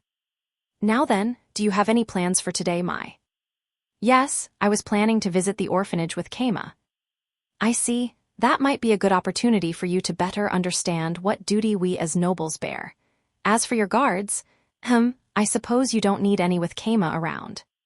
As her guard, I would like her to stay in the mansion without putting herself at needless risk until the situation settles down. I wanted him to turn her down so I could sleep. Ideally, he would tell her no, since it would be dangerous, but... Well, there is some commotion right now, but that primarily has to do with all the paperwork. We have already finished suppressing the cells of criminal activity reported in the evidence. There won't be a problem with her simply walking through the city. Especially with a skilled bodyguard protecting her, no? Said Bonodara, looking at me. Yeah, figures. We're two crazy strong adventurers that jumped into a hive of villainy and destroyed a criminal organization on our own, after all. What a pain. But really, given what I know about this guy by now, he'll probably send stealth bodyguards to follow us from behind. In terms of danger, the city has by now returned to how safe it was before the last commune arose. You could even say it is more peaceful than before, since the criminal remnants are restraining themselves to avoid attention. I have no reason to stop her with you two at her side. She goes to this orphanage quite frequently, after all. And so, Mayodara's plans were made into reality. Let us leave at once, Keima. Sure, where's this orphanage then? This way, said Meodora, taking my hand and pulling me down the road. Please stick beside me, I'm your bodyguard. As Meodora got all excited like a kid, Niku held out her hand. Lady Mai, your hand. Oh my Kuro, friends holding hands while walking is so childish I would be deathly embarrassed to do so in public. I mean, you're still a kid. Meodora glanced in my direction. However, I would be quite fine holding hands with my fiancé, Keima. You're forgetting that I'm just a candidate, Mai. And sorry, but as your bodyguard, I need to keep both hands free. I'll have to ask you to hold Kuro's hands. If you insist so strongly, I suppose I can do nothing else, said Meodora while taking Niku's hand, still walking. Niku would be able to pull her and flee while protecting her in the event of an unlikely ambush. As long as nobody on Leona's level showed up, we were safe. The orphanage was built into a church. One first had to enter the church before going to the orphanage. A priest greeted us at the door, which meant he had probably been informed of Meodora's arrival ahead of time. Keima, this is where the venerable founder of the Lavirio Empire, the Ivory Goddess, is worshipped. Now then, let us pray. Haku's Ivory Church, huh? Woo! Thank you, Ivory Goddess, I owe you everything monotone. My mockery was interrupted by the priest joining our conversation. Could it be that you are not of the Ivory Church? That's right, I belong to the Bedis Church. We're on good terms with the Ivory Church, however, and we worship a god that protects our night's rest while valuing peace and relaxation. Bedism, I see. I have heard of Bedist followers growing in number throughout Sia. The emphasis on night's rest leads me to believe your church branched off from the Dark God's Church. In which case, there is no doubting your friendly relationship with the Ivory Church. Yeah, you're exactly right. Let's go with that. I'm the Pope, so everything I say is true. Please take your time. Yes, thank you. I wasn't sure what kind of praying posture this church had, so I mimicked Meodora and got on one knee with my hands clasped in front of my chest. May this end soon so I can go home already, amen. Yeah, something tells me Haku's not gonna listen to that prayer. We've got a long road ahead of us. We headed to the orphanage after finishing our prayers. Once inside, we could hear the loud noise of children shrieking excitedly. Calm down, sheesh. Learn from Niku. Ah, wait, she's going a bit too far in the other direction. Ah, it's Lady Mai. Wow, it is. Lady Mai, Lady Mai. Small kids either as small as or smaller than Niku and Meodora gathered around us with smiles. There was a wide range of species from beastkin, humans, elves, and probably dwarves. Sounds kinda weird to say this, but they all looked surprisingly clean and neat. I had thought the same at the slums. This world's purification just changed everything. Who's this guy, Mai? Lady Mai. Oh well. I'm an adventurer working as Mai's bodyguard. Same goes for this other little girl. You look real weak for a bodyguard, and how's a tiny girl like this gonna guard anyone? Idiot, Niku's stronger than me. Part of her strength is that people underestimate her for being a kid. Watch out, bud. We don't look like much, but we're still D-rank adventurers. But either way, as long as we don't go to the slums or something, I'll be more than enough to protect her. Oh, cool. Anyway, I'm a bodyguard. Give me some space and go talk to Mai. Okay. You know, I don't think I'm that good with kids. They tend to kinda look down on me. I mean, I'm not saying we're all low IQ or anything, it's just that. Ooh. Anyway, Meodora seemed pretty popular with the kids. The fact she knew all their names and recognized them despite being a noble showed just how often she came. Keima, would you like to play with us? Nah, I'm good. I'm just gonna relax in the shade over there. Hey, Lady Mai, let's go play Minitag. Certainly. I'll be off playing then, Keima. And off they went, running around playing something that resembled tag. You lost if your back got stabbed by a stick held by the one who was it. Me no, came from Minotaur. Yeah, no thanks. That's a bit too much running around for me. I glanced to the side and saw that Niku was eager to not join. Can't say I'm surprised. Niku's not really a normal kid in more ways than one. You don't want to join? Well, I would win in a second. That wouldn't be fun, for me or them. All right, I get it. They're on completely different levels. That's fair. But some of the kids heard her and came looking for a fight. You know, we're gonna be adventurers when we grow up. We won't lose that easily. I can even last 5 minutes against adults. Niku swiftly stood up and gently took one of their hands. What's with yo, whoa. Finished, Niku tossed the kid over her shoulder and chopped his back. Surprise attacks aren't fair. Are you going to say that to a real Minotaur, too? Asked Niku, making the boy fall silent. I mean, a real Minotaur's not gonna trick anyone with its appearance, but all right. She's established herself as stronger here. But Niku had dug her own grave. By showing that she was so much stronger than them that they couldn't even touch her, all the kids who wanted to be adventurers when they grew up surrounded her in awe. They called her awesome and asked her to teach them how to be strong too. Hey, don't look at me. You dug this grave, climb out of it yourself. Some experience with kids her age would be good for Niku anyway. Meodora, freed from the kids thanks to their shift in attention, came walking over. She laid a handkerchief next to me and sat in the shade. Goodness, these children simply do not know how to contain themselves. Well, that's kids for you. Meodora's voice was bright and cheery despite her complaints. At the end of the day, playing with kids her age was just fun for her, no doubt. The majority of children here are the children of adventurers. Oh yeah? Well, figures. If anyone would leave orphans behind, it'd be adventurers. I wonder if some of these kids are those of people who died in my dungeon. That line of thought made me feel conflicted. To the east of Tsia is a dungeon known as the Flower Garden of Light. These children will find their vengeance there. That wasn't a name I had heard before. Guess my dungeon isn't involved here, at least. There's a dungeon to the east of Tsia. Oh, did you not know? It is famous enough to be known as Tsia's dungeon, you know. I'd had no idea. I was so focused on my own dungeon that I never really looked into that kind of thing. Are you aware that cities and dungeons are fundamentally intertwined in the Lavirio Empire? That's the first time I'm hearing about that. I knew that the top of the empire was a dungeon core, but that wasn't what she meant. In the Lavirio Empire, cities are now universally constructed as dungeon cities. There will always be a town founded beside a large dungeon, which is precisely why adventurers thrive here as they do. I had no idea, which means this city was built right next to the Flower Garden of Light, with the Flame Caverns not too far away at Tsia Mountain. Though given how the caverns are wedged between here and Pavella, the Flower Garden of Light is probably the main dungeon here. Incidentally, you will primarily find plant and insect monsters in the Flower Garden of Light. You could say that it is thanks to them that Tsia is well known for being the breadbasket of the Empire, explained Meodora proudly. Her wings were flapping happily. The wings of an avian flapped just like Niku's beastkin tail did. Once the conversation trailed off, Meodora suddenly realized something and blushed. What's up? Oh, nothing, it's just, how mean of you, Keima. How mean? What I do? Is the automatic translator messing up again?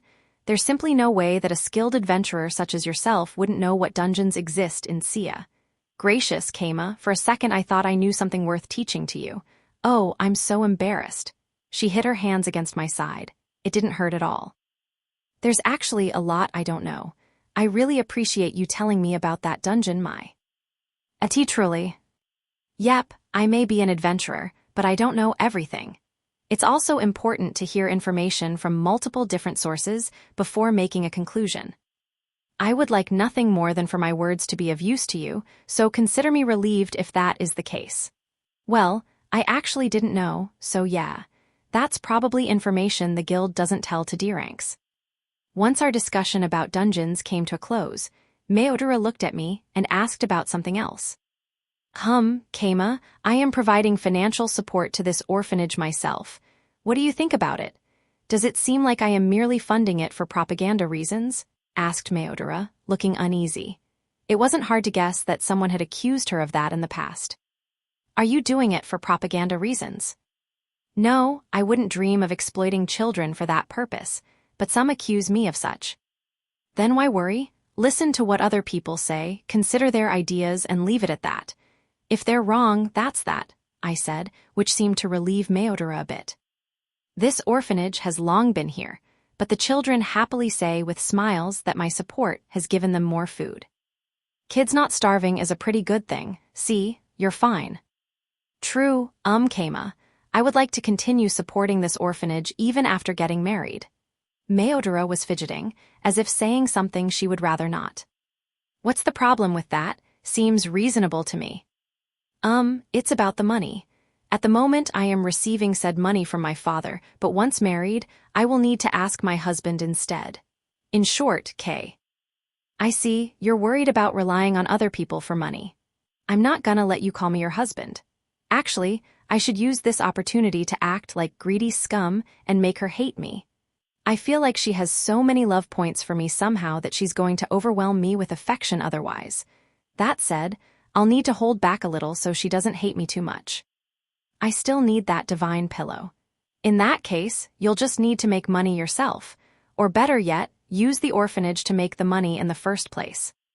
You suggest I use the orphanage to make money. Yep, that way the orphanage can support itself even if you do lose the ability to fund it. I'm not a fan of dumping money endlessly into a pit with no returns. But for an orphanage to make money, they would have to sell the orphans, no? That's the first thing you think of, really. I mean, same for me, but come on. You have the right idea with selling things, but if they sell the orphans, that's that. They'll run out of money and they won't have anything else to sell. Basically, I'm not saying to enslave them or anything. You can just introduce them to the market in general. Have them work at food stands, have them make trinkets to sell, that kind of thing. They can even work in the fields. Anything that gives them the life skills necessary to survive without turning to a life of crime or relying on you. The skills to survive? Mai put a hand on her mouth and fell into thought, worried. Perfect, she's getting uncomfortable. That's better for you, since you don't have to worry about the orphans starving without you, right? And you won't have to keep giving them money for every little thing. Even if things go bad, they'll survive, considering that the orphanage was running before getting your support. But you know, thinking up all these methods to make money is pretty annoying. I can ask a merchant in my town to teach them how the market works. That'll definitely go well. Hey, look at me trying to abandon these orphans and despair at my greed. I see, we could hire a merchant to teach them. Yeah, that could work. How'd she get that from what I said? All right, gotta act even more greedy. You can lend them a starting fund under the terms that they'll give it back if they make money. Do it properly, and you can make a lot of interest off them. You'll be swimming in free money instead of losing it, though you'll lose the starting fund if they fail. I see. If they fail, we could consider the starting fund as simply more financial aid. I will handle the paperwork necessary to give them access to trade and the like. This certainly seems fun. With the Archduke's daughter throwing her weight in the ring, it was hard to imagine any amount of red tape getting in their way. With that in mind, it was likely that merchants would be falling over themselves to pay for the orphans' services so that they could sell whatever they wanted wherever they wanted. Wait, does that mean I'm setting them up for success, not failure? Nah. Making money's not that simple. Only skilled merchants like the one at my town can guarantee profits from an investment. Buat, if this somehow does succeed, that'd be kind of a pain for me. Let's pull back a bit. But if your goal here is just to make yourself look good, or to give the orphans more time to play, then just handing over money like you have been is fine too. You should do what you think is best. This isn't my job after all. Yes, you're right. Mai fell into thought. Well, did it work? Did I mess up? This is a pain.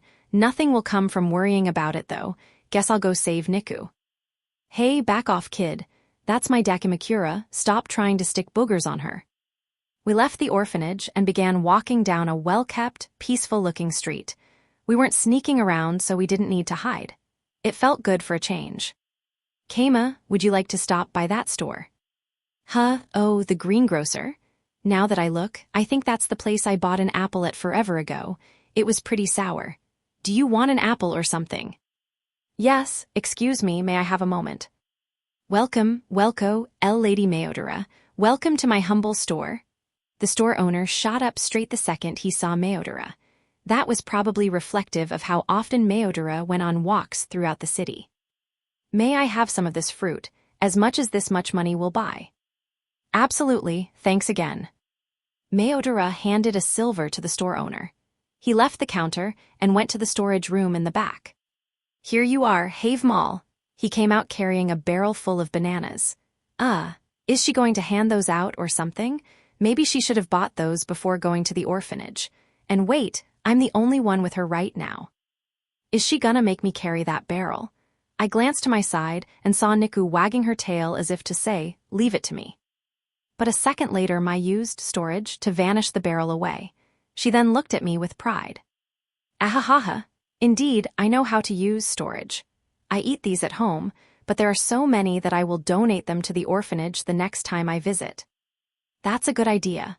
Time stopped in storage, so it's a good fit for transporting food that rots easily. Not to mention that it's convenient for not having to carry big barrels around. You do not seem very surprised, and you are well informed. Have you seen storage before? In fact, I use it all the time. Not that I'm going to say that. It's apparently a pretty expensive skill overall. Ooh, all right, time to hide the truth and manipulate information. I've seen the ivory goddess using it. You never cease to amaze me, Keima. Shouldn't it be the ivory goddess that's amazing you? I glanced at Niku and saw her tail hanging sadly, her enthusiasm for carrying the barrel having gone unrewarded. You really wanted to carry those bananas, huh? There. Cheer up, I'll buy a bunch for you. We left the greengrocer and went back to the main street. She had no destination in mind and just wanted to wander around aimlessly, but to tell the truth, we were being followed.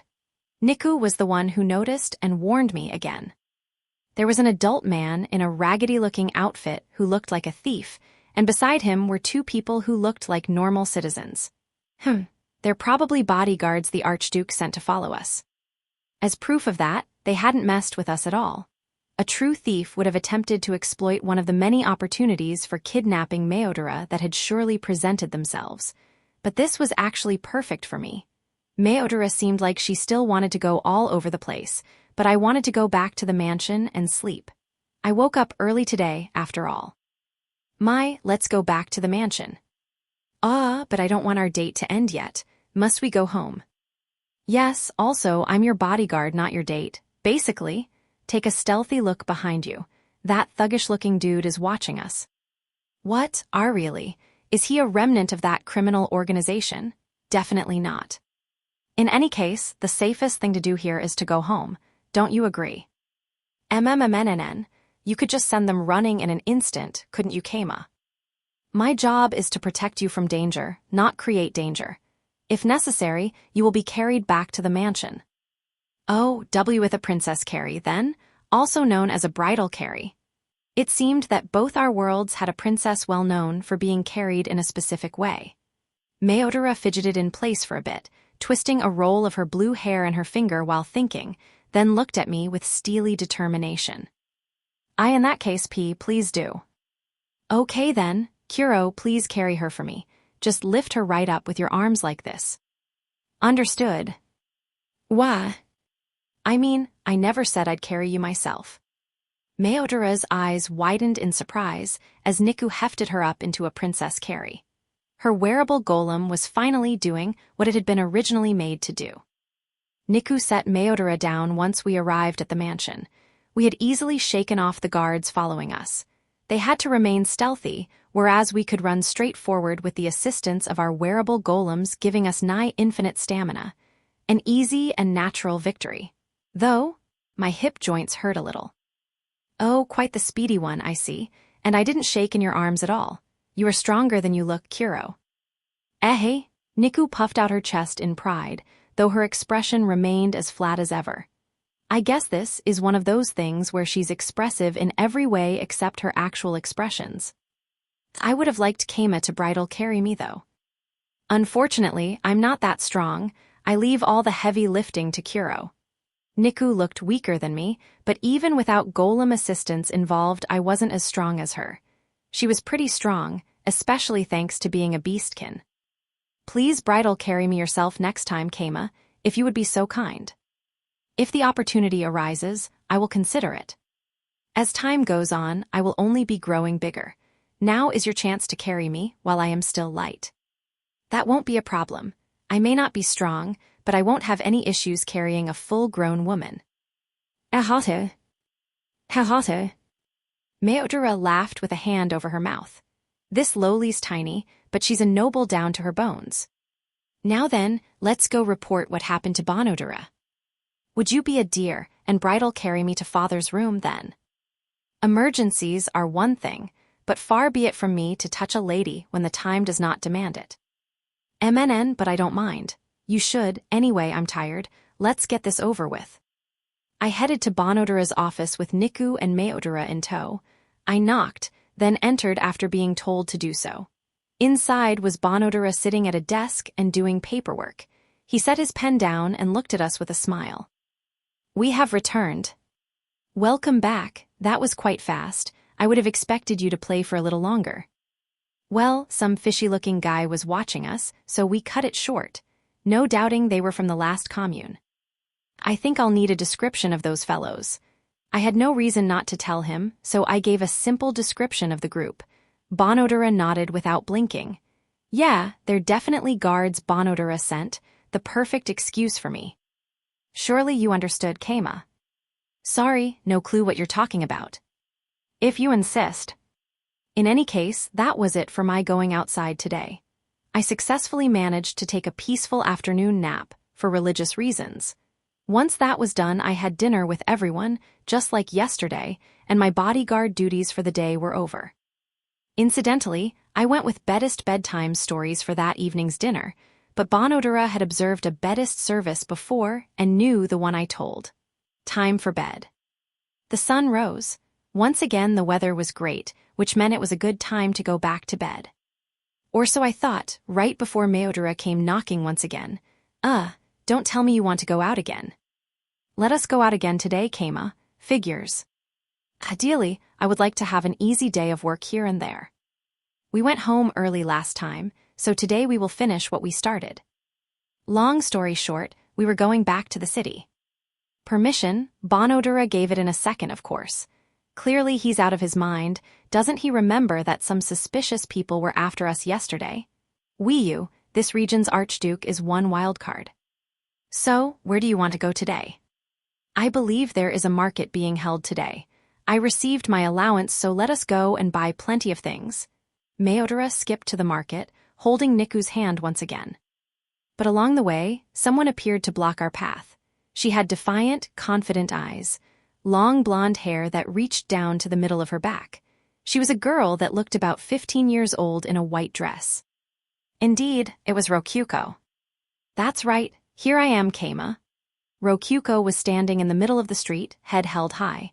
Beside her was Ikika wearing a maid outfit, whom she had probably brought for protection.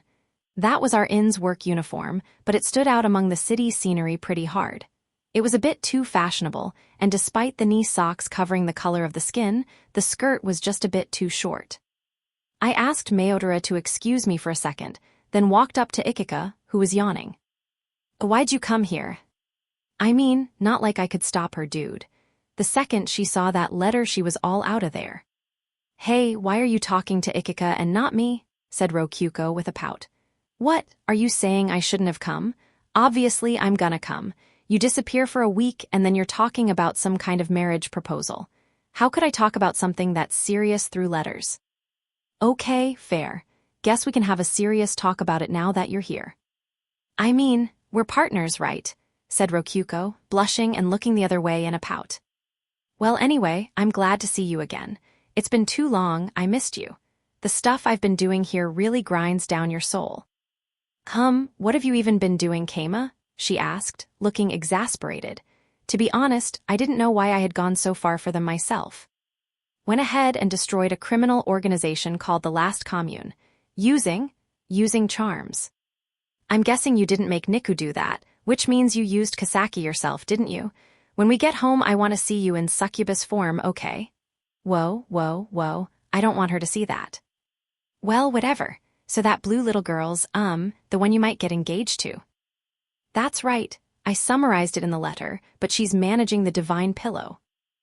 Okay, so you'd be marrying her to get your hands on part of the divine bedding. Rokyuko figured out the situation pretty fast. I had already written about it in the letter, but still, that didn't always equate to understanding. Are you going to, marry her? I don't intend to, so I'm looking for a way out right now, I said firmly enough that Rokyuko let out an impressed noise.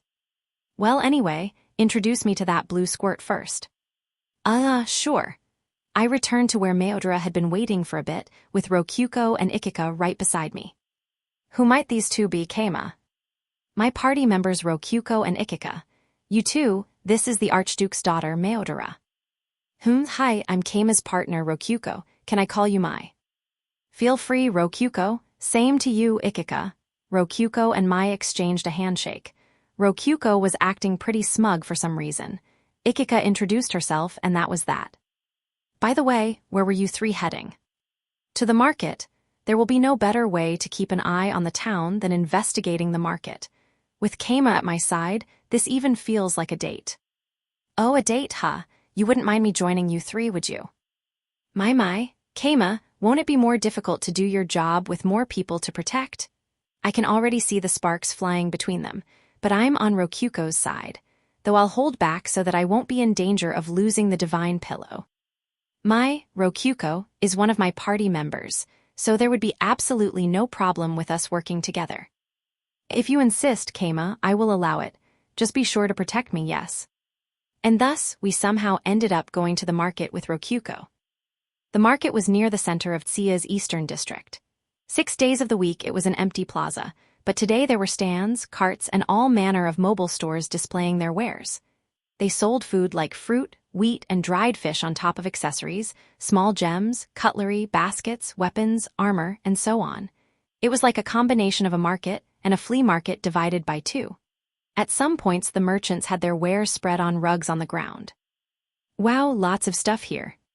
Seems inconvenient to me. We finish all our shopping in a single store back home. Thing is, dude, you can buy everything at the market. Even stores that have lots of stuff like ours back home buy a lot of their stuff from here, you know? It was cheaper to buy things directly from the market, but the stores themselves survived by being located further away from it. The greengrocer and kebab stand, for instance, would just be one food seller of many here. If we intend to have the orphans get into trade, it seems wise to buy a stand and a license to sell in the market. We can order the raw materials from, Meodora was observing the market carefully. She sure is an earnest little girl. She was just talking about this being a date, too. Incidentally, she was still holding Niku's hand. Look, Keima, they're selling some weird stuff over there. What is that? My Rokyuko, that is a kiwi fruit. Rokyuko pointed at a light brown thing, and Meodora responded before I could. Neat, this world has kiwis too. Is this really a fruit? I thought it was an animal since it's so furry. Have you ever had one, Ikika? Dude, who do you think I am? Duh, they're sweet and hella tasty. Surprised to see them around here. Guess they ordered them from Pavella. They grow from trees, but once you take them off the tree, they eventually grow legs and start running around. Some people think they're an animal too 'cause of that. But dude, doesn't matter to me as long as I can eat 'em. Wait, what? The kiwis in this world run around. Pretty sure that the girls are yellow on the inside and the guys are green. Girls are more sticky and boys are more chewy, basically. Takes some talent to figure out which is which from the outside, but I'm guessing the guy selling them knows. Said guy piped in to say, yep, and if I'm wrong you can have it for free. They sure all look the same to me. They're all just normal-looking kiwis. I'm kinda hungry, so anyone else want one? In that case, why don't we buy one of each gender and split them? We can share, Keima, Mr., one of each gender. Meodora paid for them the moment she finished speaking.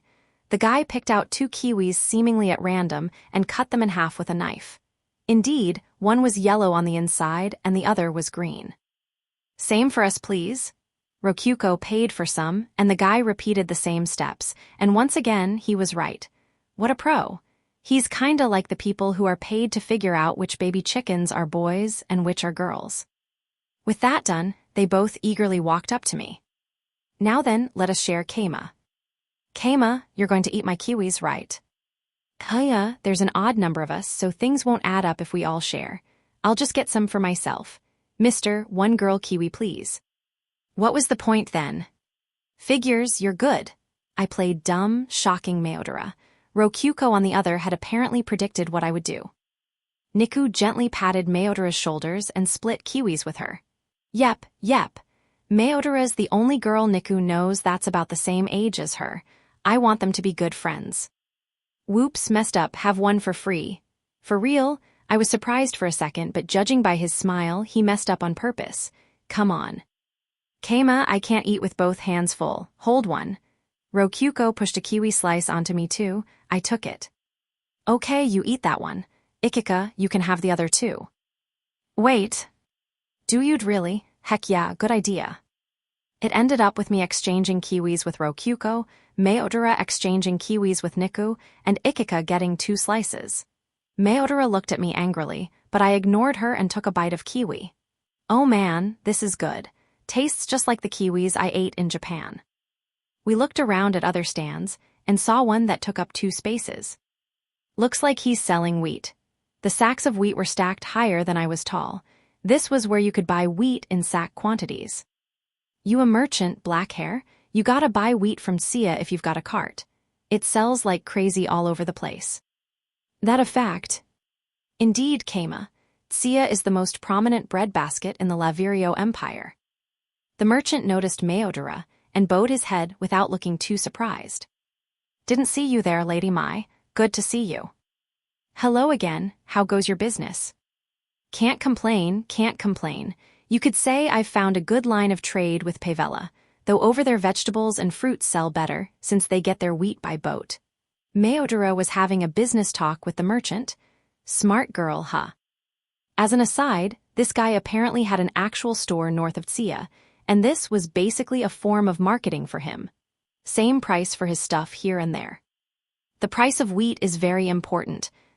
Same market price as always, perfect. Mayotara was taking her trip through the market very seriously. What a hard worker. I could never be like that. Well, looks like they're selling the bags of flour for a bit more than in our store, said Rokyuko, comparing the price of Sia flour to the flour sold in Gorin. The stuff in our storage buildings has old wheat mixed in, which makes it cheaper. It'd be a waste to just throw wheat away when it gets old. We do sell stuff that's unmixed, but it sells way worse. Oh, I didn't know. The unmixed wheat was a bit more expensive than the wheat here. Considering the transportation fee, that was reasonable. There was no reason for us to buy wheat, so we didn't get anything there. I would leave the town's wheat to the town's merchants. And speaking of the devil, we stumbled upon a merchant that came to our town often. Oh, hello, Keima, out shopping. Oh yeah, I've seen you around town. He was a member of Bedism. As for his products, he was selling things made in Gorin town. Cushions made by Bedist nuns and portable massagers, for instance. The nuns paid a great deal of attention to how the massagers felt, carving them carefully and varnishing them to the point of being silky smooth before stroking and even licking all over them to ensure top-quality texture. The result was a top-tier massager shaped like a kokushi doll. Sheesh, I told those succubus nuns to carve wooden dolls or something if they have so much free time, and they ended up making massagers. They're actually pretty good for reaching hard spots, though they're not electric. Do those actually sell? Oh, the kokushi massagers? They're fairly popular among women, thanks to rumors that say using these massagers will make them more popular with men. That's probably thanks to the succubus juices soaked into them. Though many men buy them as well, since they smell nice and are handcrafted by nuns. Overall, yes, they sell quite well. That's probably thanks to the succubus juices soaked into them again. Bedist holy water also sells fairly well, thanks to you. That's great, but remember, holy water doesn't last very long. Indeed, I remember. I will keep what doesn't sell today for myself. Would you like some yourself, your holiness? Nope, I've got plenty at home. I can imagine, smiled the merchant. Ha, you little. I'm expecting lots of donations, I replied, sounding entirely like a corrupt priest as Mayotara peered at the massagers with great interest. I would rather she not, though. They were the shame of our town. These are products from your town, Keima. Well now, is this little girl your new girlfriend? Although I visited the market often, there were undoubtedly still merchants that didn't recognize her. This guy was one of them, but his phrasing was, poor. I immediately corrected him. Don't be rude. This is Meodora, the Archduke's daughter. I'm serving as her bodyguard right now. Oh, excuse me, please accept my apologies. The merchant bowed his head immediately, naturally. My, it is quite all right. Besides, you were not far off from the truth. Yes he was. As an apology, please allow me to gift you some of my wares. Oh, you don't mind, thank you very much. No, thank you for visiting, he said as he handed Meodora a kokushi doll and holy water. Ahaha, what do you think, Rokyuko? HMPH, you're pretty good, Mai. Get me some too, Keima. You could get loads of kokushi dolls and holy water for free back at town. Why buy them here? That's not what NGGGH, Rokyuko growled to herself. It looked like she had to swallow down something she wanted to say. Are these two fighting through buying stuff or something? We walked on and next chanced upon a weapon stand. Oh, but there's shields too and accessories. Not sure what to call it. A hardware stand. But in any case, it seemed that not many high-quality weapons or shields were sold in the market. Mostly just apprentice work that couldn't be displayed in the store. Apparently these kinds of cheap, easily lost or broken weapons were essential for the survival of upstart adventurers. Though you could also find the work of future famous blacksmiths, high-quality used weapons, magic blades dug out of dungeons, and so on if you looked hard enough. Thing is, most dudes will bring those right to the smitheries themselves. Only people selling magic blades and stuff here are dudes who don't want to wait for their power to be identified or whatever. Fakes were mixed in with the rest, too. Maybe these accessories are too. Whoa, everything I have here is 100% legitimate. No trying to pull the rug out from under me, please. Whoops, my bad. I narrowed my eyes at the products, which made the lady behind the stand get mad at me. Keima, this ring seems quite nice. Don't you think it would look just wonderful on me? Said Meodora, while showing me a ring with a greenish-blue gem resembling turquoise on it. Wow, that is a pretty gem. Is the metal part silver? You got some good eyes. That's a ring my little youngster made as practice. The gem's a real one, carved by my hubby, a top-class craftsman. I'll make it cheap for you, what do you say? Meodora glanced at me. I mean, I'm just your bodyguard, I'm not gonna buy you stuff. Though it is true I kind of made you give your kiwi to Niku back there. Hold up, Keima, what about this ring? Doesn't it look good on me? You're already wearing the ring that suits you best. Oh, you're right, ehehe. Rokyuko puffed out her chest with victorious pride. Meodora pouted unhappily. Don't brag, Rokyuko, it's childish. Oh, right, she's a lowly on the inside. Lowly mode is her real form, right. Niku was staring at a pendant, while still holding Meodora's hand. What's the name of this red gem in the pendant? Oh, that's, I dunno, but it looks pretty good for sure. How about 1 silver for it, black hair? Seriously, you don't even know what gem it is? Whatever. Niku wants it, so sure. All right, I'll take it. Wah, really? All right then, I'll throw in that ring from earlier. Thank ye. Well, now I have the ring. Meodora was glancing furtively at me. Here, Kuro. Thank you. I handed both the pendant and the ring to Niku. Perfect, that solves everything. Incidentally, according to Ikika, jewelry was generally priced excessively high under the expectation that buyers would haggle down. Only men who wanted to show off to their girls would buy at the initial price. In short, the lady had thrown in the ring as a bonus since it looked to her like I was unknowingly buying it at an inflated price while trying to get a gift for my daughter, which wasn't far from the truth. Also, Niku gave the ring to Meodora, who was slumping over sadly. She loved it and her wings flapped happily. I'm glad I raised a good kid. And so, with that done, we'd had our fill of the market and left. It happened on our way home. Hold up, you 5. Someone called out to us as we walked down the main street. We could have just ignored him, but I turned around just in case, and there I saw a fairly muscular guy. On his wrists were iron handcuffs with broken chains hanging off them. He was looking down at the ground, which made it hard to see his face. Who is this guy? Niku's ears twitched and she tensed up. Well, must be someone pretty strong. Rokyuko, get behind Ikika. You too, Mai. All right. Certainly. The two of them obeyed my orders and got behind Ikika and Niku respectively. Wait, does that mean I'm on the front lines here? I have a wearable golem too, I'm not defenseless here. Be sure to help Niku, okay? I mean, feel free to beat him all on your own, I don't mind. What do you want? I've been looking for answers. It's her, he said, pointing at Meodora. No way, he's after the divine pillow too. Don't get in my way, I just have questions. I'm afraid I'm gonna have to get in your way. I'm her bodyguard, you see.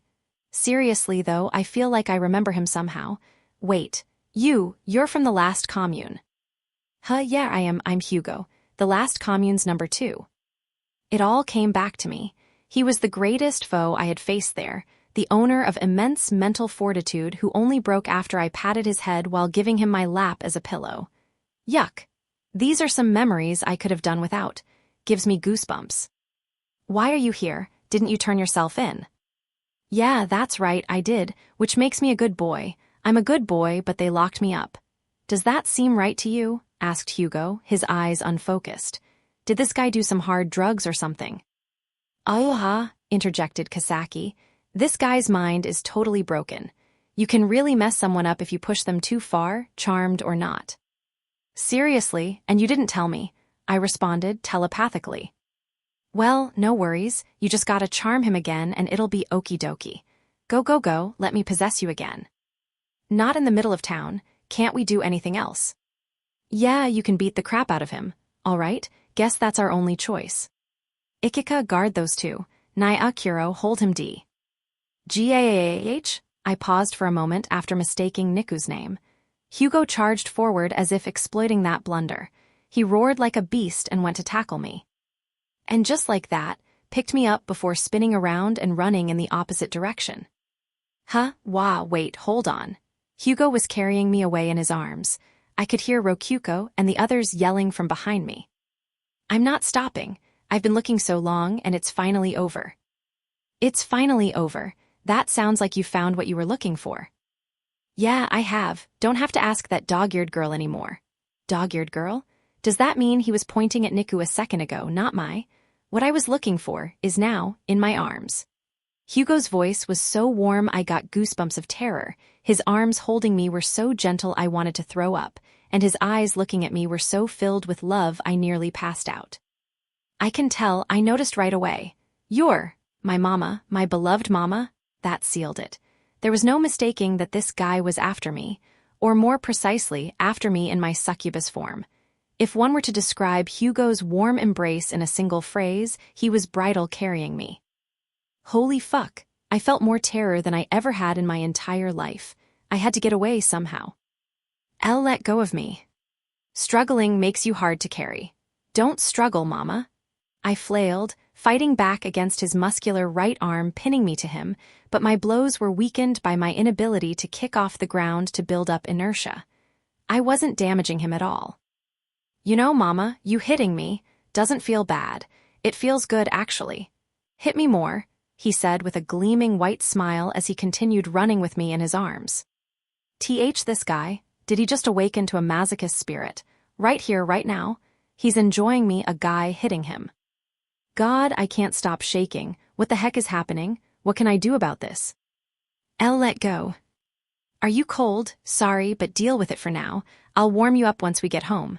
Where is this guy going anyway? And not to his inn room, right? I opened the menu to check. Wait, we're going east, not to the slums. Where are you taking me? Outside the city, there's a dungeon. Heard of it? That place is a paradise. My secret hideout's there, answered Hugo. Okay, basically. There's a dungeon to the east called the Flower Garden of Light. This guy has a secret base there, and we're heading there now. How are you going to get past the gate? Yeah, about that. Some nice person told me there's a weak spot in the wall, weak enough to blow a hole into it. Just gotta get there faster than a messenger, then blow open the hole. It wasn't long before we reached a part of the wall right next to the east gate. At first glance, it looked like a normal stone brick wall, but HMPH. One swift kick from Hugo and a hole crumbled open, big enough for people to walk through. Empty on the inside, that's some lazy work here. But that's so that we can get outside safely. Don't look a gift horse in the mouth. He ducked into the hole with me in his arms, and just like that, we were out of Tsia. Could you let go of me already, by the way, please? No, you're just gonna leave me behind again, aren't you? Not happening. He squeezed me tighter. Gua, I'm starting to think I might never get away. Gah, I should have taught my wearable golem how to escape from bridal carries. Wait, who could have predicted this? It's not my fault, come on, Gua. In the end, Hugo didn't stop. It was forbidden to enter the Flower Garden of Light when not on guild business, but Hugo literally knocked away the guards and forced his way inside. The guards were probably fairly strong, but it looked like their hesitation at seeing me as a hostage gave Hugo the opening he needed. Sorry, but my arms are kind of locked in here, so I would have liked for you to beat him up for me. Not that I would know what to do if a massive muscular dude suddenly came running at me with a random guy in his arms. This is my secret base, mama. And so, we finally arrived. It was Hugo's secret base. Though in reality, it was just a safe zone in the dungeon, not a building or anything like that. Yep, this place sucks. I'm leaving.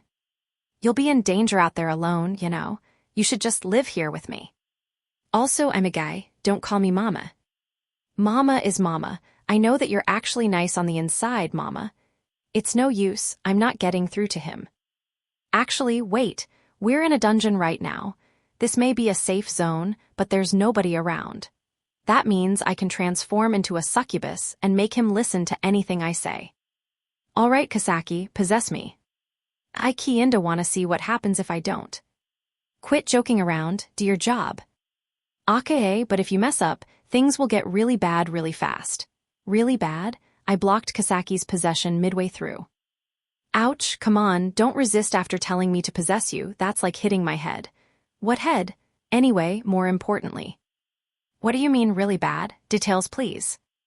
We're talking about a buff dude and a weak little succubus. The dude's head over heels for the succubus, and they're both alone. How could something not happen, get what I'm saying? Oh man, that's terrifying. I can't even use my wearable golem when I'm possessed. That's why I told you to let me possess you in the town. You could have had Niku protect you if he went wild or something like that. Come on, you should have told me that earlier. Details matter in decisions. I went back to the planning stages. For now, I should make him set me down. All right. I'll compromise and say that I am indeed your mother. Compromise or not, mama is mama. Ha ha ha. Still, hearing you say that really makes me happy, yeah. I could directly feel his large chest muscles quivering with joy. So yeah, could you set me down? This is actually pretty uncomfortable. You won't try running away? He's sure on guard. If he just sets me down, I can take out siesta. Then I can put him to sleep and get out of here. Might take some sacrifice, but I'm running out of options here. I can't give you a lap pillow with you holding me like this, can I? Oh, good point, you're right. No reason not to put you down if it means getting a lap pillow. Hugo finally let me down, next to the wall. All right, time to hold up too close. He's basically pressing me against the wall here. Could you step back a bit? Nella. I'm not gonna fall right asleep or anything, so come on please. How about this, I'll step back if you give me a kiss, said the older dude with a grin, his hard muscles bulging. Hold up, I'm an adult. Come back to your senses already. You weren't like this back when you were the last commune's number 2, you've changed. And that is absolutely your fault, master. But buat, regardless, I had to get him away from me. I mean, if it's just a kiss. No way, never. Jesus, I want to cry. The second I thought that, the floor suddenly vanished from beneath me. I felt a floating sensation, and Hugo exploited the opportunity to rush forward and cling to me. Oh yeah, this is a dungeon. Safe zones aren't safe at all. Ahahaha. We hit the ground with a surprisingly heavy thunk. Are you okay, Mama? Are you hurt? Enna, I'm fine. Hearing that, Hugo smiled. Thank goodness. He fell unconscious with a smile. It seemed that he had cushioned my fall, leaving me mostly unhurt, which meant he had clung to me to protect me. Sorry for thinking you were just exploiting the opportunity. Hugo, falling unconscious, weakened his grip enough for me to wiggle out of his arms. I looked around and saw that I was in a bright, small room filled with green. The door leading into a hallway was blocked with rows of iron pillars coming out of the ground and reaching to the ceiling. In other words, I was in a jail cell. I started looking around for an exit when suddenly I heard some kind of music. It was an upbeat, flashy kind of song you might hear at the start of a movie. A man appeared with the music playing in the background. He was wearing a flashy white outfit embroidered with golden thread. His blonde hair was cut in a masculine fashion, but he had a delicately crafted face like a woman's. He was always wearing thick makeup that made his expression more clear. The man, wait, no, there were rounded curves at her chest. This was merely a beautiful woman dressing as a man. She walked to the rhythm of the song, practically dancing with each step as flowers bloomed where her feet touched the ground. The rails bent away and allowed her to step in front of me. She then lifted her arms up in a Y shape as the music reached a dramatic climax. "Why, hello there, I've been waiting for you." She had a clear, husky voice. "Who are you?" Her outfit tone, the whole package made her feel like the lead actor in a theatrical play. Was she a hero? Well, Kama, I know you, but you do not know me. Ah, how unfair. Allow me to introduce myself then. The beautiful cross-dressing woman posed dramatically as she spoke. "I'll put it simply so you can understand. I am the core of the Tsia dungeon." She struck a triumphant pose as the flowers at her feet grew around her, looking like the background to a romantic manga page as fanfare played from somewhere. What kind of joke is this? Why is she acting out a play in front of me? By the way, my number is 219. I am much your senior, so be a dear and show me respect, If we're talking about seniors, Itetsu's 112 is a higher number than yours, so. I shook off my confusion and tried asking some questions. You said you know who I am, right? How's that? Is it truly so hard to guess? You are the Cave of Greed's dungeon master. I've heard all about you from her. Don't touch him, she said. Yeah, that her is definitely Haku. Then let me out of here. I would love to say yes, Kama, but no, I have my own circumstances, you see. Vines stretched out and attacked me. It was sudden, but I managed to dodge them thanks to my wearable golem. If only we weren't in a small jail cell. The vines chased after me and caught me in no time. Would you turn back into that beautiful form for me? You're much more charming that way. Wah, how do you know about that? I asked to be sure, but I honestly already knew the answer. Is it not obvious? Surely you remember what this dungeon is called. Indeed, the Tsia dungeon. A dungeon with a close connection to Tsia. Tsia is under my control, she said, holding up a hand dramatically and flashing her white teeth in a smile as she spoke. Figures. She's been watching what I did in Tsia. Just like I could monitor Goran through dungeon functions, she could monitor Tsia. And since she's a core, she didn't need to take breaks or sleep. She could watch anyone or anything she wanted 24/7. That man by your feet was ever so helpful. I put the silly humans following you to sleep and broke the cell and city walls for him, but it was up to him to bring you here for me. So you're behind him kidnapping me, huh? Charms are very dangerous. A charmed individual can have their mind and goals warped with the simplest of pushes. I just had to give him a sweet sniff of a little pollen. She hadn't just influenced Hugo's surroundings, she had apparently done something directly to him. Maybe she had doped him up with the pollen or whatever while telling him about the weakened walls. But still, charms, they're delightfully powerful. The way you wrapped those criminals in the slums around your fingers was as splendid as it was comical. I would not have had it in me to touch those disgusting men as you did, to be honest, said Core 219 before clapping. She saw that much. It should be safe to assume that she's been watching me constantly since I entered Tsia. Oh, and of course, charms won't work against me. They are the power of succubi. It helps that there exists no one more beautiful than I, but even besides that I have charm resistance. Of course. Yeah, she can use DP, skills shouldn't be too hard for her to learn. But in any case, you are a human, no doubt about it. Why can you, as a human, use the power of succubi? Well, I'm a dungeon master. Consider that a business secret. Spicy, spicy. That's more than fine with me. You can tell me later if the mood strikes. I thought that we might be birds of the same feather, but I see now that is not the case. Yeah, I'm not into cross-dressing. I didn't do all that because I wanted to. So, what do you intend to do with me? You are a hostage. Now, don't fret. I will of course feed you. No point in a dead hostage, after all. Much human food is gathered from my dungeon, the Flower Garden of Light. I'm not sure how it tastes, but you won't starve. You've never eaten any yourself. I do not eat. What comes in must go out, no? Spare me the thought of such ugliness. In other words, pretty girls don't pee ***p. Fair enough. I need only water and sunlight to sustain myself, though nice ground is always welcome.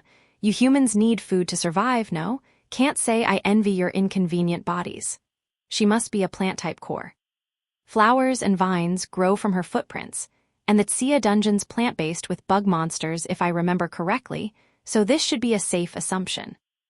In short, fear not. You need only sit still until I accomplish my objective. I'll have no reason not to release you once all this is over. What is your objective anyway? Why kidnap me? I asked, which led to Core 219 smiling as if she had been waiting for me to ask just that question. Revolution, I will wave the flags of rebellion against her. Yes, indeed, up until now I have endured the humiliation of kneeling before her. To be fair, yes, to be fair, she is quite beautiful herself, the picture of voluptuous grandeur. But still, these harsh days of humiliation will one day be but a spicy memory in my tale of ascension. The finale will be mine. All right. Basically, she's going to use me as a hostage to fight against Haku. Wait, hold a second. Why use me as a hostage? Come now, there could only be one reason. Core 695 adores you, and she adores Core 695. In short, if I take you as a hostage, she will be unable to lay her hands on me directly. What a splendid idea, said Core 219, striking a pose again. Your plan's awful, you're just killing yourself with extra steps. Look, I'm gonna be real with you. Give up now while you're ahead. No way you can beat Haku. I can and will beat her. I have much DP stored from years of Tsia's development, and you as a hostage. Haku obviously has a ton of DP stored up too, and me being a hostage won't stop her from doing anything. Ha ha ha ha, fear not, my beauty could never lose. That's not proof, rethink your whole life. Ha ha ha ha ha, ha ha ha ha. Core 219 ignored my yells and left while laughing brightly, flowers blooming in her footsteps. I was still locked up though. Wait, hold on, couldn't she at least move this dude to another jail cell? My chastity's in danger. Chapter 3, Rokuko's Perspective. Biwa, Keima was kidnapped. It all happened in seconds. Biwa? Who was saying Biwa? Maybe me, maybe everyone. All I knew was that all of us were so shocked that we couldn't even react. Not me, not Niku, and not the blue-haired winged girl named Meodora. Hold on just a moment, was he not after me? I don't know either. Ikika, Niku, do either of you understand what just happened? I dunno why, but that muscular old dude just kidnapped Master Dude. He was pretty muscular. That was, a last commune administrator. Really, Niku? Well, he did say that himself, I think.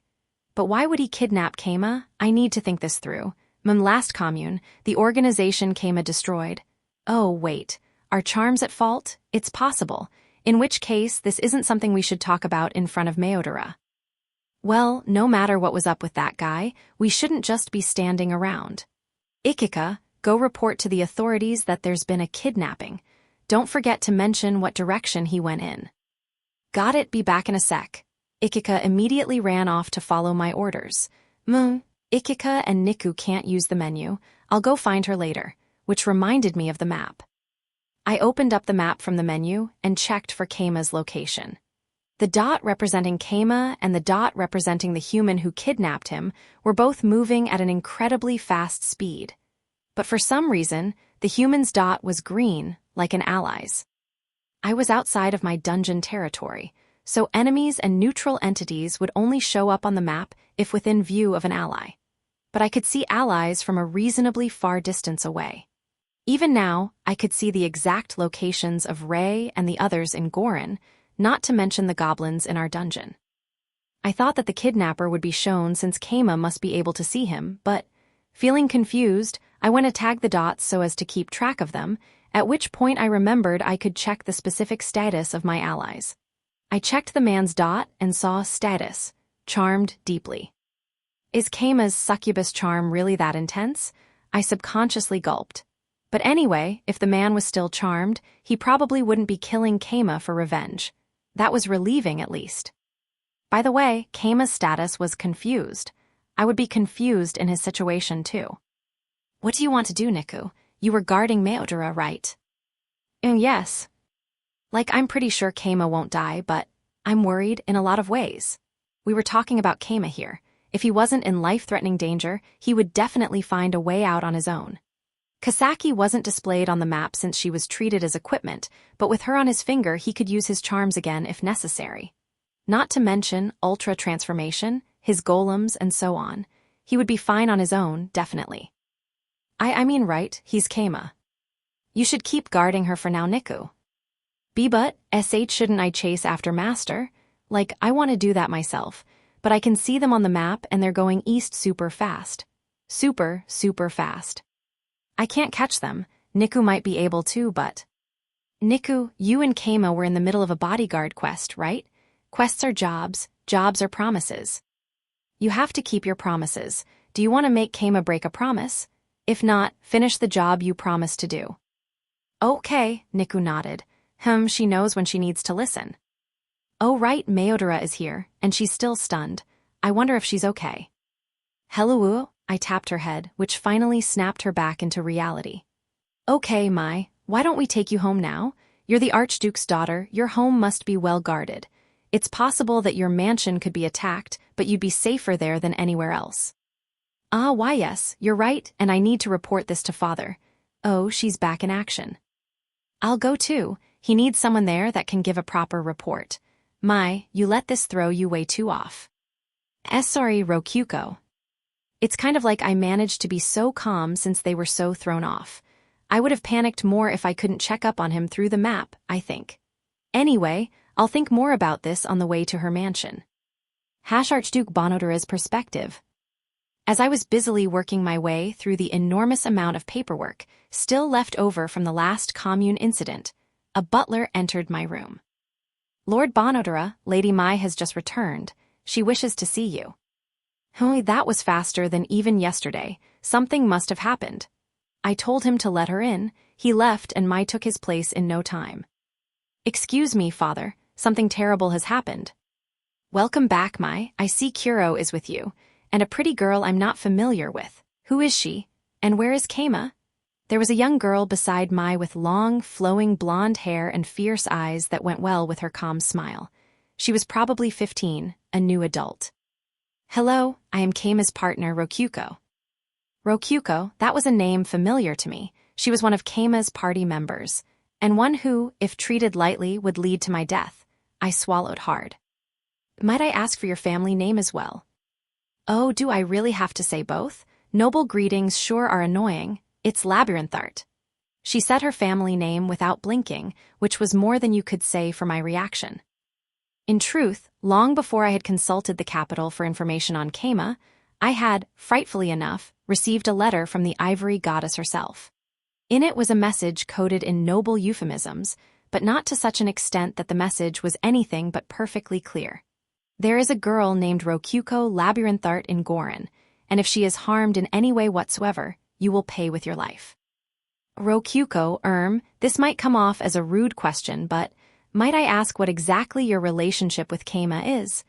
She had said she was his partner, which implied she was more than just a party member. Hence my question. Well, you could say we're close enough for him to give me a ring and a holy symbol. Rokyuko held up a white hand to show the red ring on it while taking out the red holy symbol she had been hiding behind the chest of her shirt. As far as I knew, High Priestess Rei held the ruby holy symbol of Buddhism. Was that a replica? No, it had been given to her by Keima, the Pope. Both ruby symbols were real. In other words, Rokyuko was being treated on the same level as the High Priestess Rei, not to mention that it was made with a ruby that impressively sized. It would be worth quite a sizable sum of money. As for the ring, the ruby was embedded in metal of some kind. What method of smithing would allow one to make a ring such as that? The metal itself couldn't be ignored either. Judging by the luster and color, it was undoubtedly orichalcum. In short, the ring itself was worth a lot of money too. Or really, that was selling it short. It was so valuable that money itself lost meaning before it. It was priceless in the true sense of the word. I see. In any case, I understood that Keima cared very deeply for Rokyuko. Their relationship likely contained depths deeper than I would ever know. Historically, men would give women jewelry as a sign of their love. Rokyuko didn't seem to be Kurenu's mother, so. Perhaps she was his second wife, his mistress. No, she might have been his first wife. If you don't mind, I would like to ask what your relationship with Kirinu might be. My relationship with her? Well, I guess she's Keima's property. And mine too, right? Yes, Rokyuko. Rokyuko clearly and unflinchingly called Niku her property. Kirinu agreed to that calmly, seemingly undisturbed. Even Mai was surprised by that. About Kirinu's first name. What about it? You may know this already, but it means... I hesitated for a bit before continuing, during which time Rokyuko smiled. I know what Niku means, of course. A Niku is a sex slave, right? So she was using the name knowing what it meant. It grew even harder to understand their relationship. Her tone made it clear she wasn't trying to scorn or belittle Kirinu. In fact, there was clear trust in their relationship, a firm belief in each other that could be detected at a glance. No doubt this was yet another facet of Keima's complex family circumstances with Kirinu. Forgive me, but I have just one more question. Do you know the Ivory Goddess? I would have preferred that she didn't suddenly fall silent in thought. I shouldn't have asked. This was bad for my heart. I could practically feel my hair falling out. Rokyuka. What is it, Niku? Kirinu whispered into Rokyuko's ears. Right. She's the most important regular we have at the inn. I see. That is certainly something. I'm glad I remembered. I shouldn't have asked. I really shouldn't have asked. There wasn't a human alive in the Lavirio Empire so great in status that they could forget about the Ivory Goddess entirely.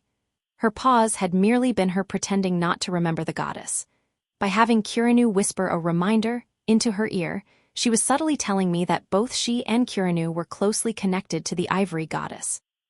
Even if that wasn't an act they had planned beforehand, that would just mean she had forgotten her prepared answer, or in other words, at the very least, her relationship with the Ivory Goddess was so significant that she had to plan ahead to disguise it. Right. I will pretend I heard nothing. When it comes to the words of nobles, even lies can become truth when accepted by all.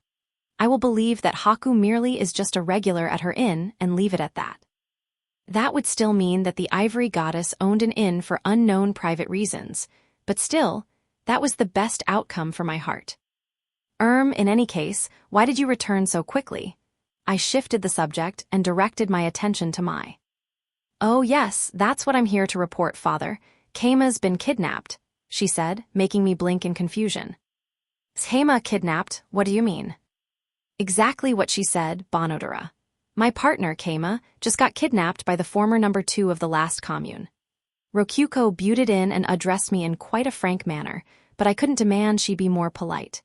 After all, for Keima, the Ivory Goddess guaranteed his skill, but for Rokyuko, she guaranteed she'd kill me if anything happened to her. With the Ivory Goddess giving her that much of a backing, there was no doubt I should treat Rokyuko like a superior despite my position as Archduke. It was clear that if it came down to picking between Rokyuko and I, the goddess would always pick Rokyuko. Last commune's number 2, I believe he was sent to prison. Did he escape? Either way, I find it hard to believe that Keima of all people was kidnapped. I wouldn't believe it either if I hadn't seen it with my own eyes. I do have one of my party members reporting this to the military police, so they can investigate it as a kidnapping, said Rokyuko, shrugging. Mai and Kirinu nodded in agreement. By the way, do you know what's to the east of here? That's the direction he was running in. The east? Do you mean inside the city or outside the city? I asked. Rokyuko briefly glanced away. Outside. She had probably thought about it and predicted that the kidnapper had fled the city. I personally thought that the guards would stop him at the gate if he tried to leave, but Rokyuko seemed certain somehow. The last commune was finished, but perhaps she knew of some trump card they still had. Outside of the city, there are many farms and a dungeon known as the Flower Garden of Light. Perhaps he's hiding out within one of the barns. And beyond that, the Holy Kingdom. No, they won't go that far. He must be aiming for that Flower Garden of Light then. It was true that one could gather food from within that dungeon, and it would be difficult to send soldiers in after them. Of all places, it wouldn't be unlikely for a fleeing criminal to hide there. The Adventurers Guild and I have assigned several soldiers there to guard its entrance, you know. They probably won't be able to stop him. Well, either way, they'll be able to report whether or not they saw a kidnapper.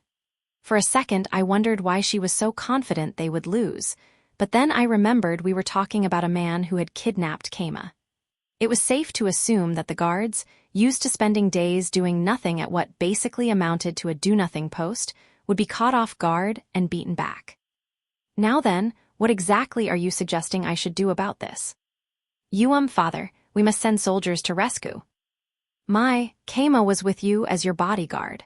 In short, he understood that anything that happened while guarding you would be his own responsibility. You're safe, which means he succeeded in his duty. But I cannot as Archduke send out soldiers to rescue a mere adventurer. Does that mean you're going to abandon Keima? Mai looked close to tears, but I was of course just putting up a front. Keima was the chief of a rapidly growing town and the Pope of Buddhism, a religion I supported myself. There was no chance that I would abandon him. That said, You'll look bad if you let a criminal just escape and stay loose out there. Rokyuko said what I was going to before I could finish. It wasn't the strongest excuse, but it was true that we would look bad. This was a mess nobody would blame me for working to clean. You took the words right out of my mouth, which means yes, I'll be dispatching soldiers to the dungeon. If he did flee to the dungeon, I'll be receiving a report of that soon, and I'll need to get revenge for the fallen. It's only natural that I should chase after an escaped criminal, I declared, leading to my regaining her smile. Rokyuko nodded as if anything else would have been out of the question. I suppose I should form a platoon of soldiers to send to the dungeon. That will probably be our best option since, given the circumstances, we don't really want to hire adventurers. But they'll probably only be good for guarding the entrance of the dungeon, all things considered. Then I will arrange for just that. Our conversation was interrupted by a knock on the door. It was an urgent report, likely about the escaped prisoner. I took the opportunity to order the platoon of soldiers to be established and dispatched. I glanced at Mai and saw that she looked confused. Rokyuko, just who are you? Rokyuko was talking on equal terms to me, the Archduke, and doing so with an air of unflinching confidence. Not only that, but she was based on her appearance, at least a young girl who had just reached adulthood. I wanted to know who she was, but I sensed that it would be better to remain forever ignorant. I'm Keima's partner, she said with a smile. Even if I did manage to get Keima and Mai married, I was scared of what Rokyuko would do afterward. It seemed that, as expected, I would need to find an escape route that didn't involve Keima and Mai marrying. Just you wait, Keima, I'll come save you soon. Oh, but you'll probably break free on your own before I get to you. To be honest, I agreed with Rokyuko, it was possible. Keima's perspective. Let's summarize the situation. I was kidnapped and brought to the Flower Garden of Light by Hugo, the second in command of the criminal organization I destroyed. That was the first step in the devious master plan of the Flower Garden of Light's dungeon core, Core 219. She had Sia under her control and observed my movements closely until she could manipulate Hugo into kidnapping me. Long story short, I ended up locked in a jail cell with Hugo. I was tied up with vines, but Hugo was just unconscious. Let me clarify the situation a bit further. Hugo, my kidnapper, was on a rampage due to Core 219 messing with the charm controlling him. He was so far gone that he was even looking at me, a fellow man with lustful eyes. Imagine the fear of an extremely muscular, 40-year-old dude staring at you with passionate bedroom eyes. Personally, my back shuddered and my butt clenched defensively. I gotta get out of here, I thought from the absolute bottom of my heart. Nothing good is gonna come from me being here. So, Master, what's the plan? Not even transforming into a succubus will break these vines, probably. So said Kasaki, but there were plenty of ways I could break out of the vines if I wanted to. Putting aside the succubus transformation in its entirety, I had Create Golem, Summon Gargoyle, and Ultra transformation at my disposal. Core 219 had probably only seen my Ultra transformation out of all of those. For long-term reasons, I could only make clay golems with Create Golem. I could summon Gargoyle as much as I wanted since Haku already knew I had it, but I wanted to keep it as a potential trump card against Core 219. Which meant that I should use Ultra Transformation, a skill both Haku and Core 219 knew I had. The problem was what I should do after that. Oh, wait. Can I use the map function still? I opened the menu and brought up the map. On it was the path through the dungeon I had been carried through and the room with the pitfall. All right, worst case scenario, I can use this to find my way back out. Might be rough if she's put new traps up there, but I should make it out with some good golem usage. I was currently at the 6th underground floor. The safe zone was 1 floor above me, at floor 5. Step 1 was looking for the staircase up out of here. Wait, I just noticed, but the map's saying Hugo is my ally. It's not bugging out, is it? Also, what's with this muscle dude tag? Did Rokuko add that? Don't tell me Rokuko's the one who sent Hugo. My thoughts were interrupted by muscle dude, Hugo groaning awake. NNGGGH? Oh crap, he's already waking up. I decided to play it safe and get out of the jail cell as soon as possible. I used Ultra Transformation to transform into a mouse. My small mouse body easily slipped out of the vines and passed through the iron bars. Then I canceled the transformation. All right, escape successful. Wait, I forgot about clothes. My clothes. Gah, stupid Ultra Transformation. Why don't you keep track of clothes? Learn from the succubus transformation. NGH, my head, where in the world am I? Mama? Hugo was waking up, I was naked. Suffice to say, shit's bad. Master, now's the perfect time to go succubus. You'll be safe no matter what thanks to the bars, and it'll give you clothes too. Good thinking, all right, possess me. I allowed Kasaki to possess me and thus transformed into a succubus. Femboy succubi may wear pretty revealing clothing, but this is still a lot better than nothing. It's especially good that all my most important parts are hidden. Also, I struck a pose for some reason. Core 219 might have left an impact on me. You're so cute, Master. I need to record this. Master, please grant me menu privileges. Not a chance. I'm gonna use my absolute authority to order you to never record me in this form. So cruel. In that case, I'm gonna enjoy the hell out of this body and feel good all over. I wish she wouldn't do that, but wearing clothes was more important than spiting her. Hugo noticed me. As soon as he saw me, he charged at the bars in a desperate leap. Mama, you're safe and back to normal. Why don't you take a seat for now? Hugo was smilingly more brightly than I had ever seen a man smile in my life. Calm down, please. Okay, Mama. Hugo obediently obeyed me and sat down. He was watching me through the bars. What's wrong, Mama? He was kind of acting like a kid. Maybe his mind had actually regressed to childhood. Well, could you give me the clothes and sword on the ground over there? These, Mama's clothes. Don't smell them, all right, hand them over. Good boy, good boy. I'm so proud of you. I complimented Hugo after he obediently handed over my clothes, which put a big smile on his face. The buff, harsh-looking old dude was looking like an innocent child. Hey, Kasaki, is he age regressing or something? Like, is this the effect being charmed is having on him? Probably, and it looks like he's not rampaging right now. His rampage was probably the result of Core 219's meddling. Being knocked unconscious for a bit might have calmed him down. Until he saw me like this again, that is. Well, whatever. Mama, why are you out there? Asked Hugo, tilting his thick neck in confusion. 'Cause I broke out, I replied, leading Hugo to look around. Wah, this is a jail cell. They're getting in the way of me meeting Mama again. Hugo looked down and started murmuring stuff I couldn't quite hear. Freak much? I took a step back and Hugo grabbed the bars tightly. Hey Kasaki, isn't he acting a little weird right now? Didn't you say he wasn't rampaging? Sorry, looks like something flipped his switch. The metal bars are literally creaking right now. Is that okay? It's not okay, is it? In Ingres, Hayahawa. Gah, Hugo broke the bars in half and burst out of the jail cell. Steam was rising off his bulging muscles, and his eyes were bloodshot. I had learned a valuable lesson today. The dungeon jail was sturdy, but not impossible to destroy. But now's not the time to be casually dissecting this.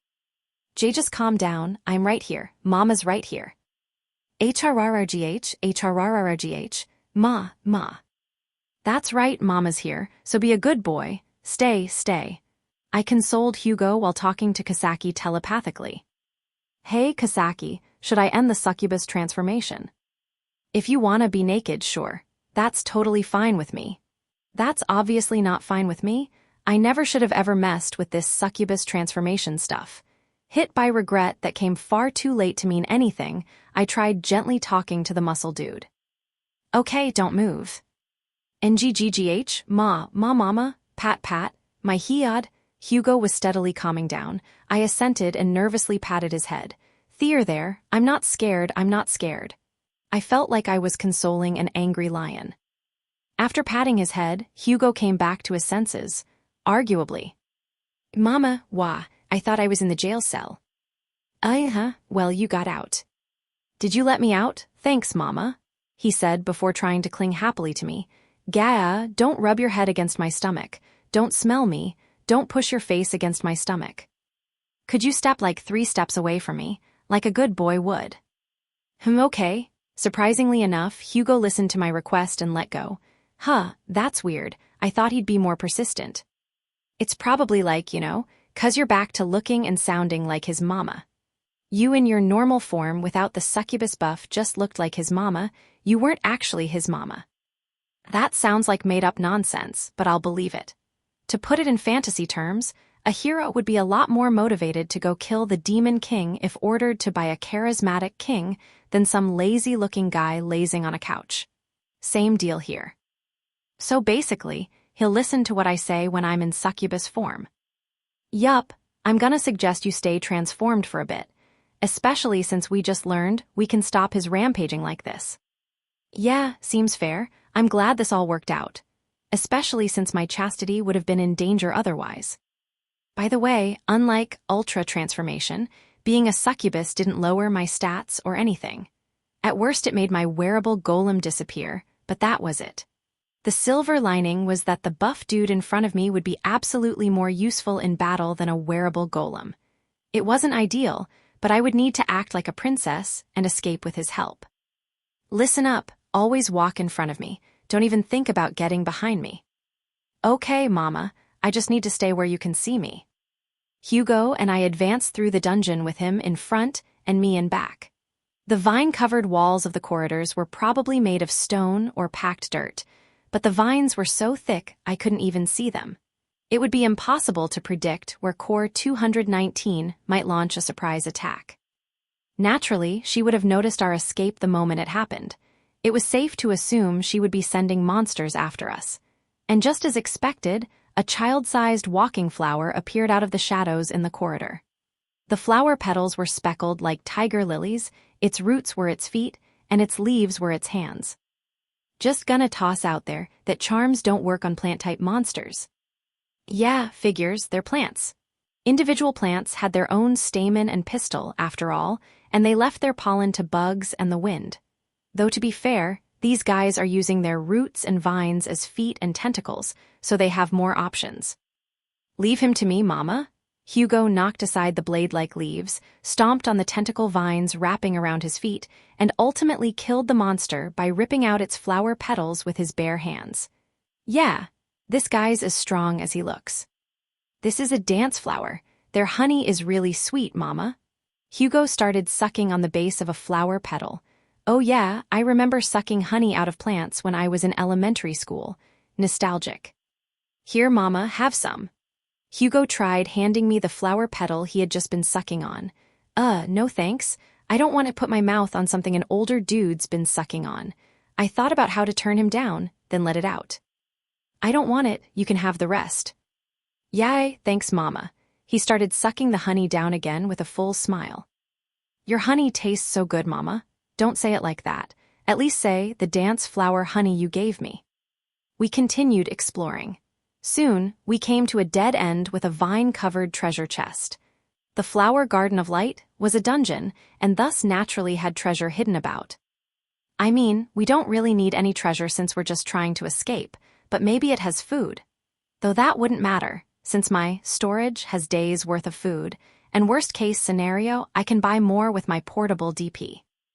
I ultimately decided to avoid the chest and the unnecessary danger it represented, but Hugo rushed right toward it, like a kid that just found a super cool armored beetle. Dude, you're like 40.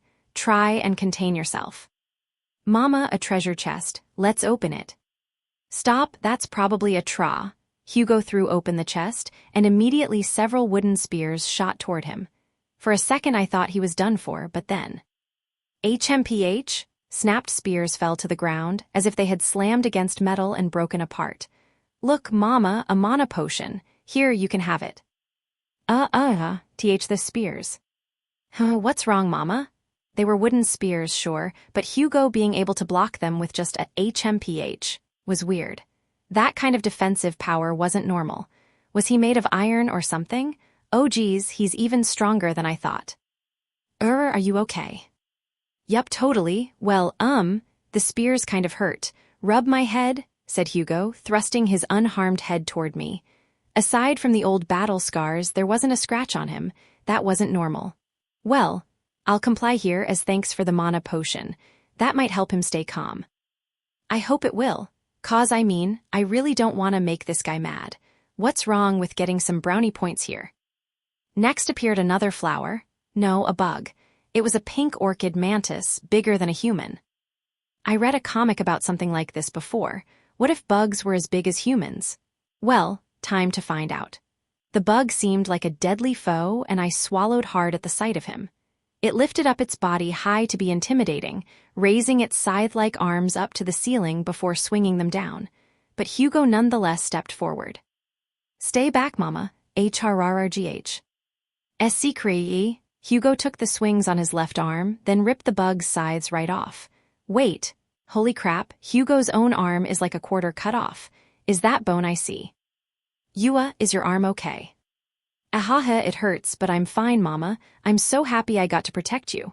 All right, he's still completely out of his mind. Hugo snapped the bug's neck, killing it.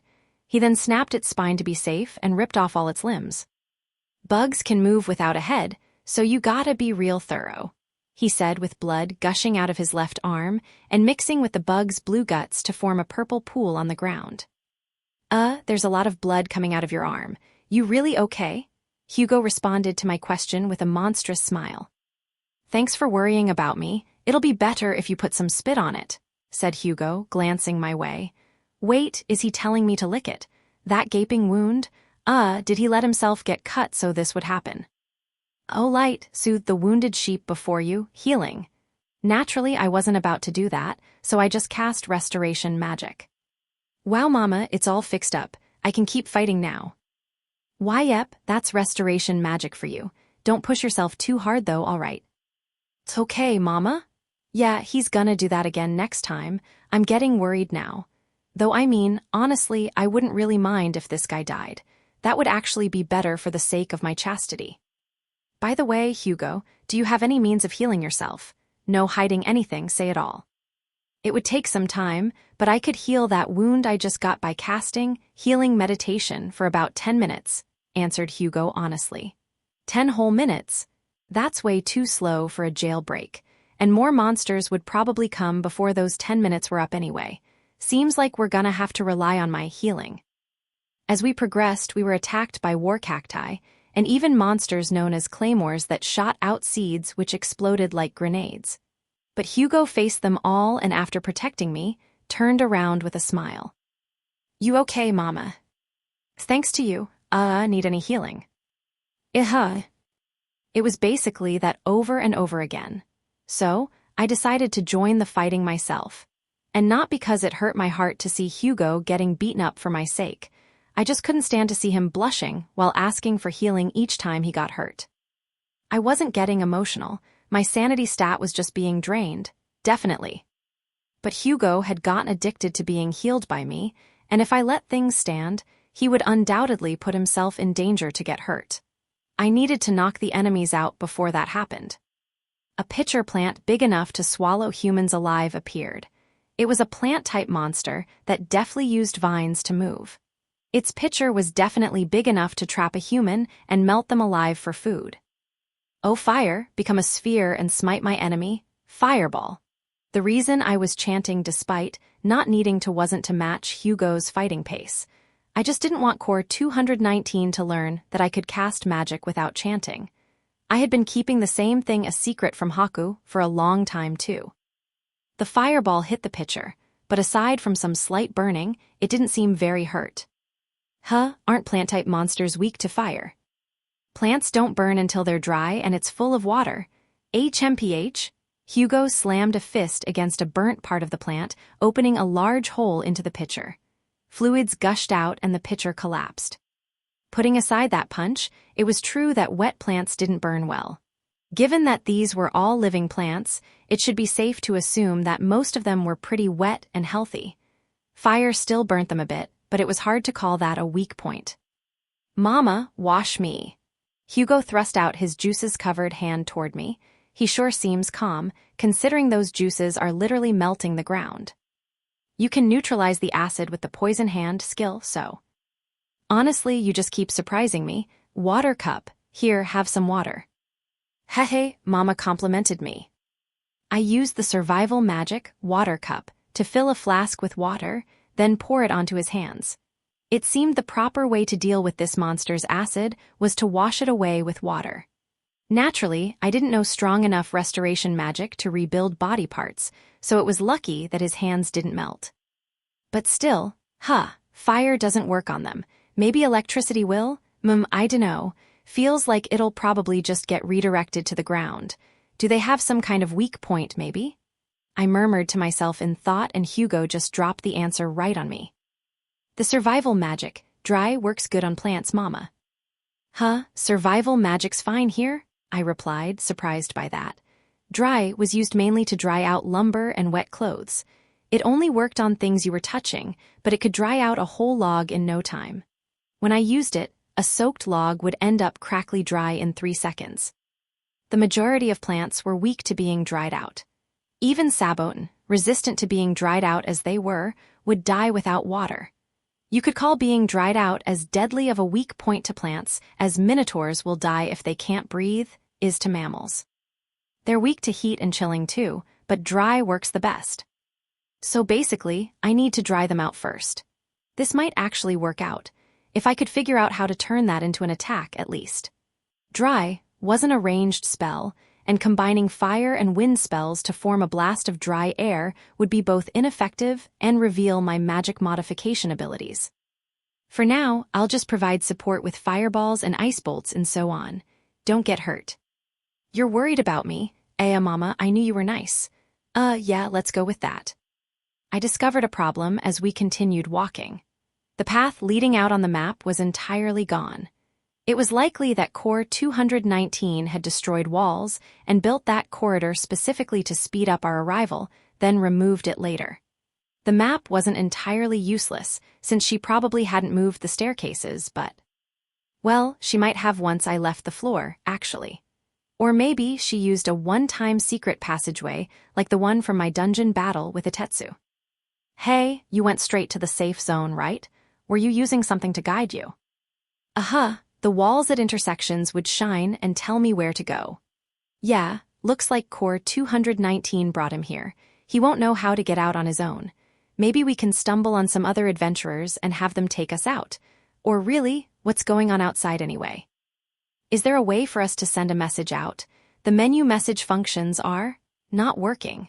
Weird, they work during dungeon battles to contact people outside of the dungeon.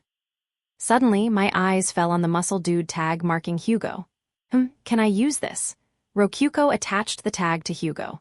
Since I can see the tag too, it follows that if I tag myself, Rokuko should see it too. I should be able to contact Rokuko by changing the tag. I checked to see if I could change the tag. No problems there, so I tagged myself contact me by changing the tag. Okay, now I just wait and see how long it takes Rokuko to notice. Depending on if SH, whoa. My tag changed to are you safe? Almost immediately, a very Rokuko question. Hugo, I need to think about stuff for a bit. Stay on guard for me. Okay, Mama. I left Hugo on watch and started changing the tag again. I'm safe for now, but I don't know where the exit is. Done. I'm camping out in front of the dungeon with the Archduke's soldiers. We're resting tonight, then Niku and I will infiltrate the dungeon tomorrow at noon. All right, makes sense. Rokuko replied with a lot more words than I expected. It felt entirely like we were using an actual chat program. If I had known about this strategy earlier, I could have messaged Rokyuko without sending a letter. Rokyuko and I chatted back and forth a bit, catching each other up to speed when I suddenly noticed something. I'm losing DP each time I change the tag. Indeed, I had less DP than I had initially brought with me. There was exactly 500 DP left, half of what I had brought with me. Gah, what a mess. I should have brought way more DP. I shouldn't have gotten off topic and started making small talk out of relief over being able to contact her. Anyway, it's probably 1 DP per letter or so. I left tag change 1 DP a letter. Contact emergency only as a final message, which put me at 450 DP. It was safe to say I couldn't afford to waste any more DP. Rokyuko replied with K, a single letter response. Does that mean okay, or is she being curt to signal the end of the conversation? Probably both, actually. Rokyuko's pretty good with her Japanese skill. She can pull wordplay like this off. I wonder if the DP cost would be different if I were using another language. Let's not think about that, though. I can test it out later. All right, Hugo, I'm back. Let's keep going. Okay, let's go, said Hugo, staring at me. Oh, he wants me to compliment him. Yeah, I'm very proud of you. I complimented Hugo and he started walking, looking satisfied. Before long, we found a stream. Oh, look, Mama, there's running water. Yep, the water's pretty clear. Oh, but don't drink it, might make you sick. It'll be fine if I use purification. Oh, purification's not just for cleaning, it can kill germs too, but I like the water you make more. See, cool. Water cup, survival magic that made a cup's worth of water. I had used it to wash acid off his hand a little earlier. It was a weak spell overall, and most people would need to work hard to make 2 liters of water over a day. For me, though, water just gushed out of my hands. Survival magic is pretty convenient. You never have to worry about getting lost and running out of water. Oh yeah, where's this water coming from? Oh, right, water always flows down. We can go up by following the stream. Despite his age regression, his history as the number 2 of a large criminal organization wasn't just for show. He immediately came up with the same idea I had, though there was no guarantee whatsoever that the stream would lead to stairs. Well, I dunno if this will be the right call, but let's try it. Hugo and I got into the stream and started wading up it. Flower Garden of Light, Core 219's perspective. Core 219, naturally detected Keima's, escape the moment it happened. Ahaha, I see you escaped just as I expected, Keima, but you are merely a dancer acting out a play on the palm of my hand. You may be the protagonist or perhaps the main heroine, but in the end, that is trivial to the showrunner. Keima had transformed into a succubus, looking like a girl much to Core 219's tastes. In this form, he was much more of a beautiful, delicate flower. Core 219 watched him through the monitor with satisfaction. Indeed, the looks of a dancer are her most important feature. Beautiful. All the more reason the muscle-bound oaf by her side is unbearable to look at. Well, I suppose in terms of a brainless side character, he is just barely passable. If he were a beautiful young man, he could be a knight protecting a young maiden, Keima. But as he was, Keima instead looked like an unfortunate young girl being dragged to the slave market. In reality, Keima did look so afraid of the man that such an interpretation held surprising weight. This story has a spice of its own. Perhaps. With that thought in mind, Core 219 first sent a dance flower after them experimentally. Dance flowers lived all throughout the Flower Garden of Light. They came in a variety of colors, from red to white to yellow to pink and so on. It was quite a sight to have them line up and dance. Core 219 even enjoyed having different colored ones breed to give birth to children with 2 colors. But the muscle man Hugo murdered the flower without understanding an ounce of the entertainment they could provide. Then, of all things, he even put a petal on his mouth and sucked on it. To not only kill the flower, but to suck out its honey as well. How barbaric. Humans simply do not understand the fun one can have with flowers. Sucking honey from a flower, to Core 219, was the equivalent to a human seeing a monster rip off a friend's arm, then suck the blood and guts out of it. It was so horrifying she wanted to gouge out her eyes.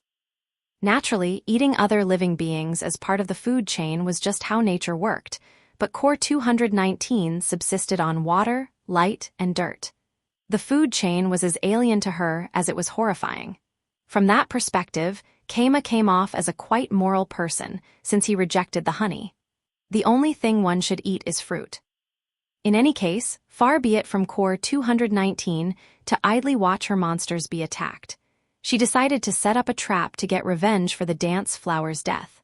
A simple treasure chest that would launch spears when opened. One who greedily opened the chest with their guard down would find themselves dead before they knew what happened. The spears would gut them clean through. Clever Keima wouldn't fall for it, but the barbaric Hyugo would. Core 219 set the trap with that in mind. Keima was a hostage, but she had no reason to keep Hyugo alive. She was finished with the ugly man the moment he brought Keima to her. Mama, a treasure chest, let's open it. Stop, that's probably a tra. As expected, Hyugo ignored Keima's warnings and opened the chest. Got you. Core 219's lips curved into a grin at the success of her plot. However, HMPH, the spears which should have pierced Hyugo fell to the ground, broken. What? Core 219 and Keima, through the monitor, both had completely stunned expressions on their faces. After all, Hyugo was unharmed. Barely a scratch on him, despite having spears launched directly at him from close range. This human is tougher than I imagined.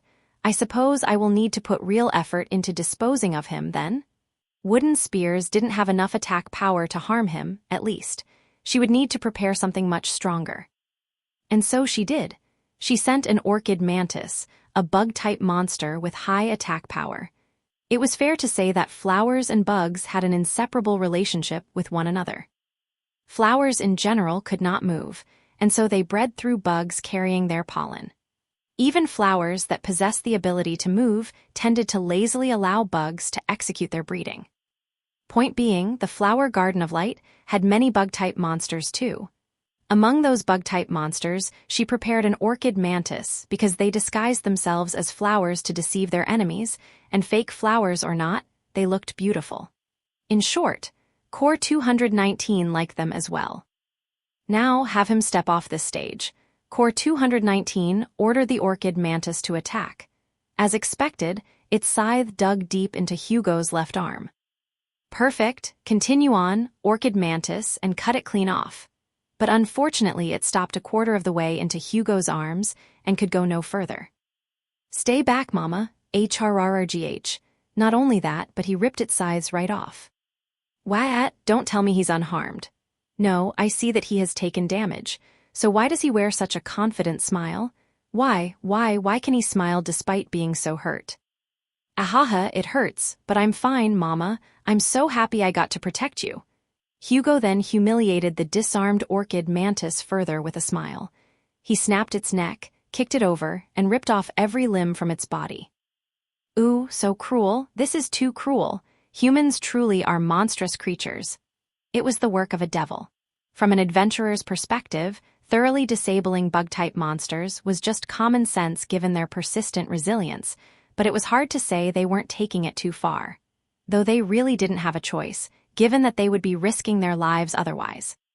Core 219 understood that logically, but still, she had always felt anger each time she saw the residents of her dungeon be brutally murdered. They have restoration magic too, I see. It seems I have no choice but to resort to dirty tactics. Go forth, war cacti, destroy those ruffians, destroy them. Core 219 ordered the cacti running around to attack. They were simple spawned monsters, which gave them strength in disposability and numbers. The war cacti launched tackles so strong that their thick needles could pierce 5 millimeters into copper plates. It was precisely because cacti stored water inside themselves that they could build up so much inertia. However, Hyugo had skin as strong as steel, so they did nothing to him. Look out, Mama! The muscle man stepped in front of Keima and defensively spread out his arms. The horde of war cacti rushed down the straight corridor, and the one in the lead slammed into him at full speed. Cactus juice sprayed everywhere as its plant flesh exploded, but perhaps due to his usage of some skill or another, not a drop of water or chunk of plant flesh hit Keima. Its sacrifice was not in vain, though. A needle pierced deeply into Hyugo's muscular chest, and it was driven in deeper with each tackle of the other war cacti. Each group of 3 managed to land about 10 tackles. After the storm of 30 hard tackles in a row, the corridor was empty save for the needle-filled Hugo and the successfully protected Keima standing behind him. Subsequently, Angra. Hugo let out a yell and puffed out his chest, pushing out the needles and letting them drop onto the floor. Hey, are you okay? That seemed kinda intense. I'm okay, Mama, but what about you? Keima couldn't see the front of Hugo from his perspective, but either way Hugo smiled and replied as if nothing had happened. To him, the cacti assault probably had been nothing. He was barely hurt, and he was fine as long as Keima was fine. The tackles of a war cacti horde had no effect on him. How could he smile with that many needles piercing his chest? I do not understand humans. GRRR next. Go forth, suicide bombing claymore. Claymores, known as the suicide bomb plant, were box-like plant-type monsters that stabbed their pointed seeds into their prey. Under normal circumstances, the claymores would simply keep stabbing until their weakened prey died, then eat them. But the dungeon monster claymores under Core 219's leadership had honed their murderous qualities and were customized to be even more deadly. They approached their enemies and... Mama, look out! Hugo immediately hugged the claymore. It exploded from extremely up close and launched its seeds directly into Hugo's chest. The damage was enormous, but Hugo took all of the seeds himself without letting them spray around. NGH, naturally, even Hugo didn't survive that without a scratch. He was bleeding. You okay, Mama? Thanks to you. Need any healing? But in the end, Keima's restoration magic patched him right up. The only lasting damage was the pain inflicted. So why would he throw himself into danger like that? What is this man thinking? I simply do not understand. Have I made some mistake here? Should I never have exploited him in the first place? He hurt himself, but sought nothing in return. That was behavior which largely didn't exist among plants. Yet adventurers in her dungeon would at times become self-sacrificial to protect their allies. Core 219 knew what this was called thanks to her many years of experience. This is love, I see. It is love. Love. Out of all the emotions that Core 219 knew, love was the most beautiful. With love in mind, her perspective of Hugo and Keima changed completely. Fireball. And over time, the young maiden Keima began to participate in battle as well, rather than sit back and just be protected. The maiden, through her desire to not see the wild beast Hugo wounded in combat, became a Valkyrie and chose to fight by him side by side. They're weak to heat and chilling too, but... So basically, I need to dry them out first. The beast seemed happy to communicate with the maiden through sharing its knowledge. The maiden had at some point embraced such. The beast kidnapped the maiden out of love. Touched by said love, the maiden was warming up bit by bit. It was a tale as old as time, and Core 219 loved stories.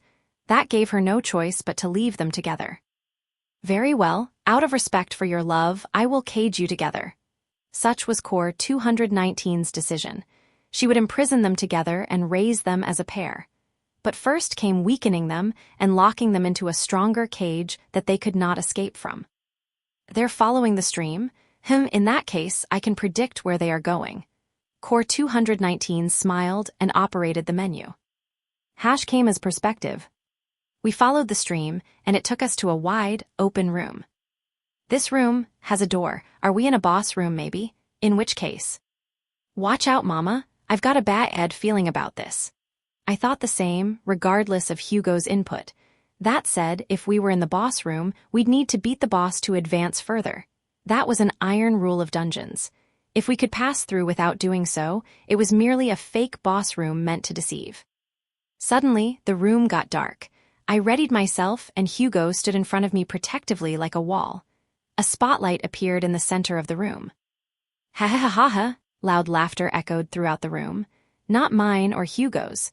Core 219's. Her white and gold clothing sparkled as she approached, striking a confusing pose that seemingly left her completely open to attack. What's her plan here?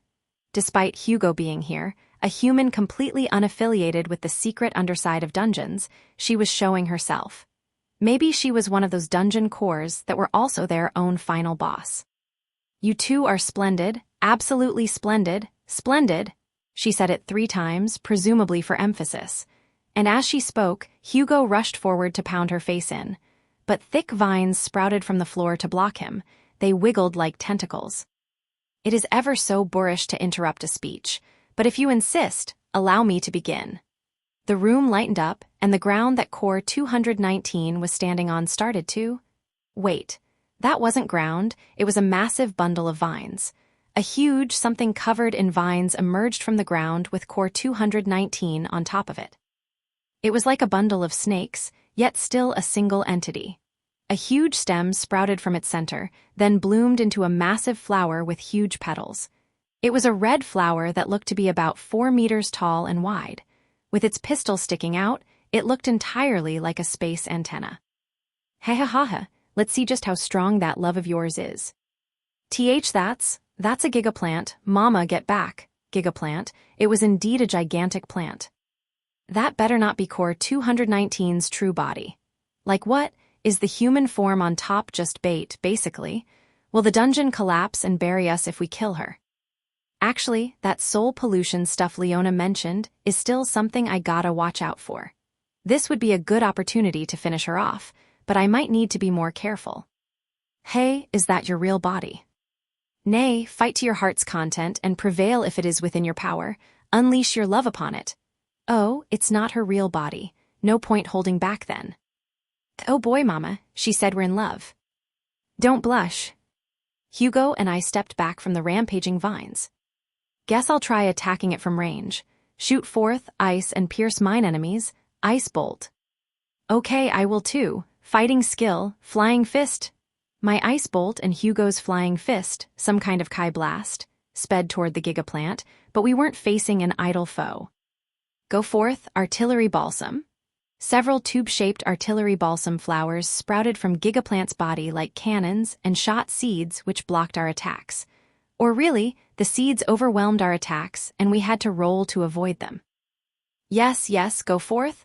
Attack and be attacked in turn. Show me what you're worth, screamed Core 219, striking such a dazzling pose on top of the Gigaplant that we could see from where we were.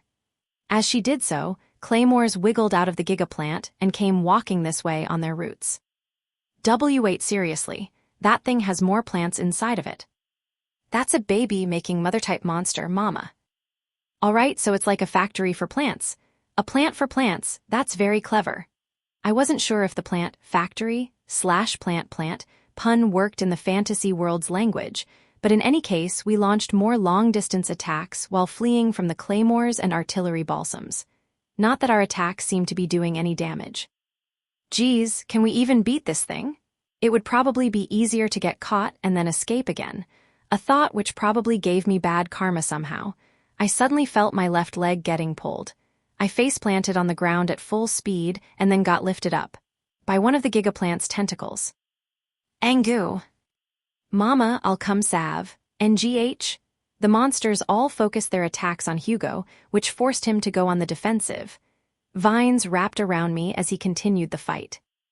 W8, hold on, what's with these vines?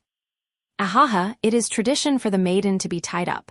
This is the legendary rope dress technique that I discovered in a book brought by an adventurer, titled The Book of Bondage. Perfect, you look splendid. Tentacles squeezed my entire body tightly.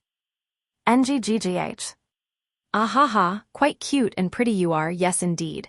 Shall we try the next form? There are many more techniques I know. The vines briefly untangled, then formed hexagonal shapes over my stomach and chest. Perfect, this is known as the turtle shell technique. Oh ho ho, those hexagons are ever so beautiful. Enga, Core 219 played with my body like it was a toy. Come on, this is embarrassing. What kind of bondage is this? I'm not into BDSM. And my crotch. Vines are digging into my crotch. It hurts so bad Gaia they're gonna burst. Help, someone help. NGGGGH, if only charms worked on Core 219, I'd force her to stop this. Perhaps I shall try a reverse flamingo next. Oh goodness. Let go of Mama, NGRASH. Hugo charged with an aura of power radiating off his entire body. Oh boss, looks like he's gone berserk. At a time like this, wait, maybe this is a good time. It seemed that Hugo's attack and defense shot up when he was on a rampage. Nothing the monsters did affected him at all. Graya, mama, emamas. Hugo ripped apart the vines binding me and thereby saved me. Haya, mama. Whoa, don't rub your face against me. Let go. I mean, please don't, but kamuun. This appears to be the ugly lust of a beast, but perhaps this too is love. Shall I continue watching? Stop looking. Let go, Hugo. Back, the enemy is over there. Go. Grah. Hugo charged the gigaplant while roaring, but a thick, log-esque vine smacked him away. That didn't seem to hurt him either, but at this rate, we wouldn't be inflicting any damage at all on the monster. In that case, I shall launch stronger attacks against you. Oh, light? The bright room got even brighter, with sunlight streaming in from seemingly nowhere. The light made the giant flower on the gigaplant's front side start sparkling. Charge, charge, light, more light. This feels stupendous. Core 219 was posing dramatically on top of Gigaplant, euphoric beneath the streaming light. And then... Compression ray? A concentrated beam of light shot from the giant shining flower's central pistil. A moment later, a massive explosion shook the room, hitting me with a shock wave so intense I was knocked to the ground. Ahaha, how did you like that? This is the light that purifies all. Fear not, I will not fully charge it every time, and I will take care to avoid any direct hits. Ooh, okay, this is pretty bad. Actually, why did the light explode anyway? What kind of physics is that? Though maybe it was some kind of attack magic. The large flower is Gigaplant's main cannon. Guess I should avoid going in front of it. Wait, the flower's turning this way. Come on, at least turn the whole Gigaplant. Gaia. Charge. NGH, gate open. I summon thee, magic-wielding monster of stone. Serve me, summon gargoyle. Compression ray. I attempted to block the laser using a gargoyle as a shield. There goes one card out of my sleeve. The gargoyle standing in front of me became a living shield and exploded into pieces after the laser hit it. I see you blocked the laser, but there are more where that came from. Charge? NGH, at this rate I'm just gonna defend myself into a corner. What are my options? Would chantless magic do the trick? Should I use a gravity bomb? Wait, no, that's light. I spent 5 DP to buy a large mirror. This should reflect the light. Ah, no, mama. Run, screamed Hugo. I reacted on pure instinct and threw the mirror aside, jumping away in the process. The ray of light hit the mirror, and with a loud shattering sound it exploded. Ahahaha. In truth, this compression ray is a skill exclusive to plants and utilizes seeds within the light. Too bad. So basically, the rays of light were carrying explosive seeds. Gah, that's not even a ray of light then. Wait, Hugo, you're back to normal. I cooled off after getting knocked down. I've heard lots of stories about people trying mirrors on Gigaplant light rays and failing, so I just shouted out when I saw you trying it too. Sorry for scaring you. Oh, man. This guy sure knows a lot. He really is a top-of-the-line adventurer. No worries and thanks, I owe you one. Hey, you're welcome, mama. The 40-year-old dude smiled happily. Yeah, I've gotten used to this. But what should we do, mama? We're going to lose if this keeps up. At this point, we've just gotta play it by ear and do whatever comes to mind. Hugo, carry me. Got it, Hugo hefted me up. NGH, a bridal carry, but at least this way, both my hands are free. Mama, it's gonna be a little shaky. Yeah, focus on dodging the attacks. What were plants weak to? Heat, dryness, and being eaten.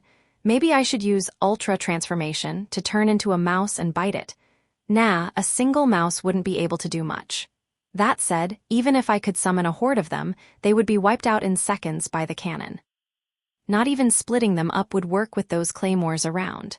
I'm limited to what I can buy with the 500-ish DP left to me, so, whatever, no time to think. Gotta experiment. I bought a Molotov cocktail, 25 DP. Once a fire got started, it would dry out and burn all the way to death. I used the survival magic spell, Ignite, to light the cocktail, then throw it. Fire. My, hot, very hot. Not only did the vines block the Molotov, they easily put out the fire by slapping the ground. NGH, that wasn't enough. I'll slow it down with ice. Shoot forth ice and pierce mine enemies. Ice bolt. Those wimpy little ice shards won't have any effect on this gigaplant. Gah, they really won't. Next. How about this? Oh, seed, bud and grow weed. I scattered vegetable seeds, 5 DP, and forced them to grow.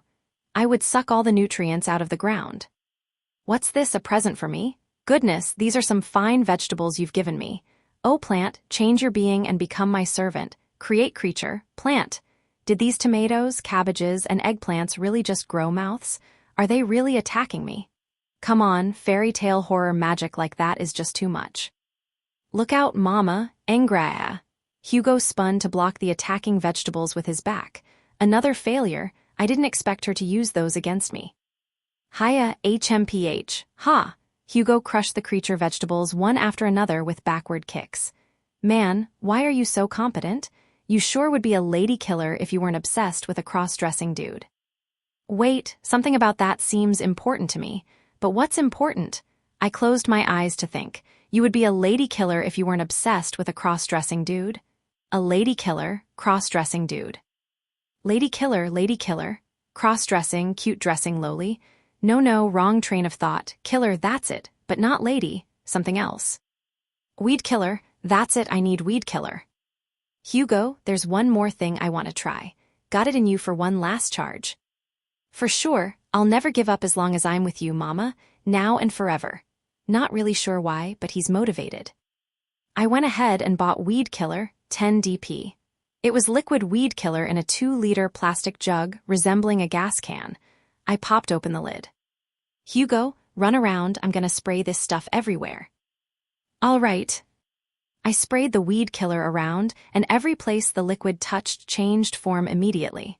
The gigaplant writhed, turning purple where the liquid had gotten onto it. NGH, WH, what in the world is that stuff? Yelled Core 219, sounding panicked. Honestly, not even I expected it to be so effective. Since when was weed killer this deadly? Isn't this a bit dangerous? Or maybe it just worked faster since this is a moving plant. But the details don't matter here, just the results. Ha, seems like this stuff works just fine. Good job, mama. Yep, now come on, Hugo, spread it with me. I bought another weed killer canister, which I gave to Hugo. I got watering cans 2 DP, 2 so I could spread it more efficiently. Haha, look Hugo, it's shrinking so fast. Wow, mama, we'll beat it in no time like this. Stop, THIS. Core 219's screams fell on deaf ears, and we continued to spread the weed killer. It wasn't just killing the gigaplant's tentacles, either. The plant-type monsters it birthed and the creature vegetables I had grown all withered and died in no time. Look, mama, you can spread a lot more if you do it this way. Ha, good job, Hugo, keep it up. Oh, but make sure you don't get any on me. Hugo had stretched out his arms with watering cans in both hands while spinning around like a sprinkler. I shall dub this technique the double weed killer clothesline. NGGGH, it hurts. Gigaplant no. The vines were barely moving now. Hey, Hugo, this weed killer stuff works a lot better if you get it on the roots. Seems like the gigaplant's weak enough for that to be possible. So basically, go get it done. Be right back. I handed Hugo more weed killer. He happily took it up to the gigaplant's roots, as it breathed its dying breaths like a bug despite being a plant. Stop these, do want. Naturally, we didn't listen to Core 219's desperate pleas. The gigaplant was deceased after barely a minute of pouring. Guess that's a win, I said, watching Core 219 weep over the gigaplant's immobile corpse. The boss had been killed, and thus the boss room's door opened. Hiya, curses, I gravely underestimated you, Kama. You're the one who said beat you if I could. I did indeed say that. NGH, you have defeated me. Core 219 hung her head in sorrow.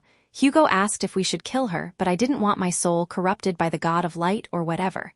Killing her would be a hard no for me, but since we were in her dungeon, she could escape from any bindings by just withdrawing the rope. We had no choice but to leave her there. Thus, we headed to the door opposite to the boss room's inner door. HHMPH. Still, you two will find no escape from this place, said Core 219 right before we left the room. What do you mean? Guwad work eliminating my gigaplant, but the only thing beyond that door is a water source. I'm sure you have guessed by now, Keima, but this is merely a boss room I built to catch you after you started following the stream. Ah, okay. Makes sense. Guess she's trying to say that we'll have to go back to wandering in search of the exit then. Nothing but a water source, huh?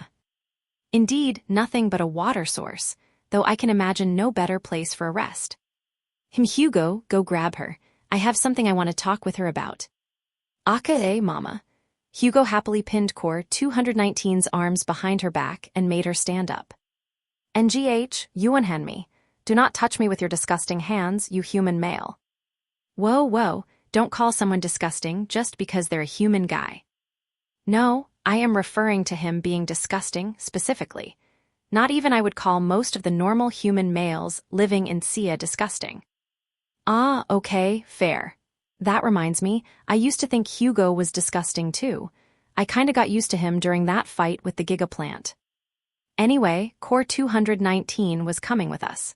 She probably could have escaped in a second if she wanted to, but it seemed that she would be playing nice for now. And just as she said, beyond the door was nothing but a small room with a water source. See, it's just as I said. Yep, seems so. By the way, why are you using water sources to make streams of water in your dungeon? You being considerate about adventurers needing water. What reason could I have other than to give water to my plants? It is not for the humans. Core 219 let out a haughty HMPH. Really now, that's convenient. Convenient, whoops, accidentally said that out loud, not that it matters. Anyway, kinda late to be asking this, but what should I call you? Do you have a name? Call me whatever you lay, no, wait. If you insist, call me brother dear, or something to that effect. What the heck is she saying? But I guess at this point, it hardly matters. All right, so brother dear, I want you to take us out of this dungeon. I'm afraid I can't do that, not even for my sweet little sister. You are a hostage towards her, after all. Core 219 was speaking in a dramatic tone once again, probably due to having cheered up a little. Well, I wanted to be on good terms with you since you're the shadow ruler of Tsia, and I don't want us getting in each other's way from now on, but all right. Guess I don't have any choice here, I said a little dramatically. Core 219 was rubbing off on me. She urged me on with a curious look. I grinned, then took out the can of weed killer I had been spraying around earlier. Now then, brother dear, what do you think would happen if I poured this into the water source? Core 219's eyes shot wide open. Actually nothing. You surprised me a moment ago, but I can easily minimize the damage by withdrawing the water. I stealthily used some of my remaining DP to buy plankton, the kind I had used in my dungeon battle with the flame caverns, 1 DP per 1,000 plankton. I plopped them right into the canister, then shook it around to get the plankton moving. Take a closer look at it, through your map. Through the map? What is the meaning of this? Seemed like she did indeed check the map. An expression of shock arose on Core 219's face. Enemy dots, 1,000 of them. Did a slime split 1,000 times in that? You don't need to know. Now, brother dear, can you withdraw a liquid that has enemies inside of it? A simple question with a simple answer. I knew the answer. You can't. In both the dungeon battle with Itetsu and the triple threat dungeon battle with Haku, water with enemies inside of it hadn't been withdrawn. Now, let's have a thought experiment. What would happen to this lively green dungeon if this stuff got poured into your water sources? You fiend. I think I'll give you one more chance. Brother dear, would you be ever so kind and take little Almi out of the dungeon? NGH, but, Keima, you are a hostage. I tilted the canister over the water source. Drip. NGH, W8. Forgive me, brother dear, I couldn't quite hear that. I'm probably looking like a real villain right now. I can't help it, this is just too fun. But since Core 219 looked relieved to see me pause, I had to keep tilting the canister. Wait, stop this. Brother dear, that's not what you should be saying, not at all. Do you understand what you should be saying? Fine, I will do as you say, so get that filth away from the water source. I tilted it further. Oh man, it's gonna start pouring out, just a bit more. Stop, why? I said I will agree to your demands. Your attitude. What? Is that really how you should be talking to me? Brother DR? I wasn't sure why I was getting so into this. Probably the succubus transformation. My succubus-polluted instincts were screaming at me. Core 219 loves role-playing. So I was role-playing a bit for her. I could tell she was squealing on the inside each time I called her brother dear. Definitely. Very well then, please be so kind as to stop. I can't hear you, brother dear. Please stop, I'm begging you, said Core 219, bowing her head. For some reason, Hugo was nodding with satisfaction. I'll stop then. And do you know what you are going to do for me in return, brother dear? Why yes, I will guide you outside the dungeon. Is that all? If you wish you may do with my body as you like. No thanks, whoops, forgot to keep acting. What are you after, DP? I wouldn't mind some DP, but I don't intend to be greedy here. Let's see. First, you guide us out of the dungeon. Second, you don't come after me again. And finally, don't tell anyone about my succubus transformation. That's all, I said, to which Core 219 nodded. Understood. And while we're at it, how about we be allies from now on? That is HRM? A bit too much, given how little I am receiving in return. Answered Core 219, having probably calmed down a bit due to me dropping my act. Dang, I should have gone all the way. Okay, in that case, I won't tell Haku about your revolution. Very well, I will promise to not betray her within the next 100 years. How does that sound? Good enough, and to be clear, she is Haku, right? Of course. I nodded. With her revolution against Haku out of the equation, she had no reason to interfere with me. I didn't have a problem with her, and she didn't have a problem with me. All right, let me repeat the conditions. Be sure to agree with them. I used treaty to make the oral agreement a binding one. Contract magic, You came well prepared, now I have no means of fooling you. Were you planning to do something that lame? No, I just felt like mentioning it. You defeated me here. I will accept my loss with grace and protect our promise. And so, Core 219 wouldn't be attacking me anymore. I let out a sigh of relief. Also, for some reason, Hugo looked really happy. Wait, maybe I can turn Hugo into a trustworthy servant by binding him with contract magic? He did show a pretty impressive level of competence in this dungeon. If put to use on our side, he'd probably do a lot of good work for us, putting aside that he's a criminal. Hugo, let's make a contract too. Okay, a promise with Mama. Hugo beamed a smile, making it apparent he had been waiting for this. Well, here we go. First, don't tell anyone about dungeon cores or me. Okay, it'll be our little secret. Next, avoid getting close to me as much as possible, and never touch me without permission. Why? Oof, he's not too happy about this one. How should I frame this? Mama wants her strong little boy to be more independent. Okay, heck yeah. Now he's not gonna touch me out of nowhere.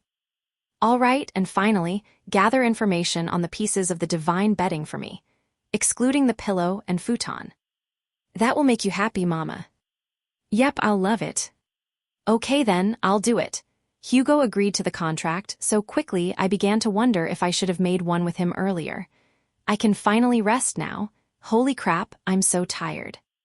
Also, this canister is actually full of water I made with water cup. Wouldn't want the plankton to die in the weed killer, after all. I'm glad she didn't notice. Core 219 took us to the entrance of the Flower Garden of Light, and that was that. Epilogue. And so, we're here. I don't imagine you mind me leaving you prior to the exit. Yeah, definitely don't want you going outside and being seen by anyone. Indeed, especially given that the guards have returned. Oh yeah, there were some guards Hugo knocked the crap out of. How long ago was that anyway? I'm pretty sure I talked to Rokyuko at night, and a lot's happened since then, so it might be morning already? It's hard to keep track of time inside a dungeon since there's always light. In which case, farewell. May we meet again, Keima, my beloved little sister, said Core 219 before striking a weird pose and moonwalking away for some unfathomable reason. Flowers bloomed at her feet, but really, I had no idea how she was moonwalking on this vine-covered ground. I was kinda curious. Also, don't call me your little sister. Hugo, this is where we say goodbye. Nothing good will come from us being seen leaving the dungeon together. Guess we won't be seeing each other for a while, Mama. Bye, I'll finish the mission you gave me, Mama. Thanks, good luck, and don't forget to send me a report every now and again, you hear. Upon reaching the exit to the dungeon, Hugo gracefully departed on a heroic journey, and immediately had to fight off soldiers trying to capture him, it seemed, so I decided to step away and hide for a bit. Eventually, I noticed that I was still transformed into a succubus, so I canceled the possession. I had been transformed into a succubus for so long that I was starting to grow accustomed to the succubus state. That was close. I grew taller, giving me the line of sight I was used to, which reminded me that I was naked. I switched into a wearable golem set I had in storage. Testing. My voice was back to normal too. Hugh, I love freedom. I struck a quiet pose of victory. Yoop, you did good, said Kasaki. You friggin' bet I did, holy cow. This sucked. I'm never going to transform into a succubus again. Don't say that. At least try to transform once a day, like before going to bed or something. Not a chance. Why should I suffer with cross-dressing every day? Anyway, time for you to be quiet. I'm leaving the dungeon. I silenced Kasaki and left the dungeon. It was bright outside. Apparently, it was indeed morning already. Boy, am I tired. Whoa! The second I stuck my head out of the dungeon, I was surrounded by a group of soldiers in clanking armor. 5 of them pointed their spears at me. Not gonna lie, I broke out in a cold sweat. Am I gonna have to break the resolve I just steeled and transform into a succubus to escape?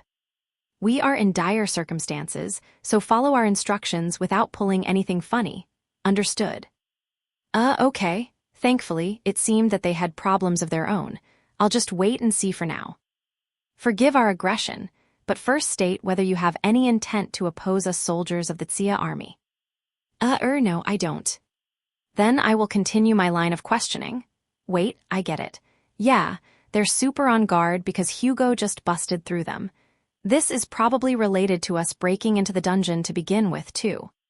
State your name, your adventurer's guild rank, and the date you entered the dungeon, as well as your reason for doing so. I'm Kama, town chief of Gorin and a D rank. I'm pretty sure I entered the dungeon yesterday, but I didn't have a reason for it myself. I answered the questions honestly, which led to more questions. A D rank? This is a dungeon that requires a C rank to enter. You entered without permission. Yeah, though not on purpose. Hugo of the last commune kidnapped me and brought me here. I just now managed to escape the dungeon. The guards made eye contact, then lowered their weapons. Excuse us, Sir Kama. The one we believe to have kidnapped you just left the Flower Garden of Light moments ago. Oh, interesting. They sure got polite fast, though to be honest, they were pretty polite before, too. Forgive us for our aggression and so on. I'm guessing the Archduke sent you guys. Yes, but we nonetheless needed to be as careful as possible. Please forgive the hassle. Also, you have citizens waiting for you at the rest area, said the guard, pointing at a building by the dungeon entrance. It was basically a reception office for those entering the dungeon, plus a barracks for the guards. By the way, is there any punishment for entering a dungeon at too low of a rank? No, not in particular. The rank limit is there to stop individuals too weak to survive the dungeon from entering it. I had been dragged into the dungeon against my will. It would be pretty unreasonable to punish me with that in mind. All the blame fell on Hugo in the end. Yep, he sure is convenient. I imagine that you are tired, so we may return once you have rested. We will send a messenger to the Archduke. Thanks, I think I will, I said, opening the door to the rest area and going inside. Kama, as expected, Rokuko was there waiting for me. She dashed forward and clung to me the second she saw me. You're safe. I mean, I believed in you. I believed in you, but still. Yep, I'm safe. I managed to protect my rear, too, at a great cost. I rubbed Rokuko's head as she nestled into me. A look around the room showed that Ikika was there, too. Oh, Niku's not here. Yo, my bad, master. We were totes gonna go looking in the dungeon for you ourselves, but Don't worry about it. Where's Niku? She's back at Sia, still guarding Meodora and all that. Right. I knew that from my tag-based chat with Rokuko, but Niku had prioritized our quest. Not to mention that only C ranks could enter the dungeon anyway. She and the others could have gone inside with the B rank cards we got from Haku, but I wanted to avoid using those as much as possible. And that's how we ended up stuck waiting for her. I was super surprised when I was watching you on the map, and suddenly a tag popped up. But that was the last time you said anything, so if you didn't get out of the dungeon before Niku showed up, I was going to use the cards we got from Haku. Makes sense. Sorry for worrying you. Gonna have to give Niku a big thanks for her working hard on that quest without me. You should. She's really depressed that she wasn't able to stop you from getting kidnapped. Yeah, I can imagine that, but my thoughts were interrupted by Rokyuko feeling my body over. So, Keima, that guy didn't do anything, weird to you, right? He didn't kiss you. He definitely didn't nom on your ears, right? He did nothing, I did nothing, I'm safe and untouched. I'll keep quiet about all the close calls I narrowly avoided. All's well that ends well.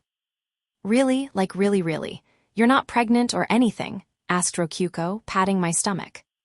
Huh, that doesn't even make sense. Kisses don't make people pregnant. You should know this, yo.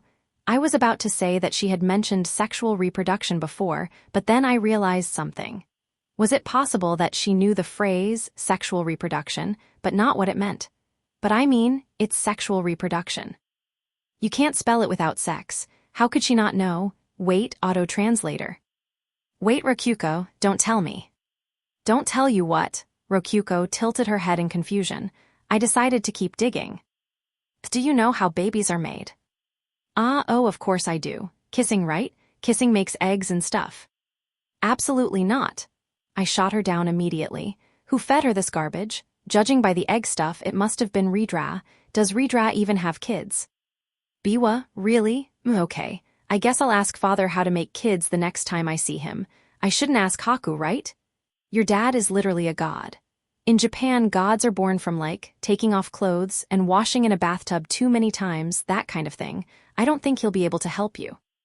Wait, if dungeon cores are the children of a god, does that make them gods too? Given that they're immortal, that might be true. Which means that Rokyuko might actually get pregnant from a kiss. Maybe I should ask Haku how cores have children? No, never mind, I'm scared to ask her.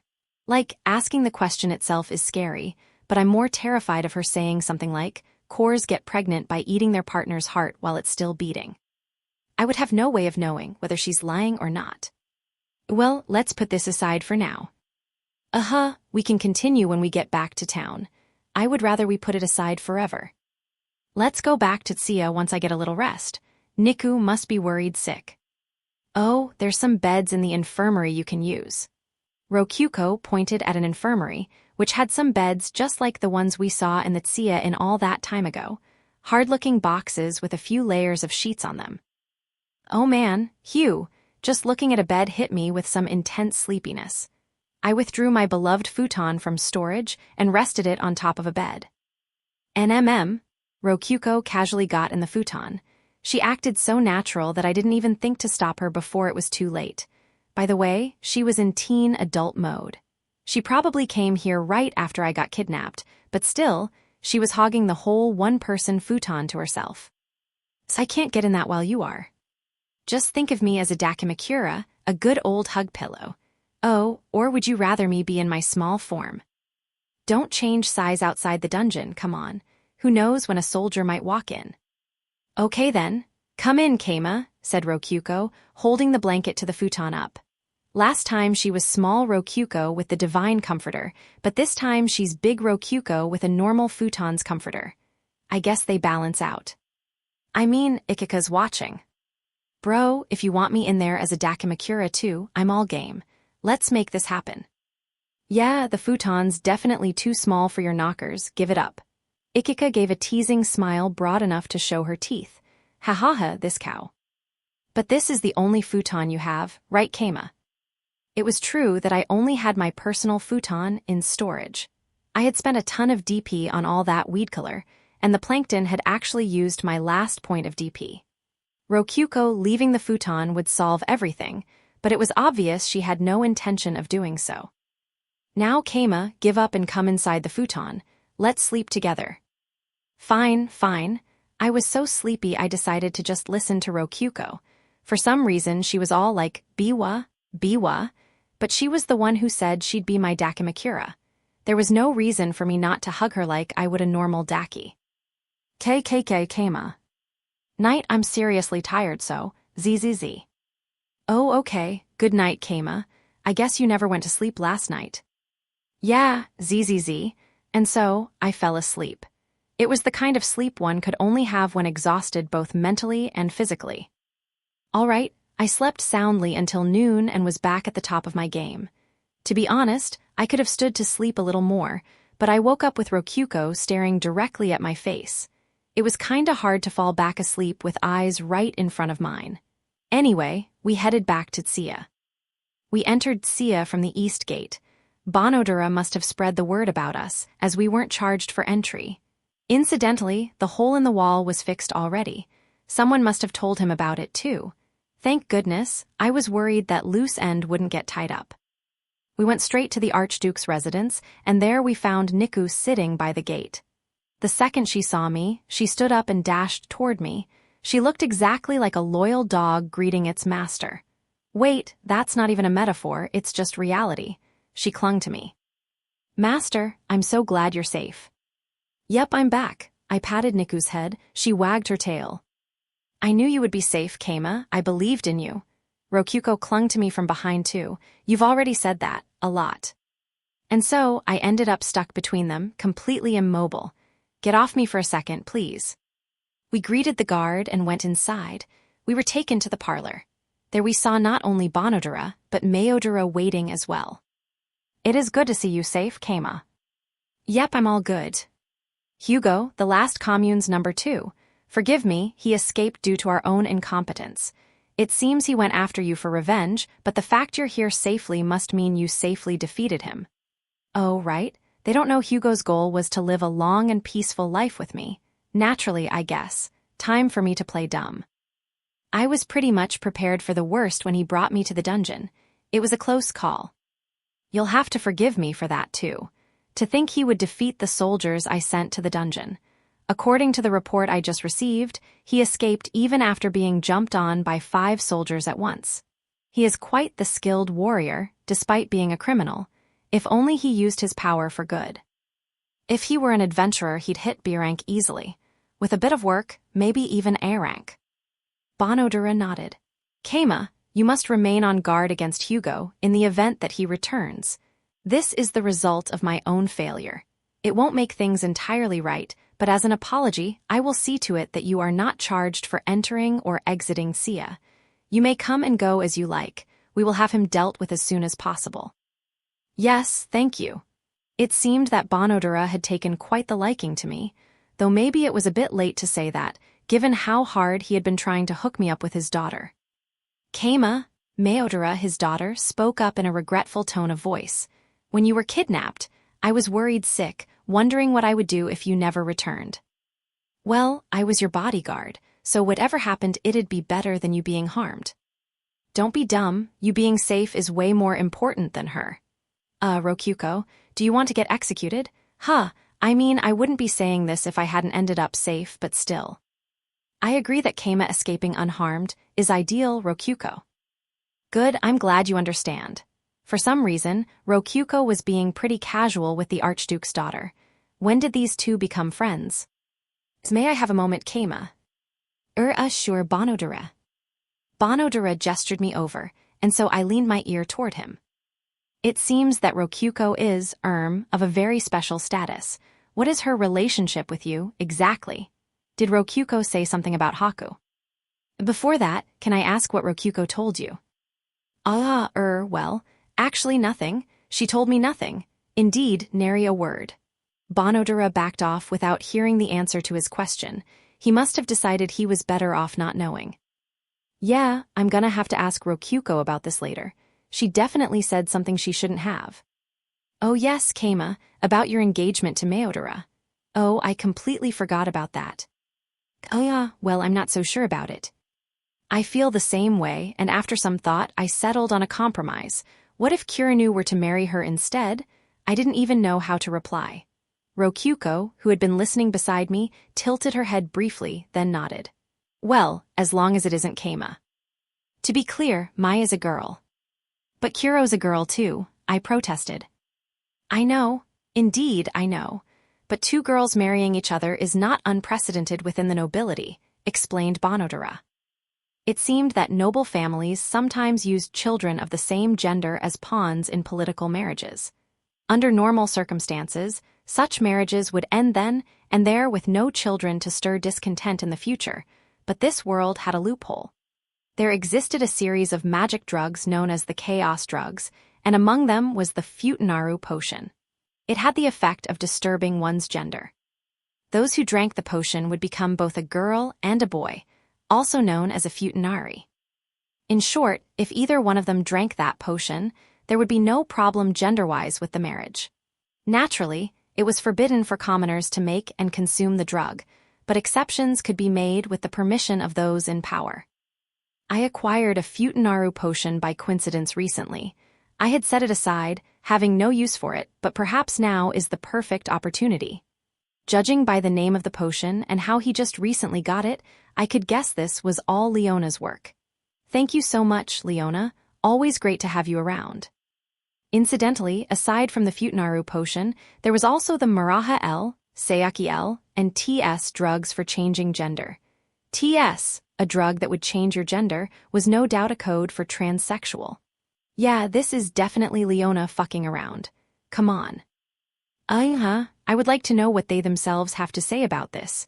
I glanced at Kuro. If it's for your sake, master, I will gladly do it. Oh man, she's serious about this. I've never seen her eyes brimming with this much determination. Is this her trying to make up for me getting kidnapped? Don't worry, I don't think less of you. If you don't want to get married, you don't have to. Anyway, what about Meodora? I do not mind either. Kuro is kind and strong, so much so it would be fair to call her the ideal partner. By marrying her, I will secure a positive relationship with Gorin and Sia, so indeed I have no issue with this. What? I mean, really? The Archduke thinks Kuro and I are family, so this kinda makes sense, but everyone else thinks she's just a slave. And her name is still, well, her name. And which of them would drink the potion? We can worry about that when the time comes. It takes approximately a year for the potion to take complete effect. Not to mention, we might think of a better plan before it comes to that. Oh wait, I get it now. The Archduke's just trying to buy time here. All right. Makes sense. I mean, Niku's a slave. No way would the Archduke actually want his daughter to marry an actual slave. Okay, I'm game. I'll try and find a better way out for Niku and Meodora before then in the meanwhile. All right then, I'll agree to Kuro being engaged to Mai. But on the condition that either of them can end the engagement if any problems occur.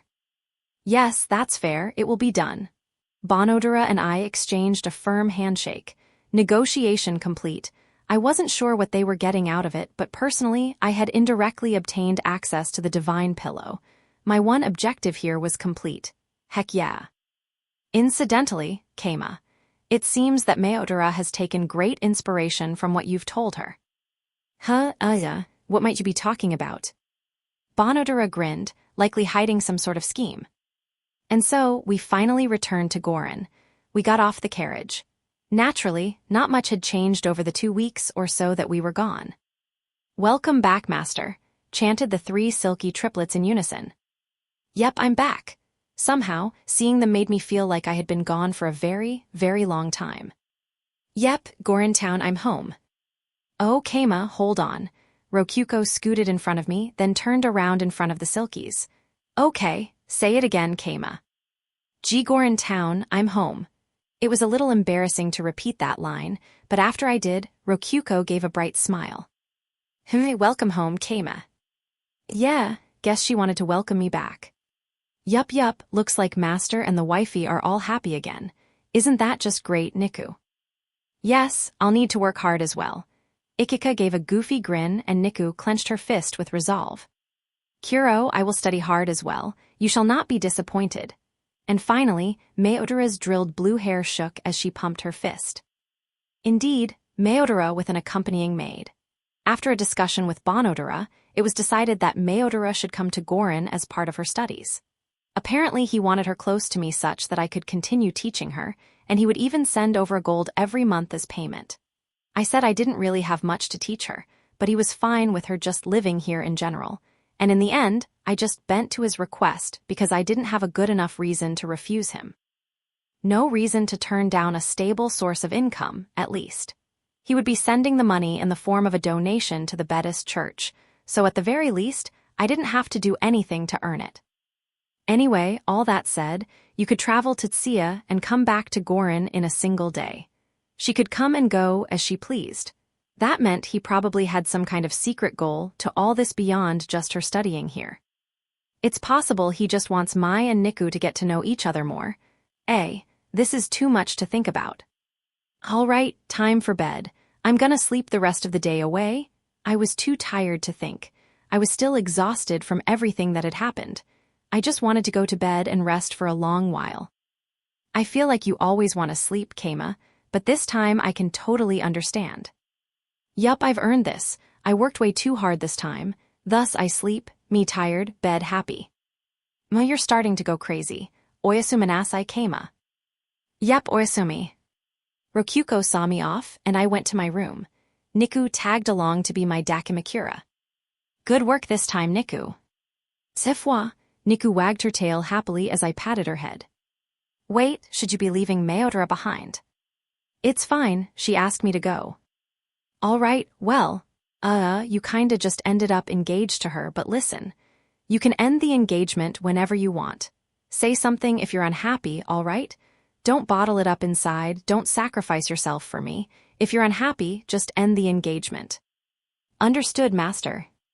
Things basically ended up with Niku sacrificing herself to compensate for me not marrying Mai. I need to get my hands on the divine pillow and find a way to end this engagement as soon as possible. It's anyway time for bed. Yes. That day, I slept extremely soundly with Niku as my dakimakura. Epilogue 2. There was a grand ivory villa located within the Lavirio Empire's capital city. Inside said villa was a garden, and that was where Dungeon Core 89, also known as Haku Lavirio, was spending her lazy evening. She sat on an ivory chair in front of an ivory table, both spotless despite their location outside. There was a butler serving black tea with a mithril tea set. The scene could be described as that of a dignified painting. Haku took a sip from her cup of perfectly warm tea. A wonderful flavor spread through her mouth, befitting that of the Holy Kingdom's highest quality tea. That kingdom's Church of Light was quite the thorn in her side, but they had an obsession with luxury goods that paid off. With her sip completed, Haku placed the cup back on the table, then looked at the cross-dressing beauty kneeling in front of her, Core 219. So, how did it go? Ma'am, as you requested, Lady Haku, I lured Keima Gorin into my dungeon, and then he escaped brilliantly. Haku sighed. Core 219 always spoke in such an overdramatic tone that she felt like a player on the stage whenever she was near her. Though the fault ultimately laid with her. About 200 years ago, she had brought Core 219 to an imperial play, which struck such a deep chord with her that she ended up permanently influenced by a drive for drama. How was Keima, by the way? Did he fall for your charms by chance? Nay, my lady. More so than that, I felt love between he and his male companion. Haku tilted her head. His male companion? Wait just a moment. Keima and a man? Who is this man you refer to? He is the man I exploited to kidnap Keima. However, he was in love with Keima Gorin. Subsequently, as they advanced through my dungeon together, Keima gradually opened his heart to him in turn. Haku was so confused, she tilted her head in the other direction. Core 219, do you recall the order I gave you? Every word. Form a bond of friendship with Keima Gorin, for as of yet unstated future purposes. Taya, then why did you kidnap him? I thought it an opportunity to act out a dramatic meeting of romantic fate.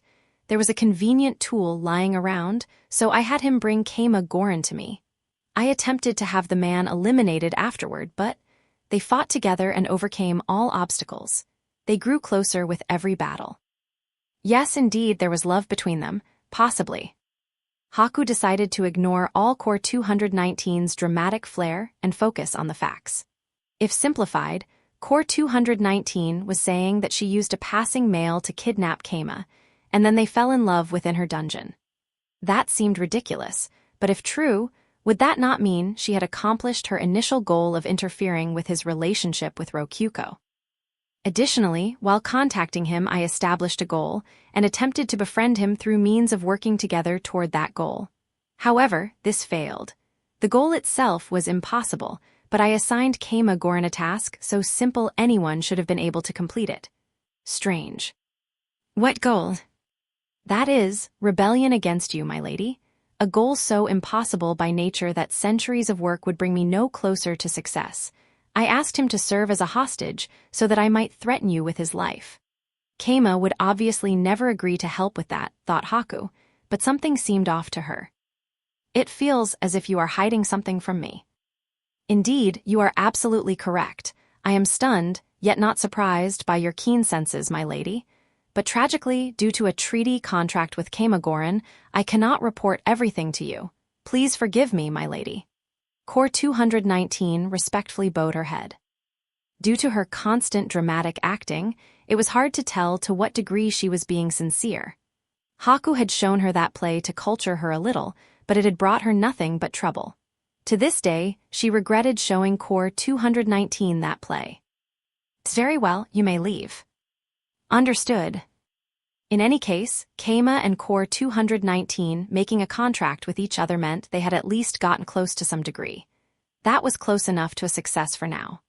Her one worry was that every time Core 219 spoke the name Keima Goran, there was a familiar, gentle look in her eyes. She knew the look well, but she couldn't quite remember what it indicated. Incidentally, my lady, I would like to turn this event into a play. May I have your permission to do so? You may, but as always, do not forget to remove dungeon core details and change proper nouns. Despite thinking that the play might end up unpopular due to the male romance, Haku gave her permission since Core 219's scripts were extremely popular, and, if performed by pretty enough actors, everything would probably be fine. Indeed, of course, now farewell, may we meet again. With a flutter of her mantle, Core 219 teleported back to her dungeon. With her departure, Chloe silently poured a fresh glass of tea for Haku. Haku took another sip and collected her thoughts on Core 219. She had aimed to make contact with Keima through a dramatic first meeting. Judging by her report, she had accomplished this goal of hers quite effectively. Did she exploit my orders to start something of her own? I wonder what she might be planning. In any case, the rebellion was likely more sincere than it first appeared. There was no doubt she intended to rebel if the right opportunity arose. No doubt at all. Core 219 of Sia, located right beside Goran Town and Rokyuko. Perhaps it would have been better to let them remain independent without ever engineering a meeting.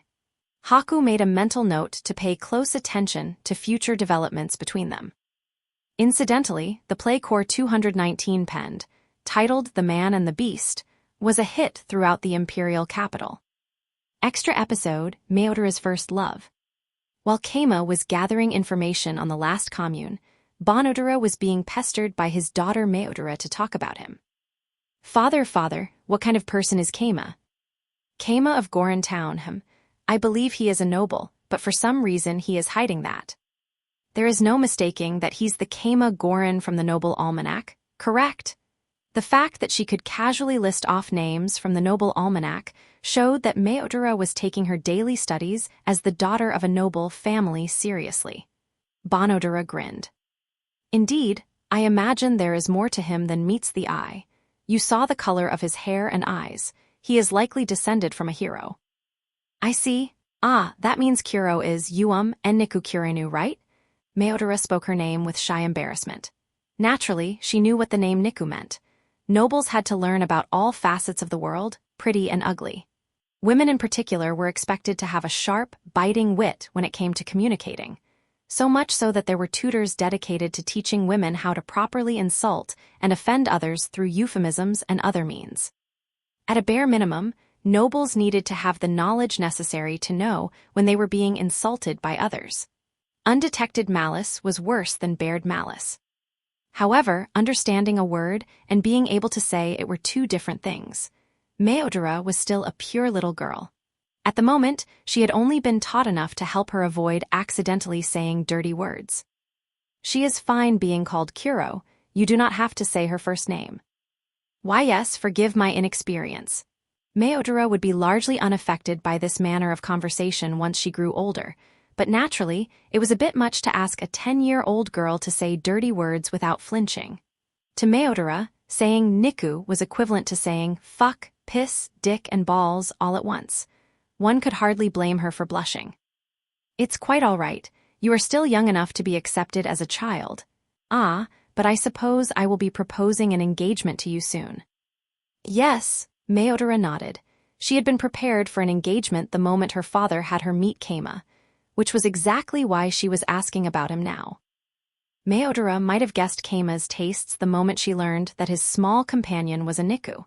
But if anything, he should be praised for preparing an outlet for his lusts, though it was hard to judge whether his openness with her was a positive thing or not, since he was so open that Meodora didn't even realize it until she asked her father. Perhaps it was indeed a good thing. Bonodora, thinking that Meodora's impression of Keima was riddled with negativity, decided to tell her at least one positive thing. Keep what I'm about to say to yourself. Keima is so skilled that the ivory goddess herself gives him her backing. He is that skilled? Meodora was surprised, but also quick to understand. The blood of the Tsuya Archduke's family was not so cheap that a mere town chief and minor noble would be worthy of it. However, one backed by the ivory goddess Haku was another story. Adventurer noble or not, he would be in practice a higher rank than your average duke. It is safe to assume he has connections to her somewhere. Connections to the ivory goddess. Meodora swallowed hard. Few people in the entire empire could boast connections that valuable. She would be a pawn to bring those connections to her family. As the daughter of nobility, this was the most important role of her life. Though as of yet, I have not mentioned the marriage to him. Is that so? I would have thought the engagement would be on paper by now. I just thought I should test him first. Hence the quest. I would never give my mai to someone without making sure they're worth you first. I see. It is true that from my first meeting with him, he seems to have received an upbringing far above what an upstart adventurer would have. Indeed, I was worried about the same thing myself. It should be safe to assume that Keima received training fit for a noble. I naturally don't know when or where this happened, but, well, given that he has the ivory goddess's backing, he likely isn't a spy from a foreign kingdom, though he might be a spy from another region in the empire. In any case, once Keima was deemed a safe pick, Bonodora would acquire his connections through means of Meodora. He seemed to have a pleasant personality. His skill is no joke, either. He shook off the spies I sent after him with little effort, it seems. What else do we know about him? Bonodora knew much about his status as a pope, for instance, but elected not to tell Meodora much so as to avoid giving her prejudice. It's often impossible to forget something once you're told it, but in contrast, it's very simple to teach someone something new. With that in mind, it was better to keep your cards in hand and be very careful about teaching others things. Well, do not worry too much. Just consider him a skilled adventurer and approach him with that in mind. Understood. I cannot wait to see Keima again. Suddenly, the city bell rang, informing everyone of the time. Thank you for the chat, Father. I must be going to see my math tutor now. Yes, do your best. Math will certainly be useful in your future, no matter what you might end up doing. Until next time. Meodora bowed her head and left Bonodora's office. Incidentally, she was learning about multiplication that day. Eventually, Keima returned, having achieved better results than anyone had ever imagined. Meodora knocked on the parlor door, where Keima was waiting. Delicately, holding back her urge to fling the door open, she must act the part of a noble daughter. Oh, excuse me, it seems Mai is here. I called for her after being informed that you had arrived. Come on in, Mai. Thank you. Hello, Keima. In truth, she wanted to fling the door open and dash inside, showering him with praise. Wow, you're amazing, just amazing. Meodora's heart was filled with the excited glee of a kid meeting a superhero. But doing so would look disgraceful, so she acted like a calm lady instead of a normal child. It's good to see you again. Yes, it's been 1 week since we last met, Meodora. Keima replied as if he was speaking to a woman and not a girl, which made Meodora's heart flutter more. His taste for little girls might not be so bad after all if he would treat her like an adult lady. Apparently, they had been talking about his potential engagement to Meodora. But surprisingly enough, Keima wasn't enthusiastic about marrying Meodora. It was true that for a normal man, Meodora would be lacking in a variety of ways. It would be years before she grew enough to not be lacking in those areas. They had thought that Keima with his tastes would jump at the chance to marry her before that happened, but he wasn't. Something was wrong. That said, with the Archduke himself pushing the issue, it was an offer that Keima could not refuse. A simple town chief would have to be prepared for financial and political ruin before he could oppose the Archduke of an entire region. Keima's lowly attendant, Niku, interrupted the conversation with a raised hand. He is rejecting the marriage in its entirety. A chill ran down Meodora's spine. To think that he would refuse so bluntly, and through his attendant for some reason. Keima, is she speaking for you here? Bonodora glared at Keima with a monopacked gaze, but Keima seemed unfazed, as did Niku. Yes, she said what's on my mind. I don't intend to marry your daughter, said Keima, which made Bonodora break out into a grin. I like you. Very well, I will honor your position on the matter. The atmosphere flipped right around. His mana pressure had been deftly avoided. Meodora truly believed that by standing firm in the face of her father's mana pressure, Keima had proven himself to be an extraordinary man. But at this rate, they would be unable to form a connection with Keima, and therefore, with the ivory goddess. Meodora immediately suggested that he be a marriage candidate instead. Bonodora jumped at the idea. I would like to get to know you better, Keima. I would like to hear stories of your adventures ever so much. Please, oh please. She knew it was a vile act of manipulation, but Meodora exploited Keima's respect for her. When he began to reply, she followed up with more enthusiasm. Though to be fair, she did indeed want to hear his adventurer stories. The discussion settled with him serving as her bodyguard for 3 days, as discussed prior. She would need to acquire his love before the 3 days were up. Meodora clenched her fist with determination. But then, Keima revealed something that changed everything. They had thought that Niku Kirinu was his sex slave, but Keima made it clear that she was family. That shot up Niku's importance immensely. They were related, and they shared the same black hair and eyes. It was clear they were of the same bloodline. There was no telling why their parents had named her Niku, but Keima himself said he had not given her the name himself. Naturally, Bonodora apologized immediately. Meodora also felt her attitude toward Niku change. Wait, does this mean? At the same time, she realized that Keima had been treating her as a woman regardless of any fetish or sexual perversion. The one concern she had regarding him was all a misunderstanding on her part, which meant all she had left was positivity for him. Realizing she had the chance to marry Keima, realizing there was a potential engagement between them, felt her heart thump with excitement. Afterward, Meodora, Keima, and Niku had a tea party. She was nervous throughout, but she believed she showed them an entertaining time. She wasn't sure about it because before she knew it, she had ended up enraptured in Keima's stories. Although Keima's status as a pope surprised her, the Buddhist church had a reasonable doctrine and allowed the worship of other gods. He knew many tales of adventure that made one question just how broad his personal connections were. Niku, too, was so adorable that Meodora couldn't help but smile.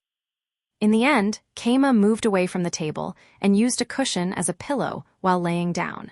He said that he would show me how those of the Buddhist faith pray, but it seems to me that he is just sleeping. That's right, he is. Niku confirmed Meodora's suspicions. Wait, he really is just sleeping. Sleeping is a form of prayer in Buddhism. Meodora got the urge to poke Keima's defenseless cheek as he slept. Praying in Buddhism certainly is simple then. Do you really think that? Asked Niku, making Meodora tilt her head. What could be hard about just sleeping? Niku answered her unspoken question. Do you think could sleep like this in front of other people? Now that she mentioned it, that was exactly right. Sleeping itself was simple enough, but only when nobody else was around you. Mai could manage to sleep with a trusted maid nearby, but a man who she might be marrying one day?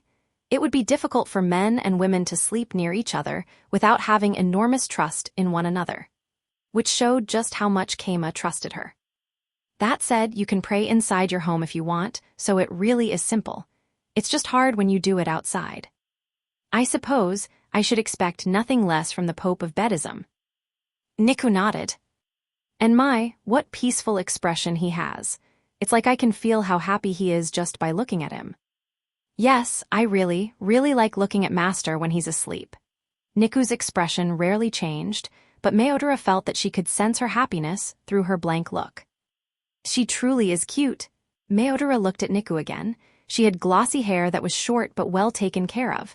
She was far from bony, showing that she was well fed. Her brown skin was smooth and looked pleasant to the touch. Her clothes were high quality enough to show how well Keima took care of her. And finally, oh, what might that pendant be? It doesn't seem to be one of the Buddhist church's holy symbols. It's a clock. A clock small enough to hang from her neck. Meodora took a closer look and saw that it was a magic tool with a needle that ticked every second or so. That would certainly allow her to tell the time better than someone relying on bells. Keima giving her such a valuable item was yet more proof of how precious she was to him.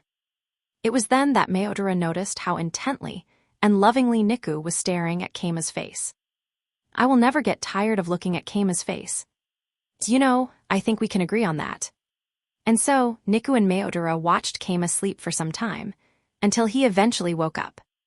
Keima ate supper with them. The meal was bread and soup, like normal. It was bread and soup fancy enough to leave an average adventurer stunned, but Keima was unimpressed. Not to mention that it was a meal with Rondo, the next Archduke, Jive, his second son, and Waltz, the Archduke's wife. It was a meal with the Archduke's whole family, but Keima was unfazed. After the meal, everyone, excluding Jive, gathered in Bonodora's office. Normally, Meodora wouldn't be called, as she was even younger than Jive, but the discussion was related to her potential future husband. He seemed like a solid man to me. What did you all think? He is very calm and composed. I can imagine that he has dined with the ivory goddess before. Don't you agree, dear? Despite being a mere Vizid, it is impossible to look down on him. He has the spirit and guts of a leader. I don't know if he was born with the talent, or if he was trained to be this way, but I would have no problem entrusting an army to him. He's wonderful. Also, Kuro is cute. Everyone gave their impressions of Keima. Thankfully, all were positive. I was planning on forming connections with Keima. It seems that everyone here will agree that is a good idea. I'll do my best. I think I will be able to make a wonderful family with Keima. Meodora clenched her fist, determined. I was a bit worried about the age gap, but if my wishes for this, I will support her with all the strength I have as her mother. Agreed. He is the man who destroyed the last commune single-handedly. I can imagine nothing more heartening than him supporting my future rule over Tsia with Mai as his wife. Either way, I would not want to make an enemy out of him. As your brother, Mai, I fully support your marriage to him. Waltz and Rondo both gave Mai their support. They had both fully approved of Keima. About that, sorry for mentioning this so late, but Keima seems disinterested in marrying Mai. We need to think of a plan that doesn't involve marriage. Is he unsatisfied with her age? Judging by his companion, I thought that would not be an issue. Watch yourself, Waltz. It seems that Keima is Kurenu's father. Ah, I see, Forgive my indiscretion.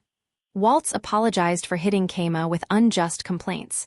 Her apology was better suited for Keima and Niku, but it was a misspoken statement in a secret meeting. She had no choice but to bottle up her regret and live with it. Meodora was surprised to learn that Keima and Niku were father and daughter. If she married Keima, she would end up with a daughter the same age as her. They would have no problems being friends, but should she ask Niku to call her Mom? It's not your fault. I too was deceived by her name. He foiled our spies and has a mysterious past. Could it be that Keima himself is a spy? No, Keima is a town chief and the Pope of Buddhism.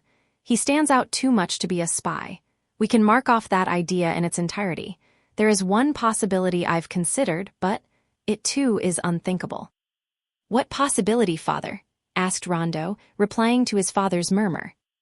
Well, It might be possible that Keima isn't descended from a hero, but is a hero himself. However, all heroes in the Empire are given an S rank immediately. There were no exceptions, not even for heroes summoned without official permission like Wataru Nishimi, or heroes from another country like Dragon Suzuki. With the ivory goddess involved, there is little chance he would be left as a B-rank adventurer. A solid point. Otherwise, this would be subterfuge performed by the ivory goddess herself. That would be far too risky to do for the sake of a single individual. The only option is that he is descended from a hero and was trained in secret. That would explain many things. Waltz and Rondo nodded. Meodara's mind raced at thoughts of what kind of secret village Keima was raised in. Meodara wasn't curious about Keima's true identity. She found him more than attractive enough as he was already. But if Kurinu is Keima's daughter, does that not mean he already has a wife? The Noble Almanac listed him as single.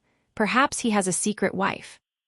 Judging by the fact that their party member Ikika Kurinu shares her last name, I would guess she is the mother. No, I saw Ikika during a Buddhist mass and she was a human. With Kurinu's hair and skin color in mind, the possibility is even less likely. It's more likely that they just share the same name, maybe due to. How old is he anyway? He seems to be. Meodara's eyes were beginning to get heavy.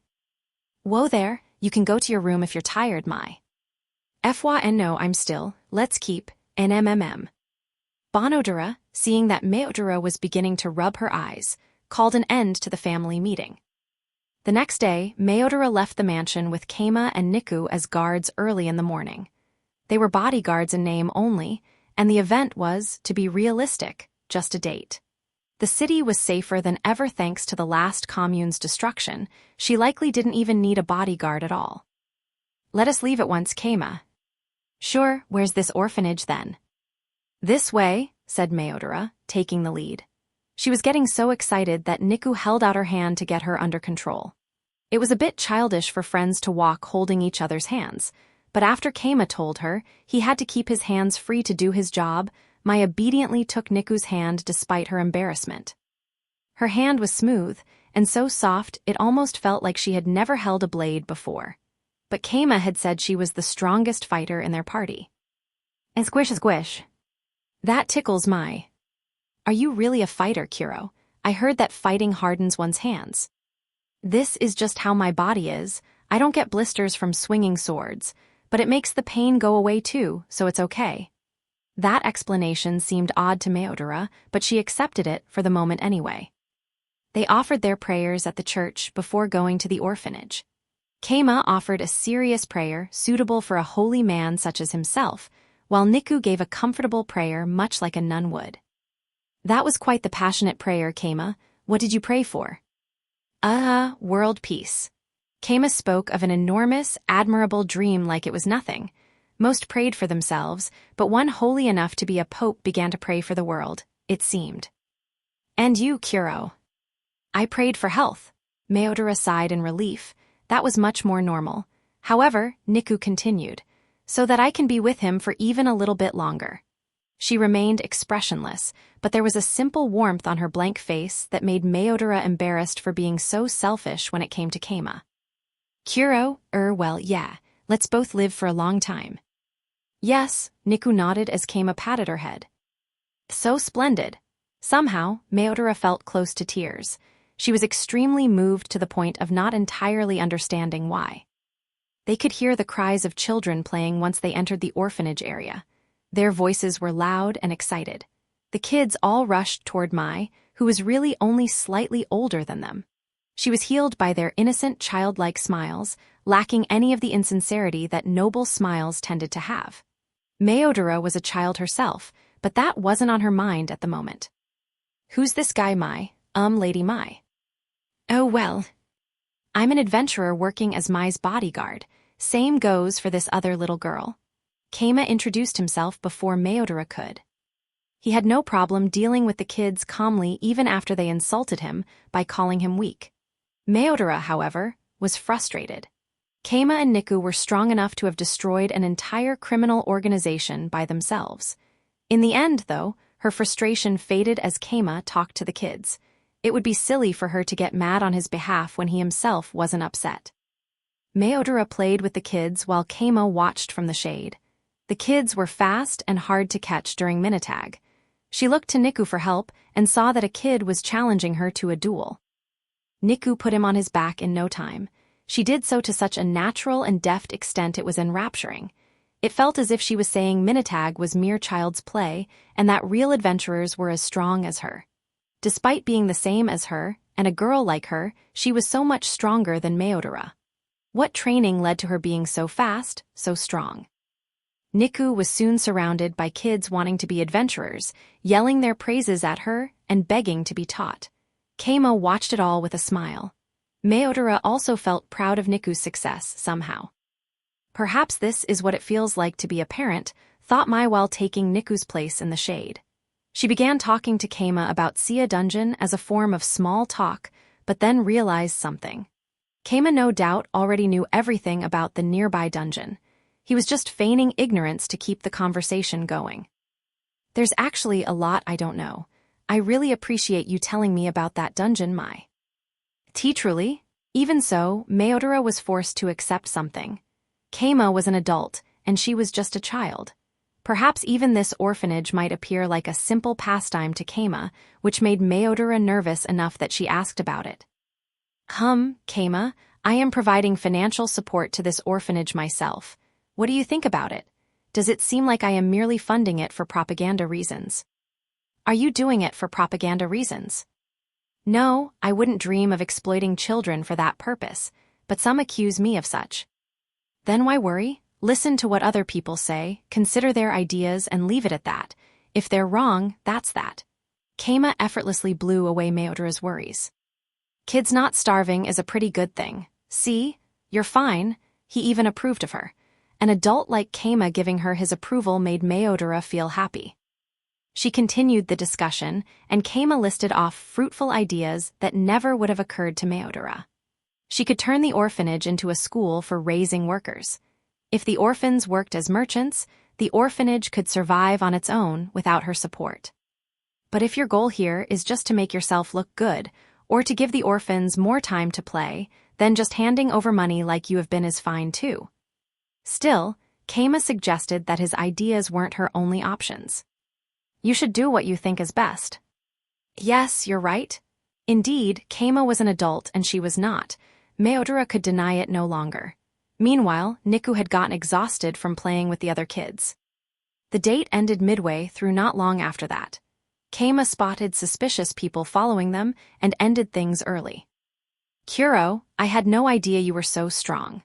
Where was all the strength hiding within her cute girlish exterior? Even Rondo would need a rest after running through the whole city to the mansion. Princess Carrie's seemed elegant, but they required significant muscles to maintain over a long period of time, though that was exactly why girls admired them. Mai, how was your date? Asked Bonodora, making Meodora blush and answer while staring into the distance. Keima is a truly splendid adult. He gave me very valuable advice regarding the operation of the orphanage. Oh. Meodora told her father Keima's ideas and thoughts. Bonodora even gave her his own thoughts, that the cost performance was already high enough that she didn't need to change things if she didn't want to. So, what do you want to do, Meodora? Well, I want to make the children happy if I can, so I would like to try teaching them to be merchants. I want to try. That's fine. I will continue budgeting as much money for the donations as I have been, and you may do with the money as you like. Bonodora gave permission on a dime as Meodora fidgeted nervously. You don't mind, fathers? Not at all. In fact, if you would like to continue learning from Keima, I might even think it acceptable for you to go to Goron Town to study. Worst case scenario, they could secure a connection with Keima through having him be Meodora's teacher. Meodora hugged her father tight, impressed as always by his tenacity and political skill. A day passed. Meodora learned why Keima had been so firm about not marrying her. I'm Keima's partner, Rokyuko. Can I call you Mai? Beside Keima stood a confident-looking girl named Rokyuko. When Meodora stirred conflict between them, Keima clearly prioritized Rokyuko over her. Niku consoled her as she wept over each defeat. She really was cute. and kind, Meodora would expect nothing less from Keima's child. Grrr, who is this Rokuko, really? Rokuko is Master's partner, said Niku like it was the most natural thing in the world. Meodora glared at her angrily. But Keima is my marriage candidate. Rokuko is his partner. What does partner mean? Are they married? Niku averted her eyes, clearly avoiding the question. It would probably be wise to assume that they were married or something close to it. In the end, he never gave me the ring. Haya. As Meodora sighed, depressed, Niku held out the ring Keima had given her. I think this would look better on you. Ah, Kuro. Meodora took the ring with a greenish-blue gem resembling turquoise on it. You're very kind, Kuro. Master said to be friendly with you, so. In short, we are friends. I see, I guess we are friends then. Niku nodded. Meodora returned her nod with a smile. Haza, I might not mind it if I were ultimately engaged to you, Kuro. Niku tilted her head. You would want to marry me. Yes. I mean, Keima already has Rokuko, it seems. It's normal for noble children to engage in political marriages, so I naturally would prefer to at least marry someone I'm on good terms with. Oh, okay. Niku fell into thought. Suddenly she remembered that Keima's ultimate goal was Mai's divine pillow. Marriage with Meodora would likely be the key to acquiring it, and he had just told her to be friends with Mai. It struck her like lightning. Niku took Meodora's hand and looked her in the eyes. Meodora, please marry me. Wah! The sudden request made Meodora's eyes open wide. Niku looked deadly serious. On Mai's finger was the ring Niku had just given her. The proposal made Meodora so happy that she was subconsciously flapping her wings. But I already have a tentative engagement to Keima. No, but Keima has a partner, Rokuko. No, but Kuro and I are both girls. But she's kind and I can rely on her and she's kind. Wait, I remember my tutor telling me that even girls can marry in the Empire. Right. As Meodora's mind went into a panic, Keima was kidnapped, and before she knew it, her marriage with Niku was all but set in stone. It was possible that Keima had offhandedly mentioned the idea, and Bonodora just picked it up. Well. I look forward to spending time with you, Kuro. I think we will be able to work together to support Keima together. I think so too, Meodora. Niku nodded. Can I ask something? Said Kuro, her head tilting. Meodora was reminded of how cute she was. Certainly. What should an engaged couple do together? Well, I suppose we should be on more friendly terms with each other. You can, call me Mai. It's okay, Mai. Meodora felt as if they had misunderstood each other somehow, but her worries were drowned out by the fast beating of her heart after Kuro called her Mai. Extra episode: The Lazy Dungeon Master's gifted, talented subordinates. Keima sent a letter saying that he wouldn't be returning for some time due to accepting the Archduke's quest. The letter sent a stir throughout all those involved with the Cave of Greed. An emergency meeting was immediately held among hotel staff. Master is absent. This is an unprecedented situation, said Ray solemnly, as the chairwoman of the meeting. Indeed, even when he went to the imperial capital for the last dungeon battle, he still returned to the dungeon daily. Kinu, the de facto manager of the inn, provided historical context. The inn and church are both larger than they were before, but now he might be gone for a whole month. Narine, head of research, stated the problem clearly. I see, it is quite worrying for the town chief to be absent for so long, now that I think about it. Suilla, leader of the succubi, nodded absent-mindedly.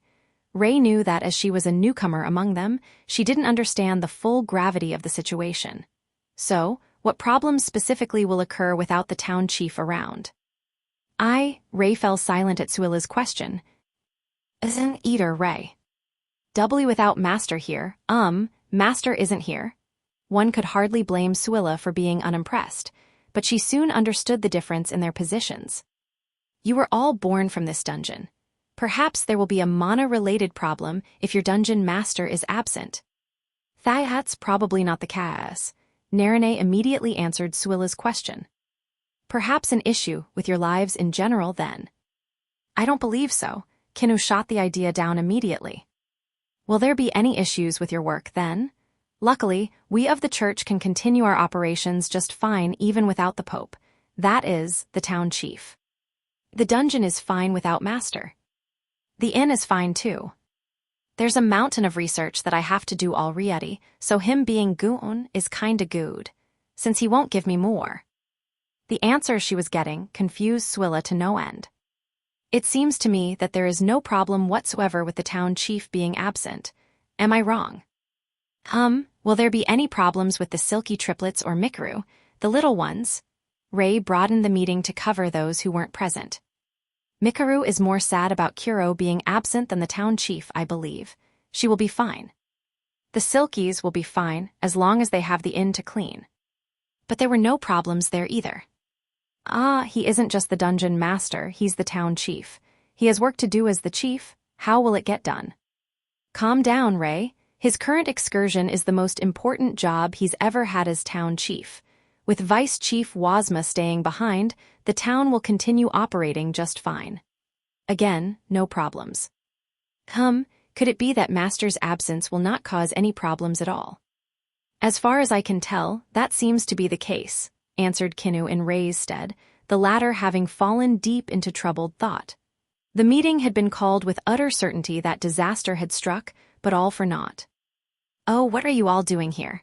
Said Rokuko as she entered the room. Rokuko. Ray told Rokuko about the meeting's goal and their discussion so far. Why didn't you call me for this? I called all those who I could with my authority.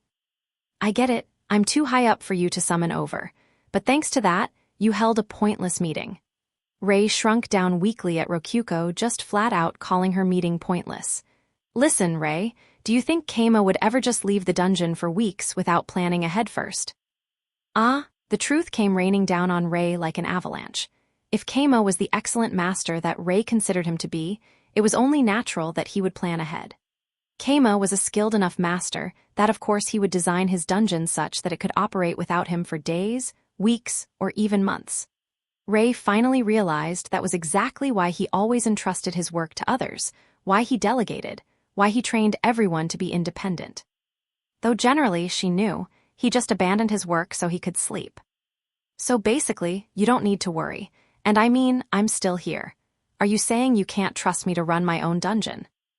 And no, not at all. I would never think that, Rokuko. Indeed, after all, we just determined that there are no problems right now. That's our master for you. Indeed, the town chief is certainly an intelligent fellow. Okay, then we're done here. Go back to your jobs, everyone.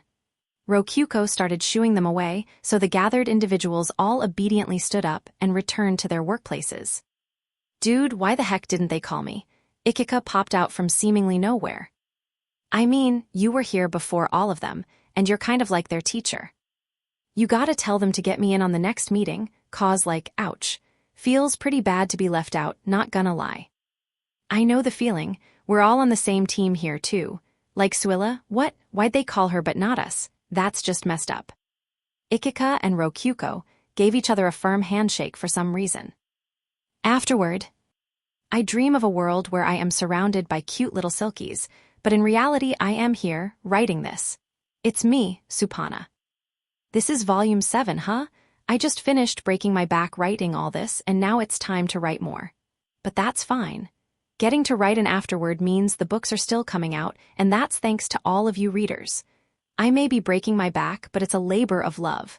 All I can say is, thank you very much for reading Lazy Dungeon Master.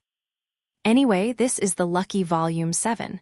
My goal is to get up to volume 695, but, yeah, probably not happening. For now, I'll stick to aiming for double digits. Okay, time for business secrets. I'll start with the ones that aren't spoilers. I turned about 1 chapter's worth of content from the web novel version into this volume, with a usual volume containing 3 chapters worth of content. When I was writing the 5th volume, I realized that if my upload pace dropped, the light novels would catch up to the web novel in no time. To compensate for this, I started writing arcs in the web novel with the understanding that I would be adding to them significantly for the light novel. Thus, this volume is 90% original. That's why the page count is lower this time. Sorry, doing 2 jobs at once is pretty rough. I mean, it might be better if I just wrote each volume from scratch, but I value the fans of the web novel. I don't want to completely cut them off. So, I'll keep updating the web novel until the series is done, even if the arcs are cut down in comparison to this light novel adaptation. And unfortunately, I once again missed the opportunity to get Ikika on the cover. I thought Volume 7 would be the one for sure, but she just didn't show up too much this time.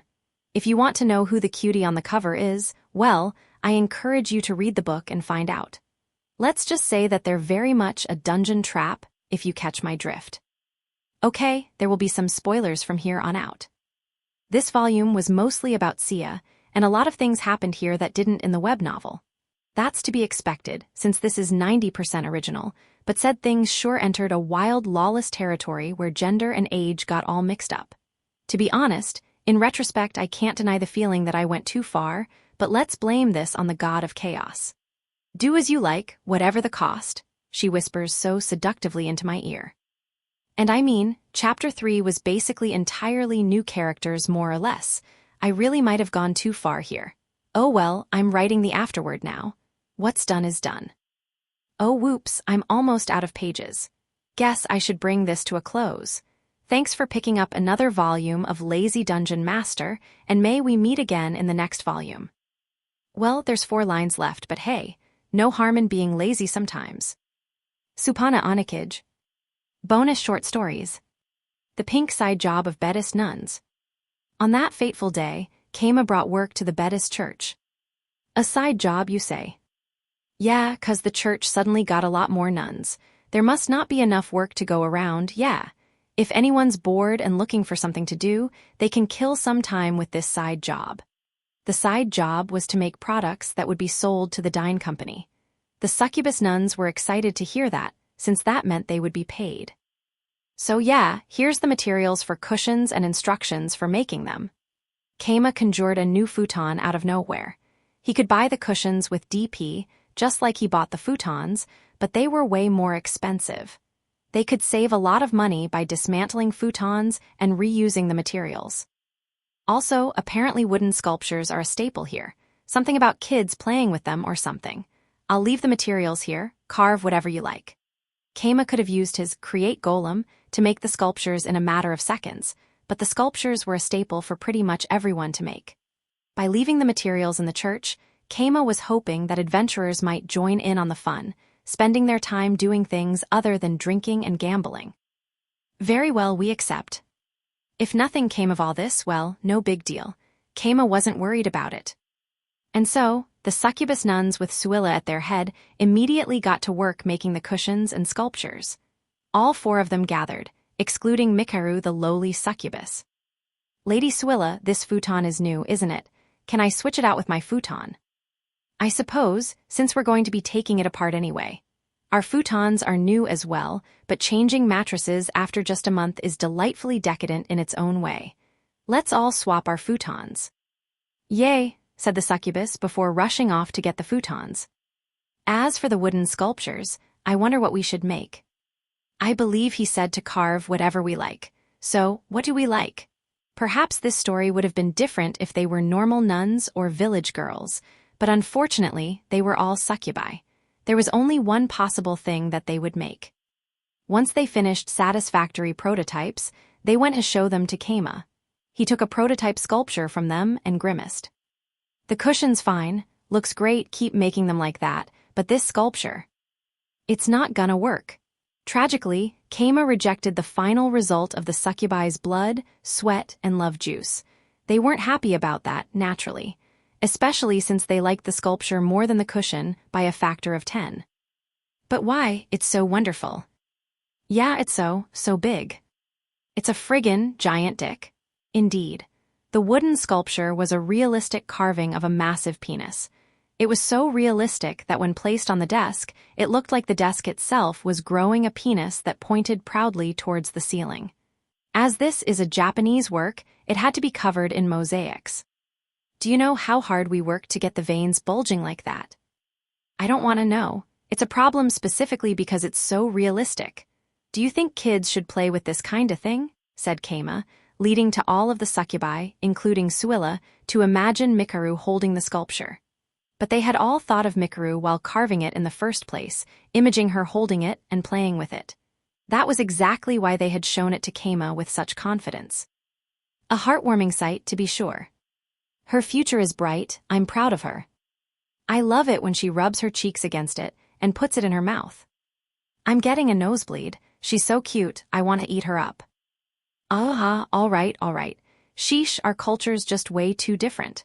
Keima cradled his head, but he knew it was his fault for letting the succubi work on their own terms. Selling these would be basically announcing that you all are succubi, so forget it. The succubi all gasped at Keima's revelation. They had mostly forgotten that they were hiding their true identities. All right, looks like you understand now. Here, use this as an example, said Keima before using DP to buy a Kokushi doll. This is quite thick. Could you not look at it like that? Anyway, where I'm from, sculptures look like this. Start over and copy this instead. The succubi clicked their tongues and complained, but ultimately agreed and left. After that, they did repeated retakes and finally managed to make a penis that just barely resembled a person enough for Keima to give in and accept it, both from exhaustion and from awe at the succubi's unexpected enthusiasm. But Keima didn't realize. He didn't know that the succubi were expressing their enthusiasm for the dolls physically as well, with no concept of workplace decency holding them back. This is just to check the quality of the dolls, that's all. It's important to make sure there's no jagged edges or anything. Kids might be touching these, so. Their quality checks led to the dolls growing in popularity with a core base of fans, bringing more profit than anticipated, but that's another story. Why isn't Keima coming back? Almost 1 week had passed since Keima left for Tsuya.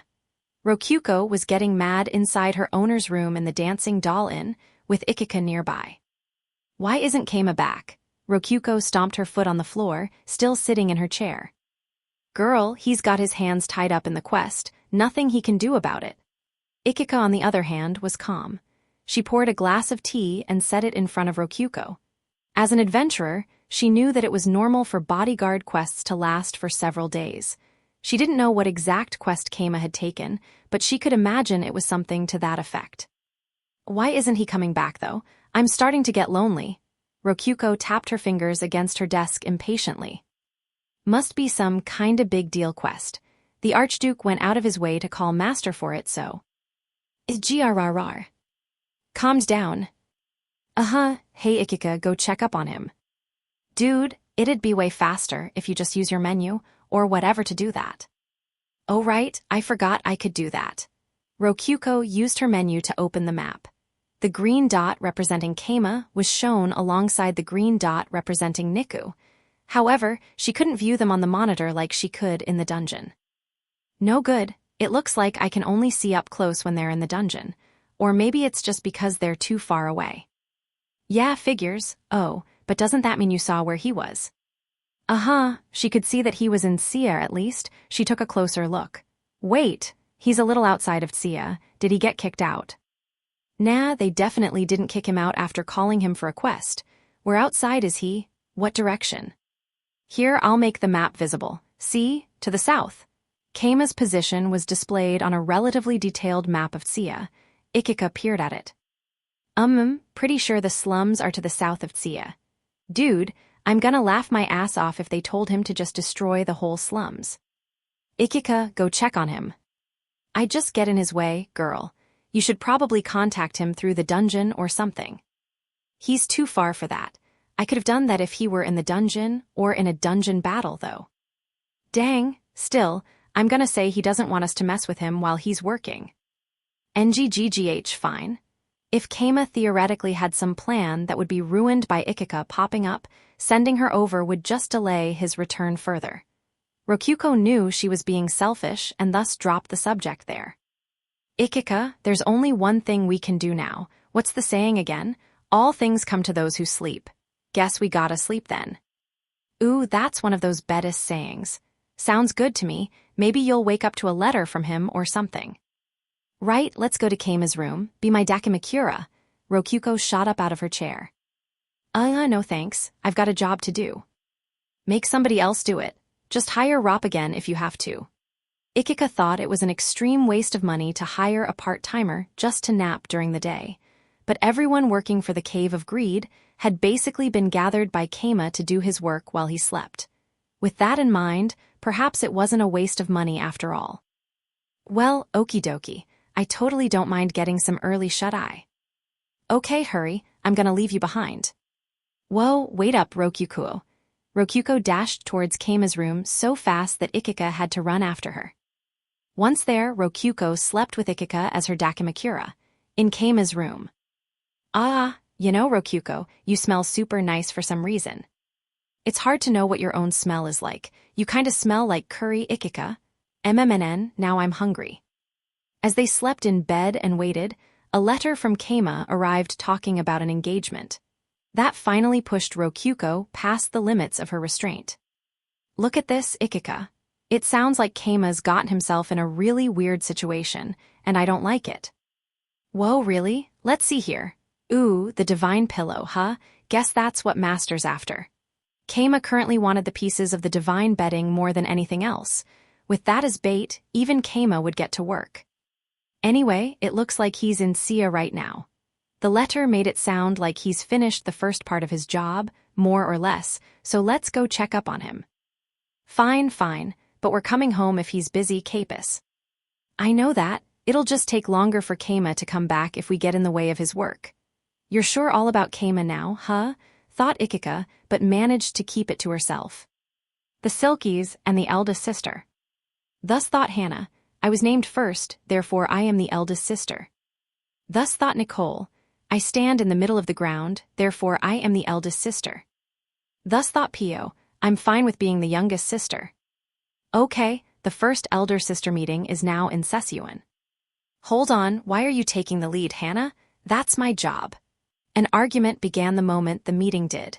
It was hard to imagine things remaining ordered for long. Should I be the speaker? I'm fine with being the youngest sister, so. I like your attitude, Pio, but leave this to me, Hana, your eldest sister. I'm the eldest, so leave it to your good old big sister Nicole. Nicole and Hana glared at each other, grinding their teeth. Okay, let's hold this meeting in the form of a debate. You both state your arguments, then the arbitrator makes the decision. It's basically like an argument, but more formal. Wow, I didn't know about that, said both Hana and Nicole at the same time. Since they both agreed, Pio continued taking the lead. Okay, whoever gets 2 points first wins. Let's hear your arguments. Okay, I'm the eldest sister because, hey, I get to go first. The two of them spoke and began arguing at the exact same time. Pio sighed. Hana got to start the meeting, so you can go first, Nicole. Yay, ahahahe. NGGGH, but I did start the meeting, so fine. Nicole gave a smug grin and Hana bit her lip with frustration. They're both being kinda immature, thought Pio. Okay, go ahead. Pio prompted Nicole to begin and got a nod in return. I'm the eldest sister because when all three of us line up, I stand in the middle. In other words, I have the center position. She puffed out her chest with needless pride. As an aside, all three of the Silkies were as flat as a board. Objection. What logical connection is there between the center position and being the oldest? My proof rests with Lady Ray. She's the leader of the administrators, and she was apparently in the center position when all three of them were summoned. I did my research. What? An actual logical argument from Nicole. Pio nodded. Nicole had a point. Okay, we'll keep that in mind. You're next, Hana. Perfect. Just you wait, I'll prove I'm the eldest sister. Hana gave a pointless cough, then began her argument. I think I'm the eldest sister because I was named first. We were all summoned at the same time, right? That makes us triplets from a human's perspective. But we didn't come out in order like humans do, so I think seniority should be determined by the order in which we were named. Objection. Master summoned us but Ikika named us. That means the order doesn't matter. Overruled. Ikika was instructed by Master to name us, so Hana's logic remains valid. What? Pio, whose side are you on? Nicole was thrown off by Pio's lack of support. I'm the arbitrator, so I'm not on anybody's side. I'm neutral. And Pio's right. Just accept that you're my little sister, Nicole. Well, that's 1 point to Hana. Let's continue. Wait, that didn't prove I'm the eldest sister. Hana tilted her head in confusion. Sometimes names are given starting with the youngest. For example, Ikika is older than Niku, but apparently Niku was named first. I can only give you 1 point. I see, but that still puts me in the lead. Incidentally, if Hana had argued that Niku and Ikika weren't siblings, she could have gotten another point. Alas, she didn't stick the landing as well as she could have. Okay, moving on. Do either of you have something to say to the other? Raise your hand if you do. I do. They both raised their hands almost simultaneously, but Nicole was a little faster. Hana, didn't you say this was the first meeting about this? I bet that was you setting it up such that if you lost here, you could keep holding second, third, and so on meetings until you won. Basically, you accepted that you might not be the eldest sister. And no, I didn't. I just wanted to give you some hope, Nicole. If I have hope, that means I am the eldest, doesn't it? NGGGH?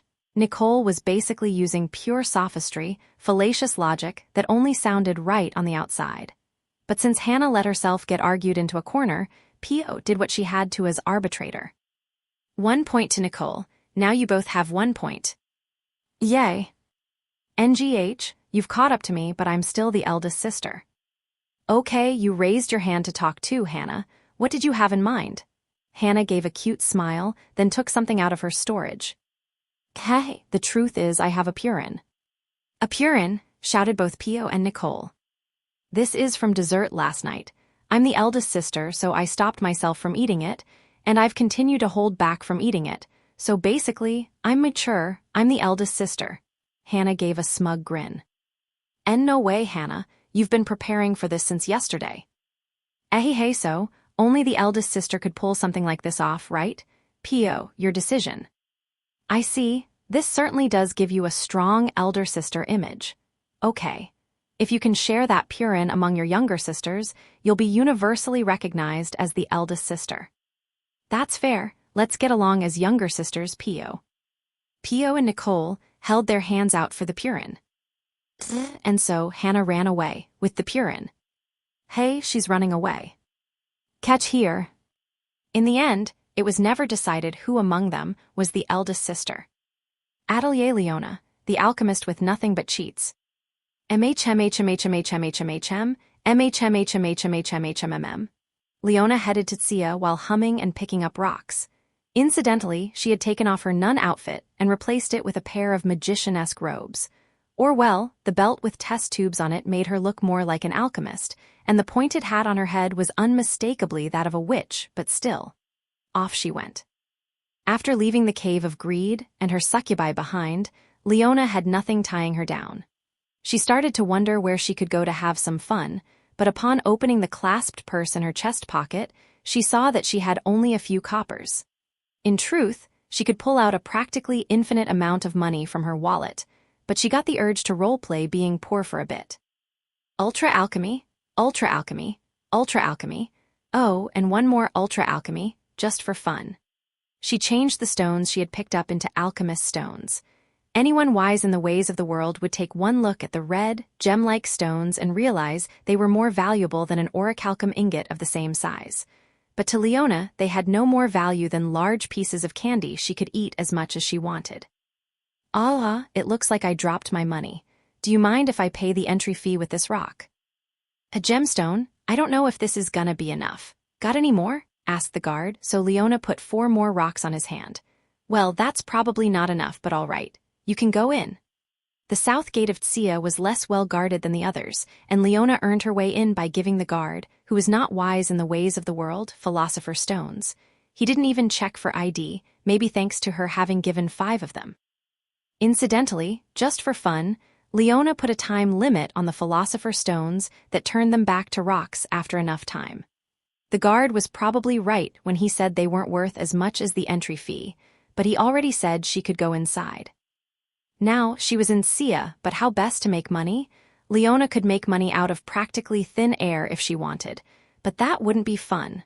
So, she decided to make drugs instead. With that in mind, she walked to the nearest inn to get a room. Working while walking around was just a real drag. Can I pay with gems? An adventurer, sure. But what kind of gems are these? Rocks I picked up. Well, these'll be good for today. I'll have the jeweler next door take a look at them. I'll give you change back if they're worth too much. But don't worry, they'll still cover your room for today even if they aren't worth enough. Oh, don't worry about change. I just found them on the ground. I'm sure they aren't worth too much. You sure? All right then, I'll keep them. As thanks, I'll throw in food for free. Okay, then I'll give you another for free.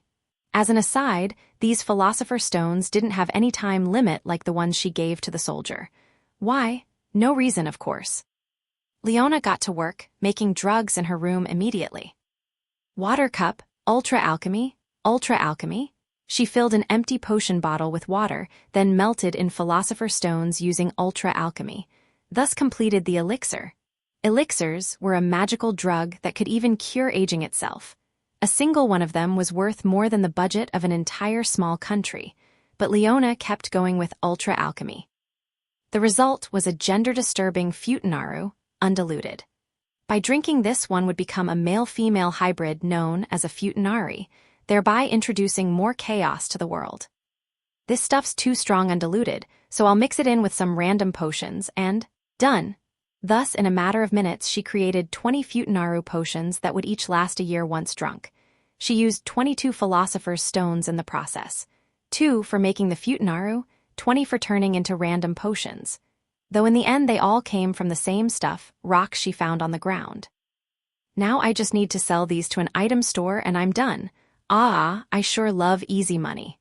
Incidentally, the food tasted just okay.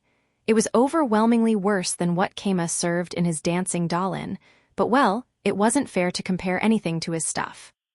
The next day, she went to an item store to sell the drugs. Welcome. Yes, hello, I want to sell these drugs. You're an alchemist. We can settle on a price after I see what you're selling. Leona went ahead and put the 20 futanaru potions onto the counter. The second he saw them, the store owner's eyes widened. I'll buy them. Please let me buy them. I'll go open my safe. Please wait just a moment.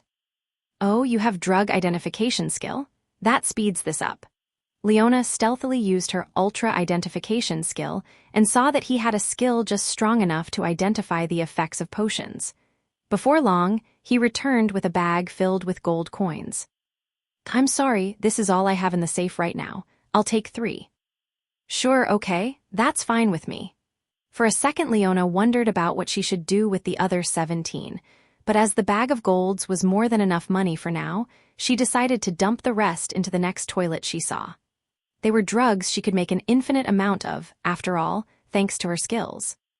And so, Leona continued her journey without experiencing any money problems whatsoever.